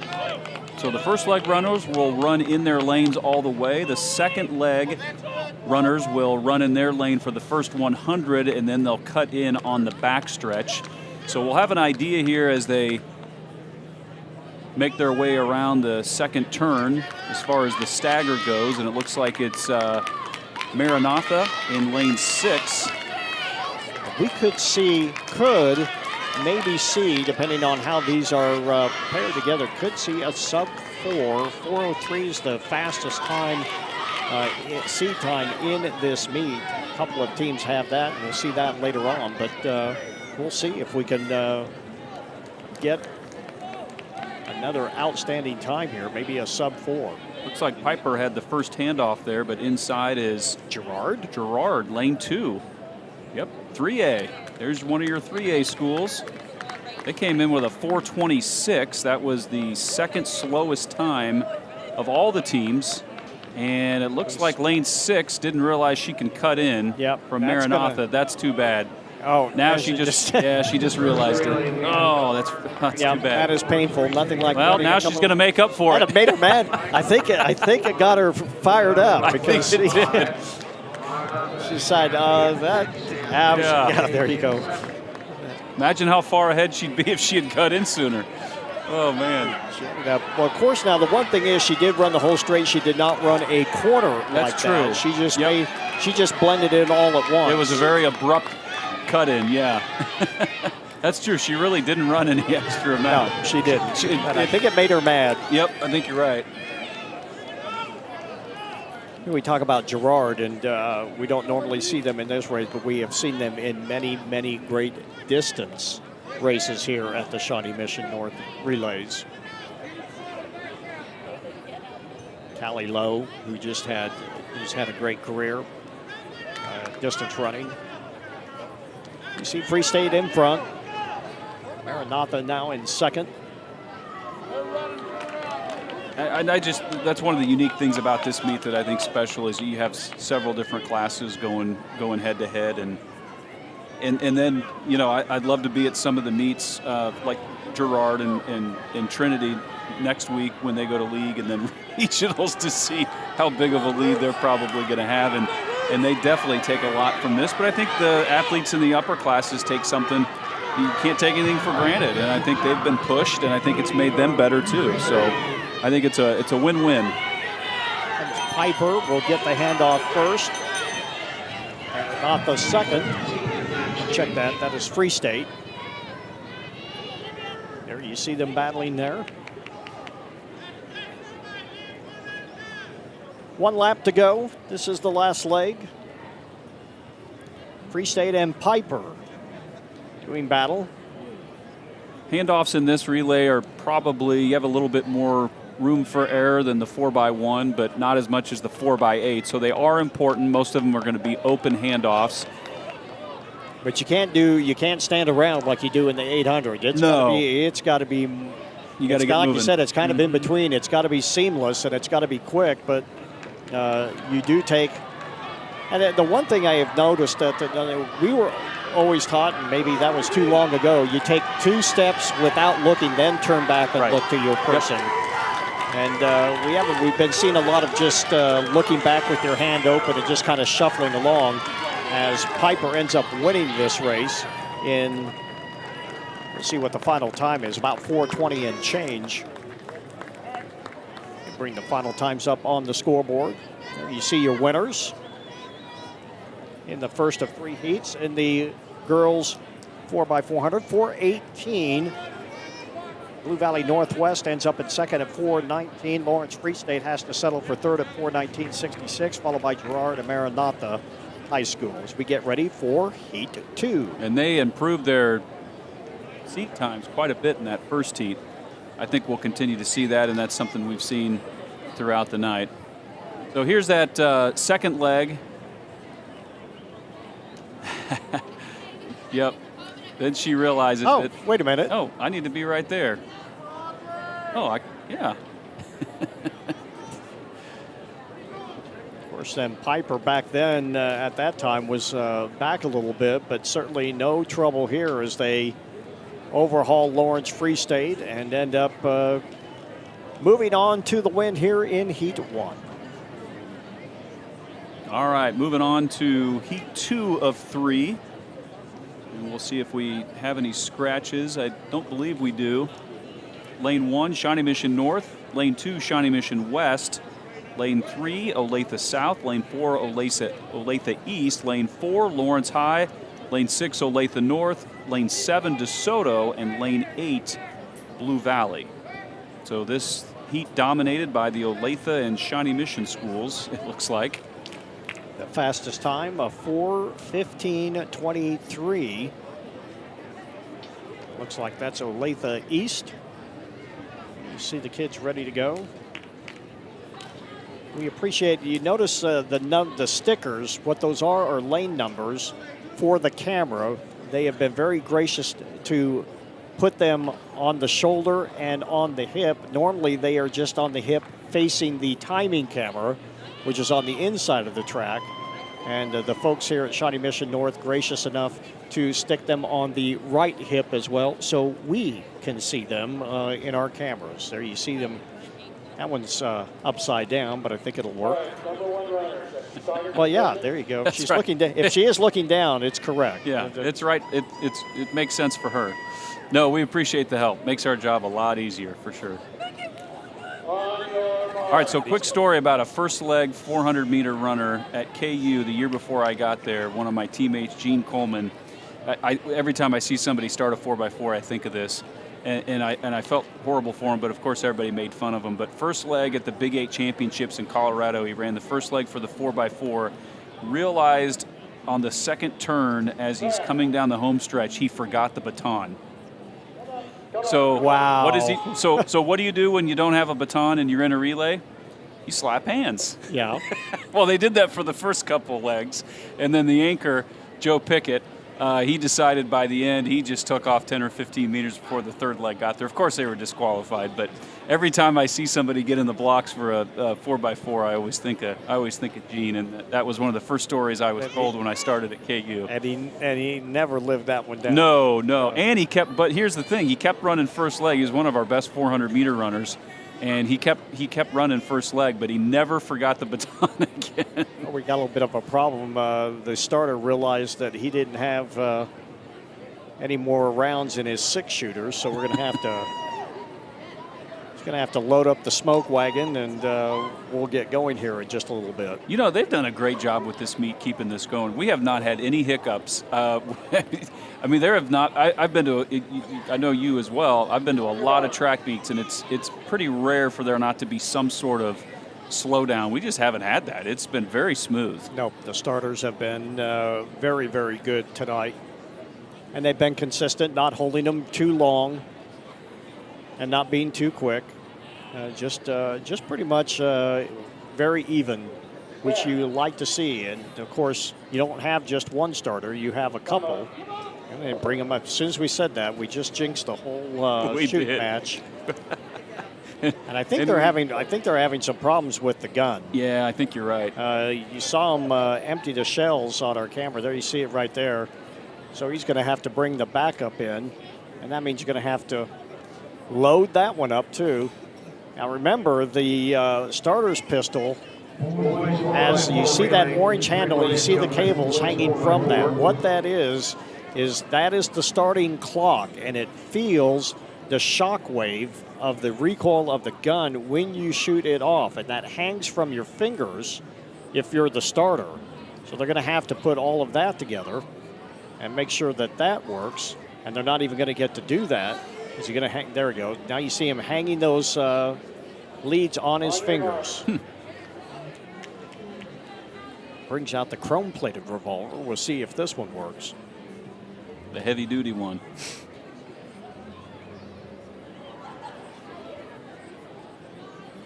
You see out in lane 4, that is Olathe East, not using blocks, just starting upright. Must be an 800-meter runner. Must be an 800-meter person, because I know if I tried to use blocks, I'd just fall on my nose. So. So again, these first leg runners will be in lanes all the way. And it's a pretty good stagger there. You can see the difference between lane 1 and lane 8. And that's Blue Valley High School out in lane 8. And they're pulling away here. The thing is, they start, when they hand off, being there in lane 8, they're actually running into the corner past the finish line before they hand off. They're actually handing off in the turn. And this is the ritual that you see in the 4x4. People sprinting, the fans sprinting from one side of the field to the other, and then piling on, because this is always one of the really classic races, especially if it's going to decide a team title. And we have not been given team titles, and they won't ever tell us, and they don't say anything about it during the meet as well. Looks like Olathe South with the first handoff in lane 3. They're out to an early lead. Blue Valley struggling with that handoff, and that's costing them as they're falling back quite a bit. As you see the field make their way down the back stretch. See if everybody's going to remember to cut in this time. It looks like everybody is doing well. Olathe South. See them in the goal. See Shawnee Mission North now taking the lead. Shawnee Mission North out in front. Aaron Davidson was telling me, the track coach at Shawnee Mission North, that he's proud of his relay teams. He said, we won't have a lot of individual runners that will probably place very high, but our relay teams are solid and they're consistent. And we've seen that tonight, and we're seeing that displayed here in this 4x4. And that's what he said. You know, he said his team was a little bit thin on the girls' side. He said his boys' team was about as much depth as they ever have. He said he usually has throwers, or he has distance runners, or he has this, or he has that. He said he really has a little bit of everything, and he's hoping that coming into the postseason, that might be a positive for the team.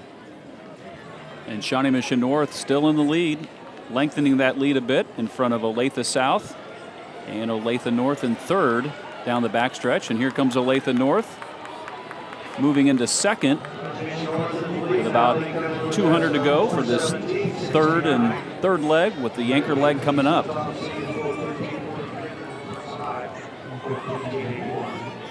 Shawnee Mission North still in front. And you still look at there's a line of students wearing the pink and the black from Shawnee Mission North just piled along the home stretch, cheering them on, and then they'll all turn and start sprinting to the other side of the track. There you see them there in the screen, the mass exodus from the front stretch, sprint over to the back stretch with one leg to go here. That should be its own event. Yeah, you should get a race back and forth. We need to put some numbers on their hips. And here comes East up quickly. Wow, look at East moving to the front here on the anchor leg. So Olathe East out in front now. Their anchor's really striding out, isn't she? Yep. Look at that. She's got a good stride, good arm swing. Can she hang on to it? We'll see what happens here. Shawnee Mission North fading just a little bit. It's Olathe North coming up now, I believe. No, we'll get that for you. But it's East, and it's Lansing. So Lansing. Lawrence. I think that's Lawrence It is High. Lawrence High. Lawrence High, the Lions. Lawrence High School. Mm-hmm. The Lions and East. And here comes Lawrence. And they hang on. Looks like they're going to, I don't know. She moved out into the second lane and let the runner from Olathe East come right inside her. We'll see what happens here. How many times have we seen runners on the inside take the lead? It's like every race we see that happen. And Lawrence does hang on at 4:12.69. Lawrence came out of nowhere. I'm not sure where they were on even the third leg. Yeah, they were back there a ways, but certainly making up some space here. But watch how she moves out into the second lane. She's just just about let it go. Oh. Watch the finish right here. And just by. And Olathe, yeah, and she had the lean too. And Lawrence's runner was leaning back, so she gave her every chance to take the lead and eventually the win. But there you go, her teammates cheering her on. And that was just 2/100ths of a second there at the finish as well. All right, coming up we have the third and final heat of the girls 4x4, and we have some big dogs in this race. As we take a look at lane assignments, St. Thomas Aquinas is in lane 1. They placed 6th in 5A. This is a mix of both 5 and 6A schools. St. Thomas Aquinas in lane 1, Olathe Northwest in 2, Blue Valley North in 3. Olathe West, your defending state champions, in lane 4. They came in with a time of 4:03.03. Shawnee Mission Northwest in lane 5, St. James Academy in lane 6, Mill Valley in lane 7, and Gardner Edgerton in lane 8. Yeah, this is going to be a loaded field once again. There you see those times there. Do we break 4 minutes? We'll wait and see. Let's go back to the previous race with a lap to go, and where Lawrence was in this race to where they ended up. There they are just now getting the stick in 4th. Wow. And not just in 4th, fifth place. And they're almost 60 meters back. And you see East just race out in front there. And we're going to watch this and see where Lawrence goes. Would they take a bus or something? My goodness. At first I thought it was 4th, and then no, it was 5th. Here she comes. Now she's finally in the screen with 200. Yeah, we need to get a split on her. That was just absolutely stellar. Just got out there in front. All right, final heat, girls underway. We have St. Thomas Aquinas, Olathe Northwest, Blue Valley North, Olathe West, Shawnee Mission Northwest, St. James Academy, Mill Valley, and Gardner Edgerton. This is going to be a special race again. And Olathe West and Shawnee Mission Northwest took 1st and 2nd last year. So you have your defending state champ and your state runner-up in lane 4 and 5. Watch out for those two.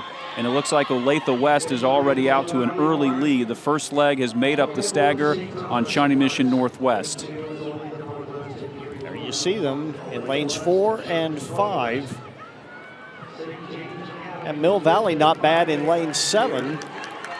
But of course, they have got a lot of stagger to make up. Here we come towards the first handoffs. You see the kids again running from side to side. And we'll see who gets a hand. Oh, and it's a tough handoff. And I tell you what, Northwest just about did not get that baton away. And they are going to save themselves and stay out there. But wow, that was very, very close. You see Blue Valley North, I believe, right there in the fight as well. Yeah, she got out really quick. Shawnee Mission Northwest's runner and almost didn't get the baton. And she's running in lane 3. She's not moving in, and she's staying out there in lane 3, and that's going to cost her. She doesn't even realize that she can be inside. Now she steps in, but that cost her quite a bit of distance. Oh, that's going to cost her. Yep, Shawnee Mission Northwest, Olathe West, Blue Valley North. We've seen that twice now. The important thing about listening to the starter, because they will explain that to you. And boy, not a good handoff for Northwest. They got stalled out a little bit, and now they have some ground to make up. Olathe West, Shawnee Mission Northwest, Blue Valley North. You see the Owls, very, very smooth. It is Northwest giving chase. Well, these two teams were the rivals in a couple of races earlier, and Northwest got the better of West, but it doesn't look like it's going to happen this time. Looks like Olathe West pulling away. Shawnee Mission Northwest and Blue Valley North. That's first, second, and third, but here comes Olathe West. And it's going to be a nice time with one leg to go. And that's a good handoff. You see how fast they got that handoff away. Blue Valley Northwest again with not a good handoff. Something I know they're going to want to work on before this is over, because that was twice where they just about came to a standstill in the handoff. Olathe West looks really strong. They look stronger with each leg in this race. Kennedy Klein, who's run a distance runner's worth of races tonight. And she is not going to be challenged. She is pulling away, and actually Blue Valley North has moved into second place. Northwest without an answer for this race. Here comes Olathe West. Might be looking at a sub-4. It's going to be close. We talked about the opportunity to break 4 minutes here. She is really pumping. She sees it. She sees the clock. 57, she's going to 58. do it. They just do it at 58 and 2 unofficially. Well, they had the anchor to do it. 3:58.36. There you see the celebration, and well-deserved. They have just made themselves a force to be reckoned with in the postseason with that kind That's one of the top times in this meet of all time. Let's talk about the handoffs. Right there, there's the first one. That one wasn't very strong. And she almost went out of bounds. They have a couple of more that were not that tough, too. So Destiny Lassiter, Kate Miller, Karis Robinson, and Kennedy Klein. Look how strong Kennedy Klein looked with that arm, pumping those arms. She has raced a lot today. Those handoffs from Shawnee Mission Northwest for a team that is the defending, top 3 team in the state, certainly are going to want to work on that before this season is over. Let's move. Here's your top 3. Olathe West, 358.36. Blue Valley North, 401.01. And Shawnee Mission Northwest, 402.06. And I'm not going to harp on that too much, but think how much faster that would be. You're looking at 3 seconds on those handoffs at least. I mean, they could be right there in the mix. Yep, it definitely makes a difference. And you look at that 358. I mean, they're all run. That's pretty impressive. That is extremely impressive. And I'm sure Klein's split was probably the fastest, and she's definitely making up some ground there. But all right, let's go down to trackside. Well, I'm here with the Olathe West 4x4 team, and sub-4 school record. You could see it on the clock coming down there, couldn't you, Kennedy? I wasn't looking. I was just thinking about my arms. You guys got stronger each leg. Is that kind of how you wanted to build it tonight? Yeah. We always just try to stay in the lead and grab it and just gap people so we can have a good finish. Is this a statement win as you get closer to state? Oh, yeah. Oh, of course. Of course, yeah. Congratulations. Thanks, guys. Thank you so much. It's great to talk to the kids. We've got Blue Valley Southwest, Olathe South, Bishop Ward, and Shawnee Mission West. I think there's a scratch. I believe that would be Bishop Ward is not in this race. One of the older meet records for this event, Wyandotte back in 1977 ran a 3:20 flat. So Olathe Northwest in the 4th heat comes in with a 3:23.80. It's going to be a tough one to break. But you know what's also neat to hear is we talk a lot about the meet records, but trackside we're hearing about a lot of school records too. So sometimes it's both the meet and the school record, but sometimes just the school record. But you can see how proud the athletes are of breaking those. And Olathe West, a fairly new school, so we'll probably they'll break some more records, but still very impressive.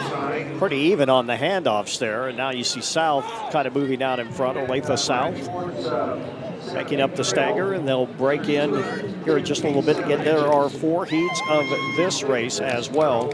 State history. Fourth best throw in state history. We'll have some results here on some of the field events, but I know we had some top performances coming into this meet for various field events. There you see South out in front, West closing the gap here as we get to the next handoff.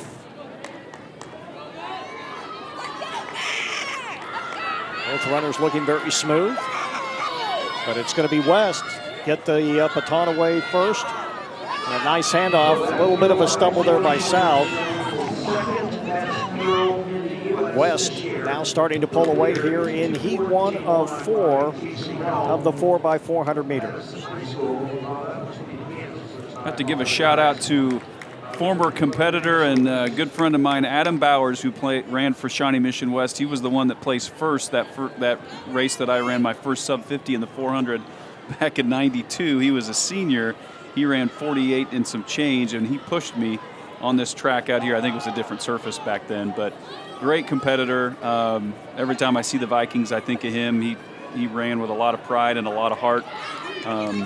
So always nice to see the Vikings out there. And here we go. Right now it's a 2-team race as we have 1 handoff left. Now you saw how smooth that had. Look how much distance West put over South in that handoff. And that is what you want to see. It's a quick, fast handoff like that. And if you don't take those first few steps looking forward like you normally would when you're running, you don't get quite the start. And you were talking about some of that shuffling that happens when you're looking because you can't walk and chew gum at the same time, right? So you get the good start, you turn, and by then you're off to a good start. But then you're looking back while you're getting the baton, and that's the key. So yes, when you put those two things together, it can make for a really clean handoff, and it can make a huge difference. Here we go. West will hang on. And they hit the line in the 340. About what they have been seated at. So no surprises there at the time. But still 3 more heats to go. And time's certainly getting a lot faster as we get down to the 3rd and 4th heats. Actually, the next 3 heats are all really pretty solid, but the 3rd and 4th heat especially. There you see the starting lineups. Section 2 of 4 for the boys 4x4. Bishop Miege will start in lane 1, Mill Valley in lane 2. They placed 6th at the 5A meet last year. Shawnee Mission North, your home team, in lane 3, Blue Valley North in 4. They placed 7th in 6A last year in the 4x4. Shawnee Mission South in lane 5, Lansing in lane 6, Shawnee Mission Northwest in lane 7, and the Chesty Lions of Lawrence High in lane 8. Fastest seed time is Blue Valley North with a time of 3:33.58.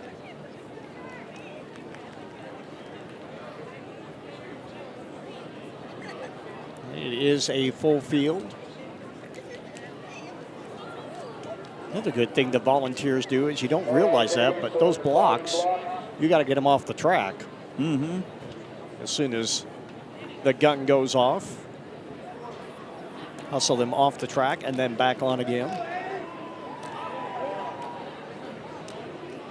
Let the runners get them adjusted. We get ready to go. There you see the first and second legs. You see how far around the track the 8th lane is in this race and how wide the disparity is between lanes 1 and lane 8 in the handoff, that stagger in this race. Almost past the scoreboard there out at lane 8. And the reason the length of that in that first handoff is because you are running the entire quarter in your lane. So that is the reason you see lanes 1 through 8 in the first handoff so far apart.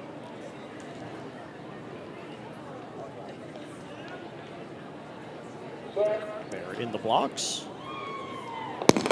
And we're underway. All 8 runners using starting blocks in this race. Making up the stagger in a hurry. That's Lawrence. Or check that. Lansing. And Blue Valley North in lane 4. Yep, Blue Valley North in lane 4 starting to come on strong. Lawrence High hanging on out there in lane 8. We'll see who's in the lead with these first handoffs. Starting to see the difference in the stagger there. Looks like Lawrence High's hanging on and Blue Valley North with a good start. Looks like it'll probably be Blue Valley North with the first handoff, and it is. And that's a clean handoff for them. That was a good one. Oh, and somebody hit the track really hard. It looked like that was out of Shawnee Mission Northwest. And that might be Mill Valley in lane 2. You see Shawnee Mission North. You find out really where you're at when the stagger finally gets in there. Yep.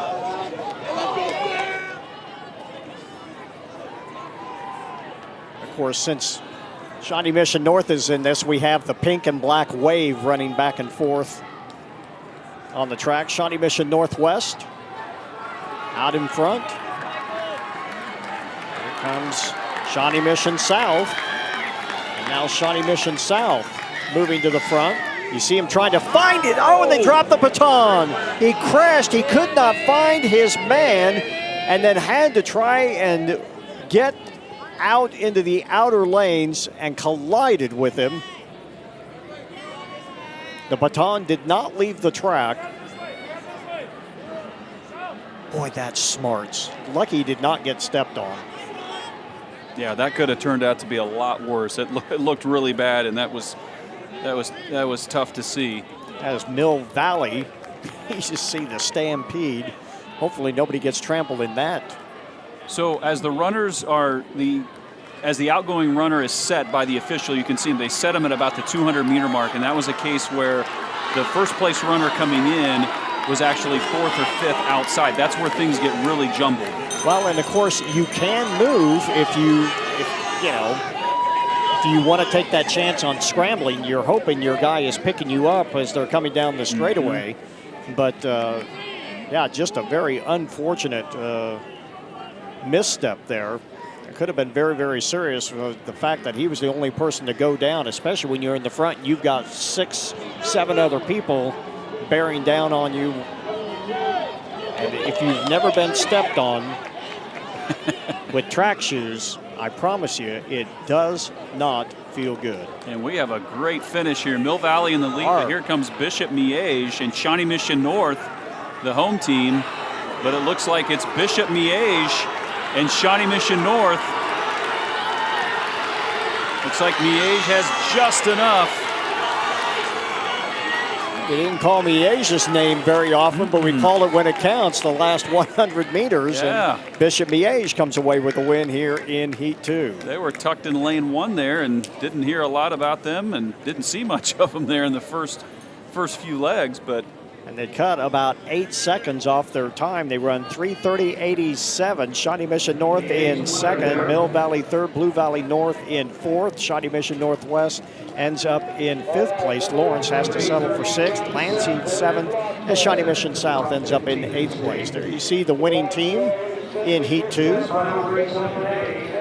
All right, so here's the handoff. Shawnee Mission South in the yellow, the gold and black, out in 5. You can see it right there. So the outgoing runner, he took off too soon, did not have a handle on it, and then... And it looks like he got clipped. Mm-hmm. And there you see, almost gets stepped on, and Miege gets tripped up right there. Oh, in Mill Valley, I don't know if you saw that, Mill Valley's runner went on the turf and then came back on the track. He got tucked in there and bumped off the track, but then he got back on, but they didn't call a disqualification. And then here comes Bishop Miege. Great final leg for them. And they may be, yeah, Bishop Miege right there. He goes way outside. And I thought for a second Shawnee Mission North was going to come back right there. And you can see Miege is, he was looking a little rough there, but he had enough.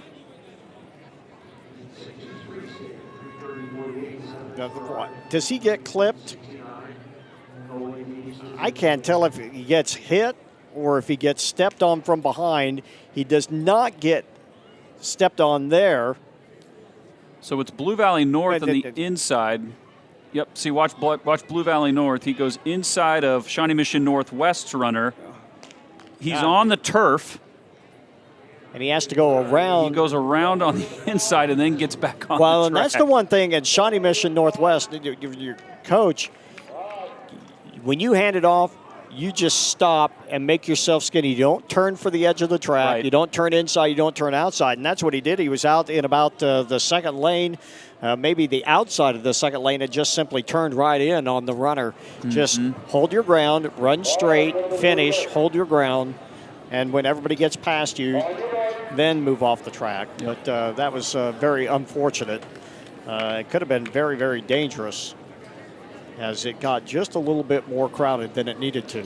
All right, section 3 of 4, boys 4x4, Gardner Edgerton in lane 1, Leavenworth in lane 2, Piper in 3, Olathe North. They placed second at the 6A championship last year in lane 4, Basehor Linwood, Lawrence Free State in lane 6, Girard High School 3A in lane 7, and Olathe East out in lanes 8. And it looks like we might have a scratch. After I count 7. 5, lane 5 perhaps? I believe it is at Linwood? lane 5. Basehor Linwood's out. Yep, Basehor Linwood. Right now, Girard moving out well. Trying to make up the stagger and more.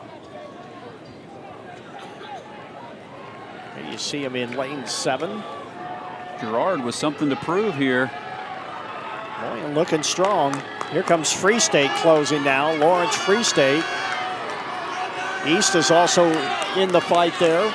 But Free State's going to get the handoff away first, it looks like. Unless in lane, well, it actually is in lane 1. It looks like Gardner Edgerton got the handoff away, followed by Leavenworth. And now Leavenworth really pushing it. There you see him right there in lane 2. Staying in lane 2. Hopefully he realizes he can move in. Right now it's not making a bit of difference. Nope, he's staying in lane 2. And it didn't matter. No, at least he's in lane 2 and not 7 or 8. Now he's cutting in. How many times? I've never seen this happen so often. Oh my gosh, it's. Well, and it's this late in the season. Right. Well, there's a big collision by Free State.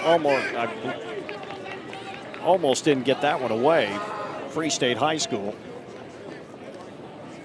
And we'll see how Leavenworth holds up here. Right now, their lead is comfortable. I don't know, maybe like a basketball team, you know what you're going to be working on. Free throws, you need to be working on how to cut in, right? Handoffs. I'm sure usually the official lets them know. Second leg runners, you cut in at the, I don't know. I just thought that was a given, but I guess it's not. Well, it's happened 3 or 4 times now. Always, when you're coaching, you always tell your kids, I always told my kids, listen to the starter. Mm-hmm. Listen. Don't just assume you know what's going on. Right. Listen, especially in indoor track where things are so different. You know, every 400-meter track outdoors is basically the same. It's the indoor tracks that are different, and that's what we always taught our kids, to make sure that you are listening to what they are telling you, because every track is different, especially in the cut-ins. You look at KU's indoor facilities, one of the best ones around. Pittsburgh State's indoor facility.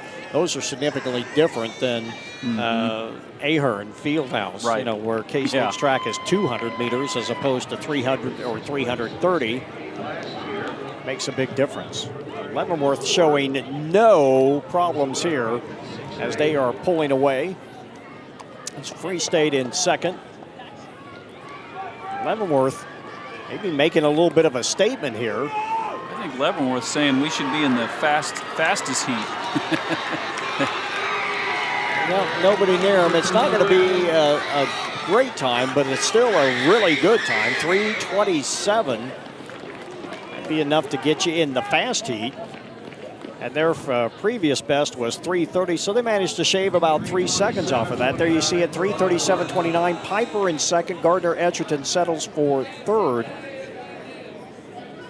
in that race. As you see them coming up on the scoreboard, Free State in fourth. And 3 seconds in the 4x4, that's a lot. That is the 7th fastest time in the state this year. Third fastest time in the state. So, all right, we're about to see even faster probably, right? We're going to see what's coming up here. All right. We've got Blue Valley, St. James, and Olathe Northwest, and they are all loaded. This is going to be exciting. DeSoto High School is going to start in lane 1, St. Thomas Aquinas in 2, St. James Academy in 3. They won the 5A state championships last year. Olathe Northwest in 4, Blue Valley High School in 5, anchored by William Jones, who we saw break the meet record and run the second fastest time in the country in the 400 this year. Rockhurst in lane 6, Shawnee Mission East in lane 7, and Olathe West in 8. Let's go back to this previous race and look at some of these handoffs.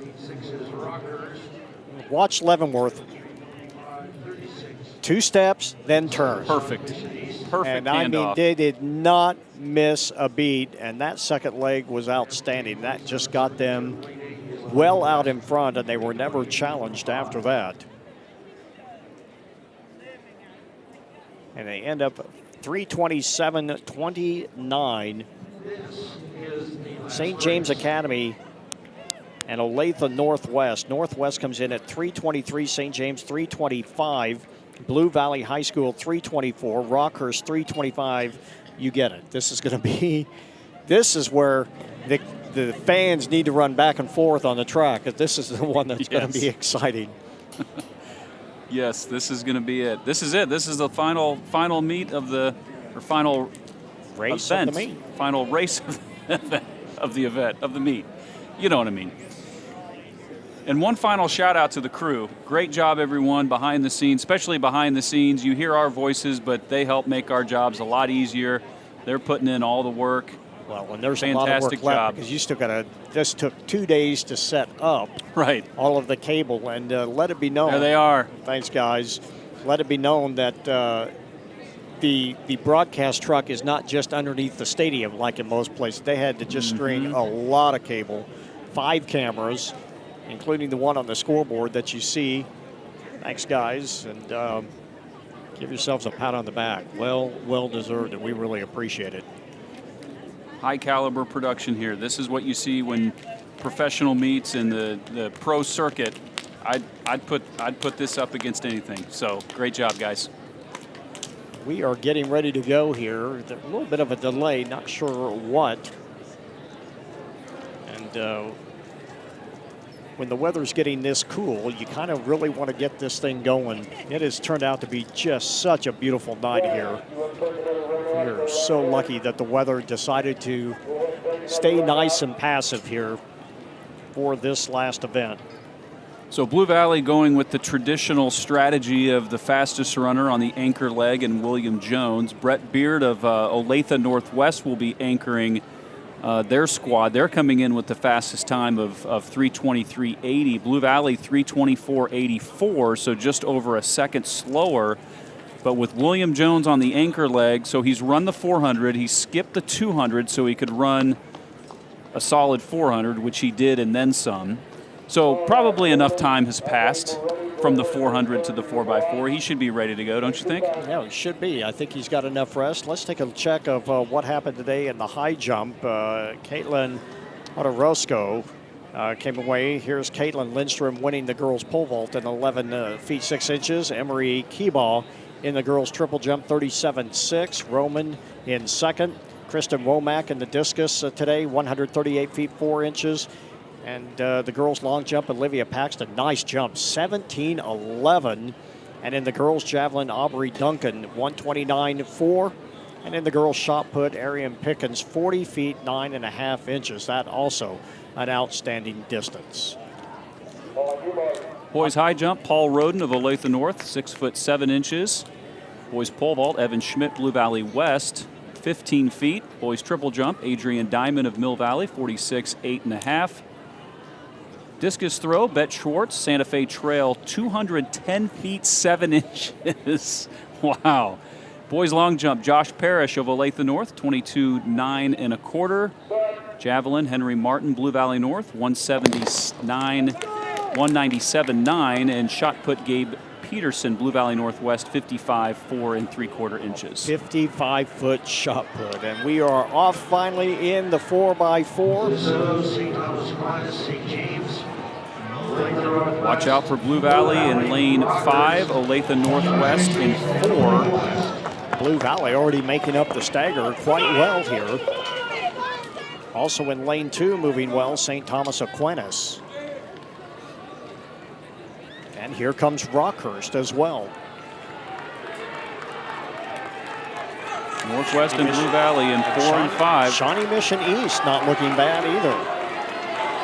So you head to, and here comes Rockhurst. Rockhurst looking pretty solid as well. And it looks like in lane 4, getting the baton away first, that was Olathe Northwest. And now Northwest is really starting to move out here in the second leg. And Olathe Northwest is going to need a big lead if they're going to try to hold off William Jones on the anchor leg for Blue Valley. They're going to need some runners, especially in the quarter mile, great chasers, some great win leading. We'll see what William Jones can do, or anybody else for that matter, because there's still a lot of race left. Jones doesn't get the baton here for another lap and a half. That's Sterling Lockett for Blue Valley running the second leg. And Alex Ling from Olathe Northwest. Here comes Rockhurst out in front. Rockhurst gets the baton in first. So Rockhurst out in front. And that is Blue Valley High School in second. You got to think, your Rockhurst said, man, we have got to get a lead because this is all going to be coming after us. And also coming up on the outside right now, it's Olathe Northwest. Colin Gann running the third leg for Northwest, and that's Noah Summers for Blue Valley.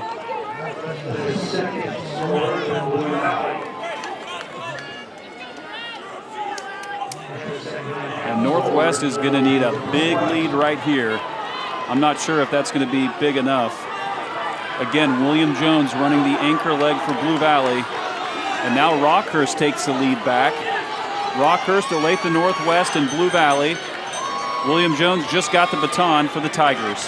He's got it about 20 meters in the rears, so we'll see what happens here. And look at him make up ground. Here he comes. You can see him really pumping. Very smooth. How much energy is he going to have to expend? I don't know, because he's making it up in a hurry. He is on the outside now. He has them in second, and he has them shoulder to shoulder in first place, and now they are in first place. Did he use up too much energy to make this happen? We'll see, as they are shoulder to shoulder, and he just starts to pull away. William Jones powering his way, and Blue Valley wins the 4x400. I think they just broke the 324 mark, 3:23:33. And that is faster than the seed time so far this year. There you see him, and the top three teams breaking 325. Rockhurst ends up in second, Olathe Northwest third, St. James finishes back in fourth place. DeSoto with a respectable fifth. Olathe West, Shawnee Mission East, and St. Thomas Aquinas rounding out the top 8. So, well, we knew whoever was in front of Blue Valley was going to have a big lead, because William Jones is not messing around, and he probably could have had another. They could have had probably another 10 meters on him, and he probably still would have passed him. Well, it looked like Rockhurst might give a little bit of a challenge right there, but it was just not meant to be. Strong finish by Jones. Rockhurst ran a commendable race. I mean, they were in it. They led for most of it. We're going to take a timeout, and when we come back, we will wrap things up here from the 70th Shawnee Mission North Relays. More to come when we return right after this.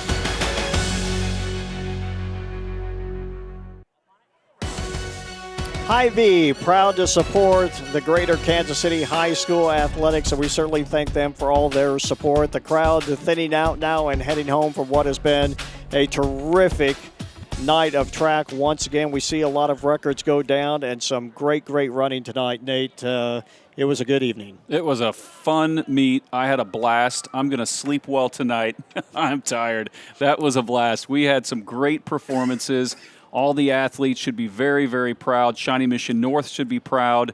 They put on a fantastic meet, as they always do. We saw some very high-level competition. We are going to see a lot of these names through the rest of the season, particularly at state. And we even have some performances that are tops, not just in the state, but the nation. And that's special. Yeah, indeed it is. Anytime you can put those kind of numbers up, it is what you are looking for. It has been a great afternoon and evening of track. We want to thank all of the camera crews and the producers and everything for putting this all together. We saw a lot of great performances this evening, and we certainly hope that you will join us again. Boy, there's Shively. Did he have a great 1,600 meters or what? It was great to see. Nate, great to work with you. Thanks for being with us this season for track, and we'll look forward to doing it again. You as well. Had a great time. Thanks so much. For Nate Hill and for Dion Clisson, I'm Rod Zook, and for all of us at Spectrum Sports, we want to thank you for being a part of our evening. and this broadcast of the 70th Shawnee Mission North Relays. For all of us at Spectrum Sports, have a great evening. So long, everybody.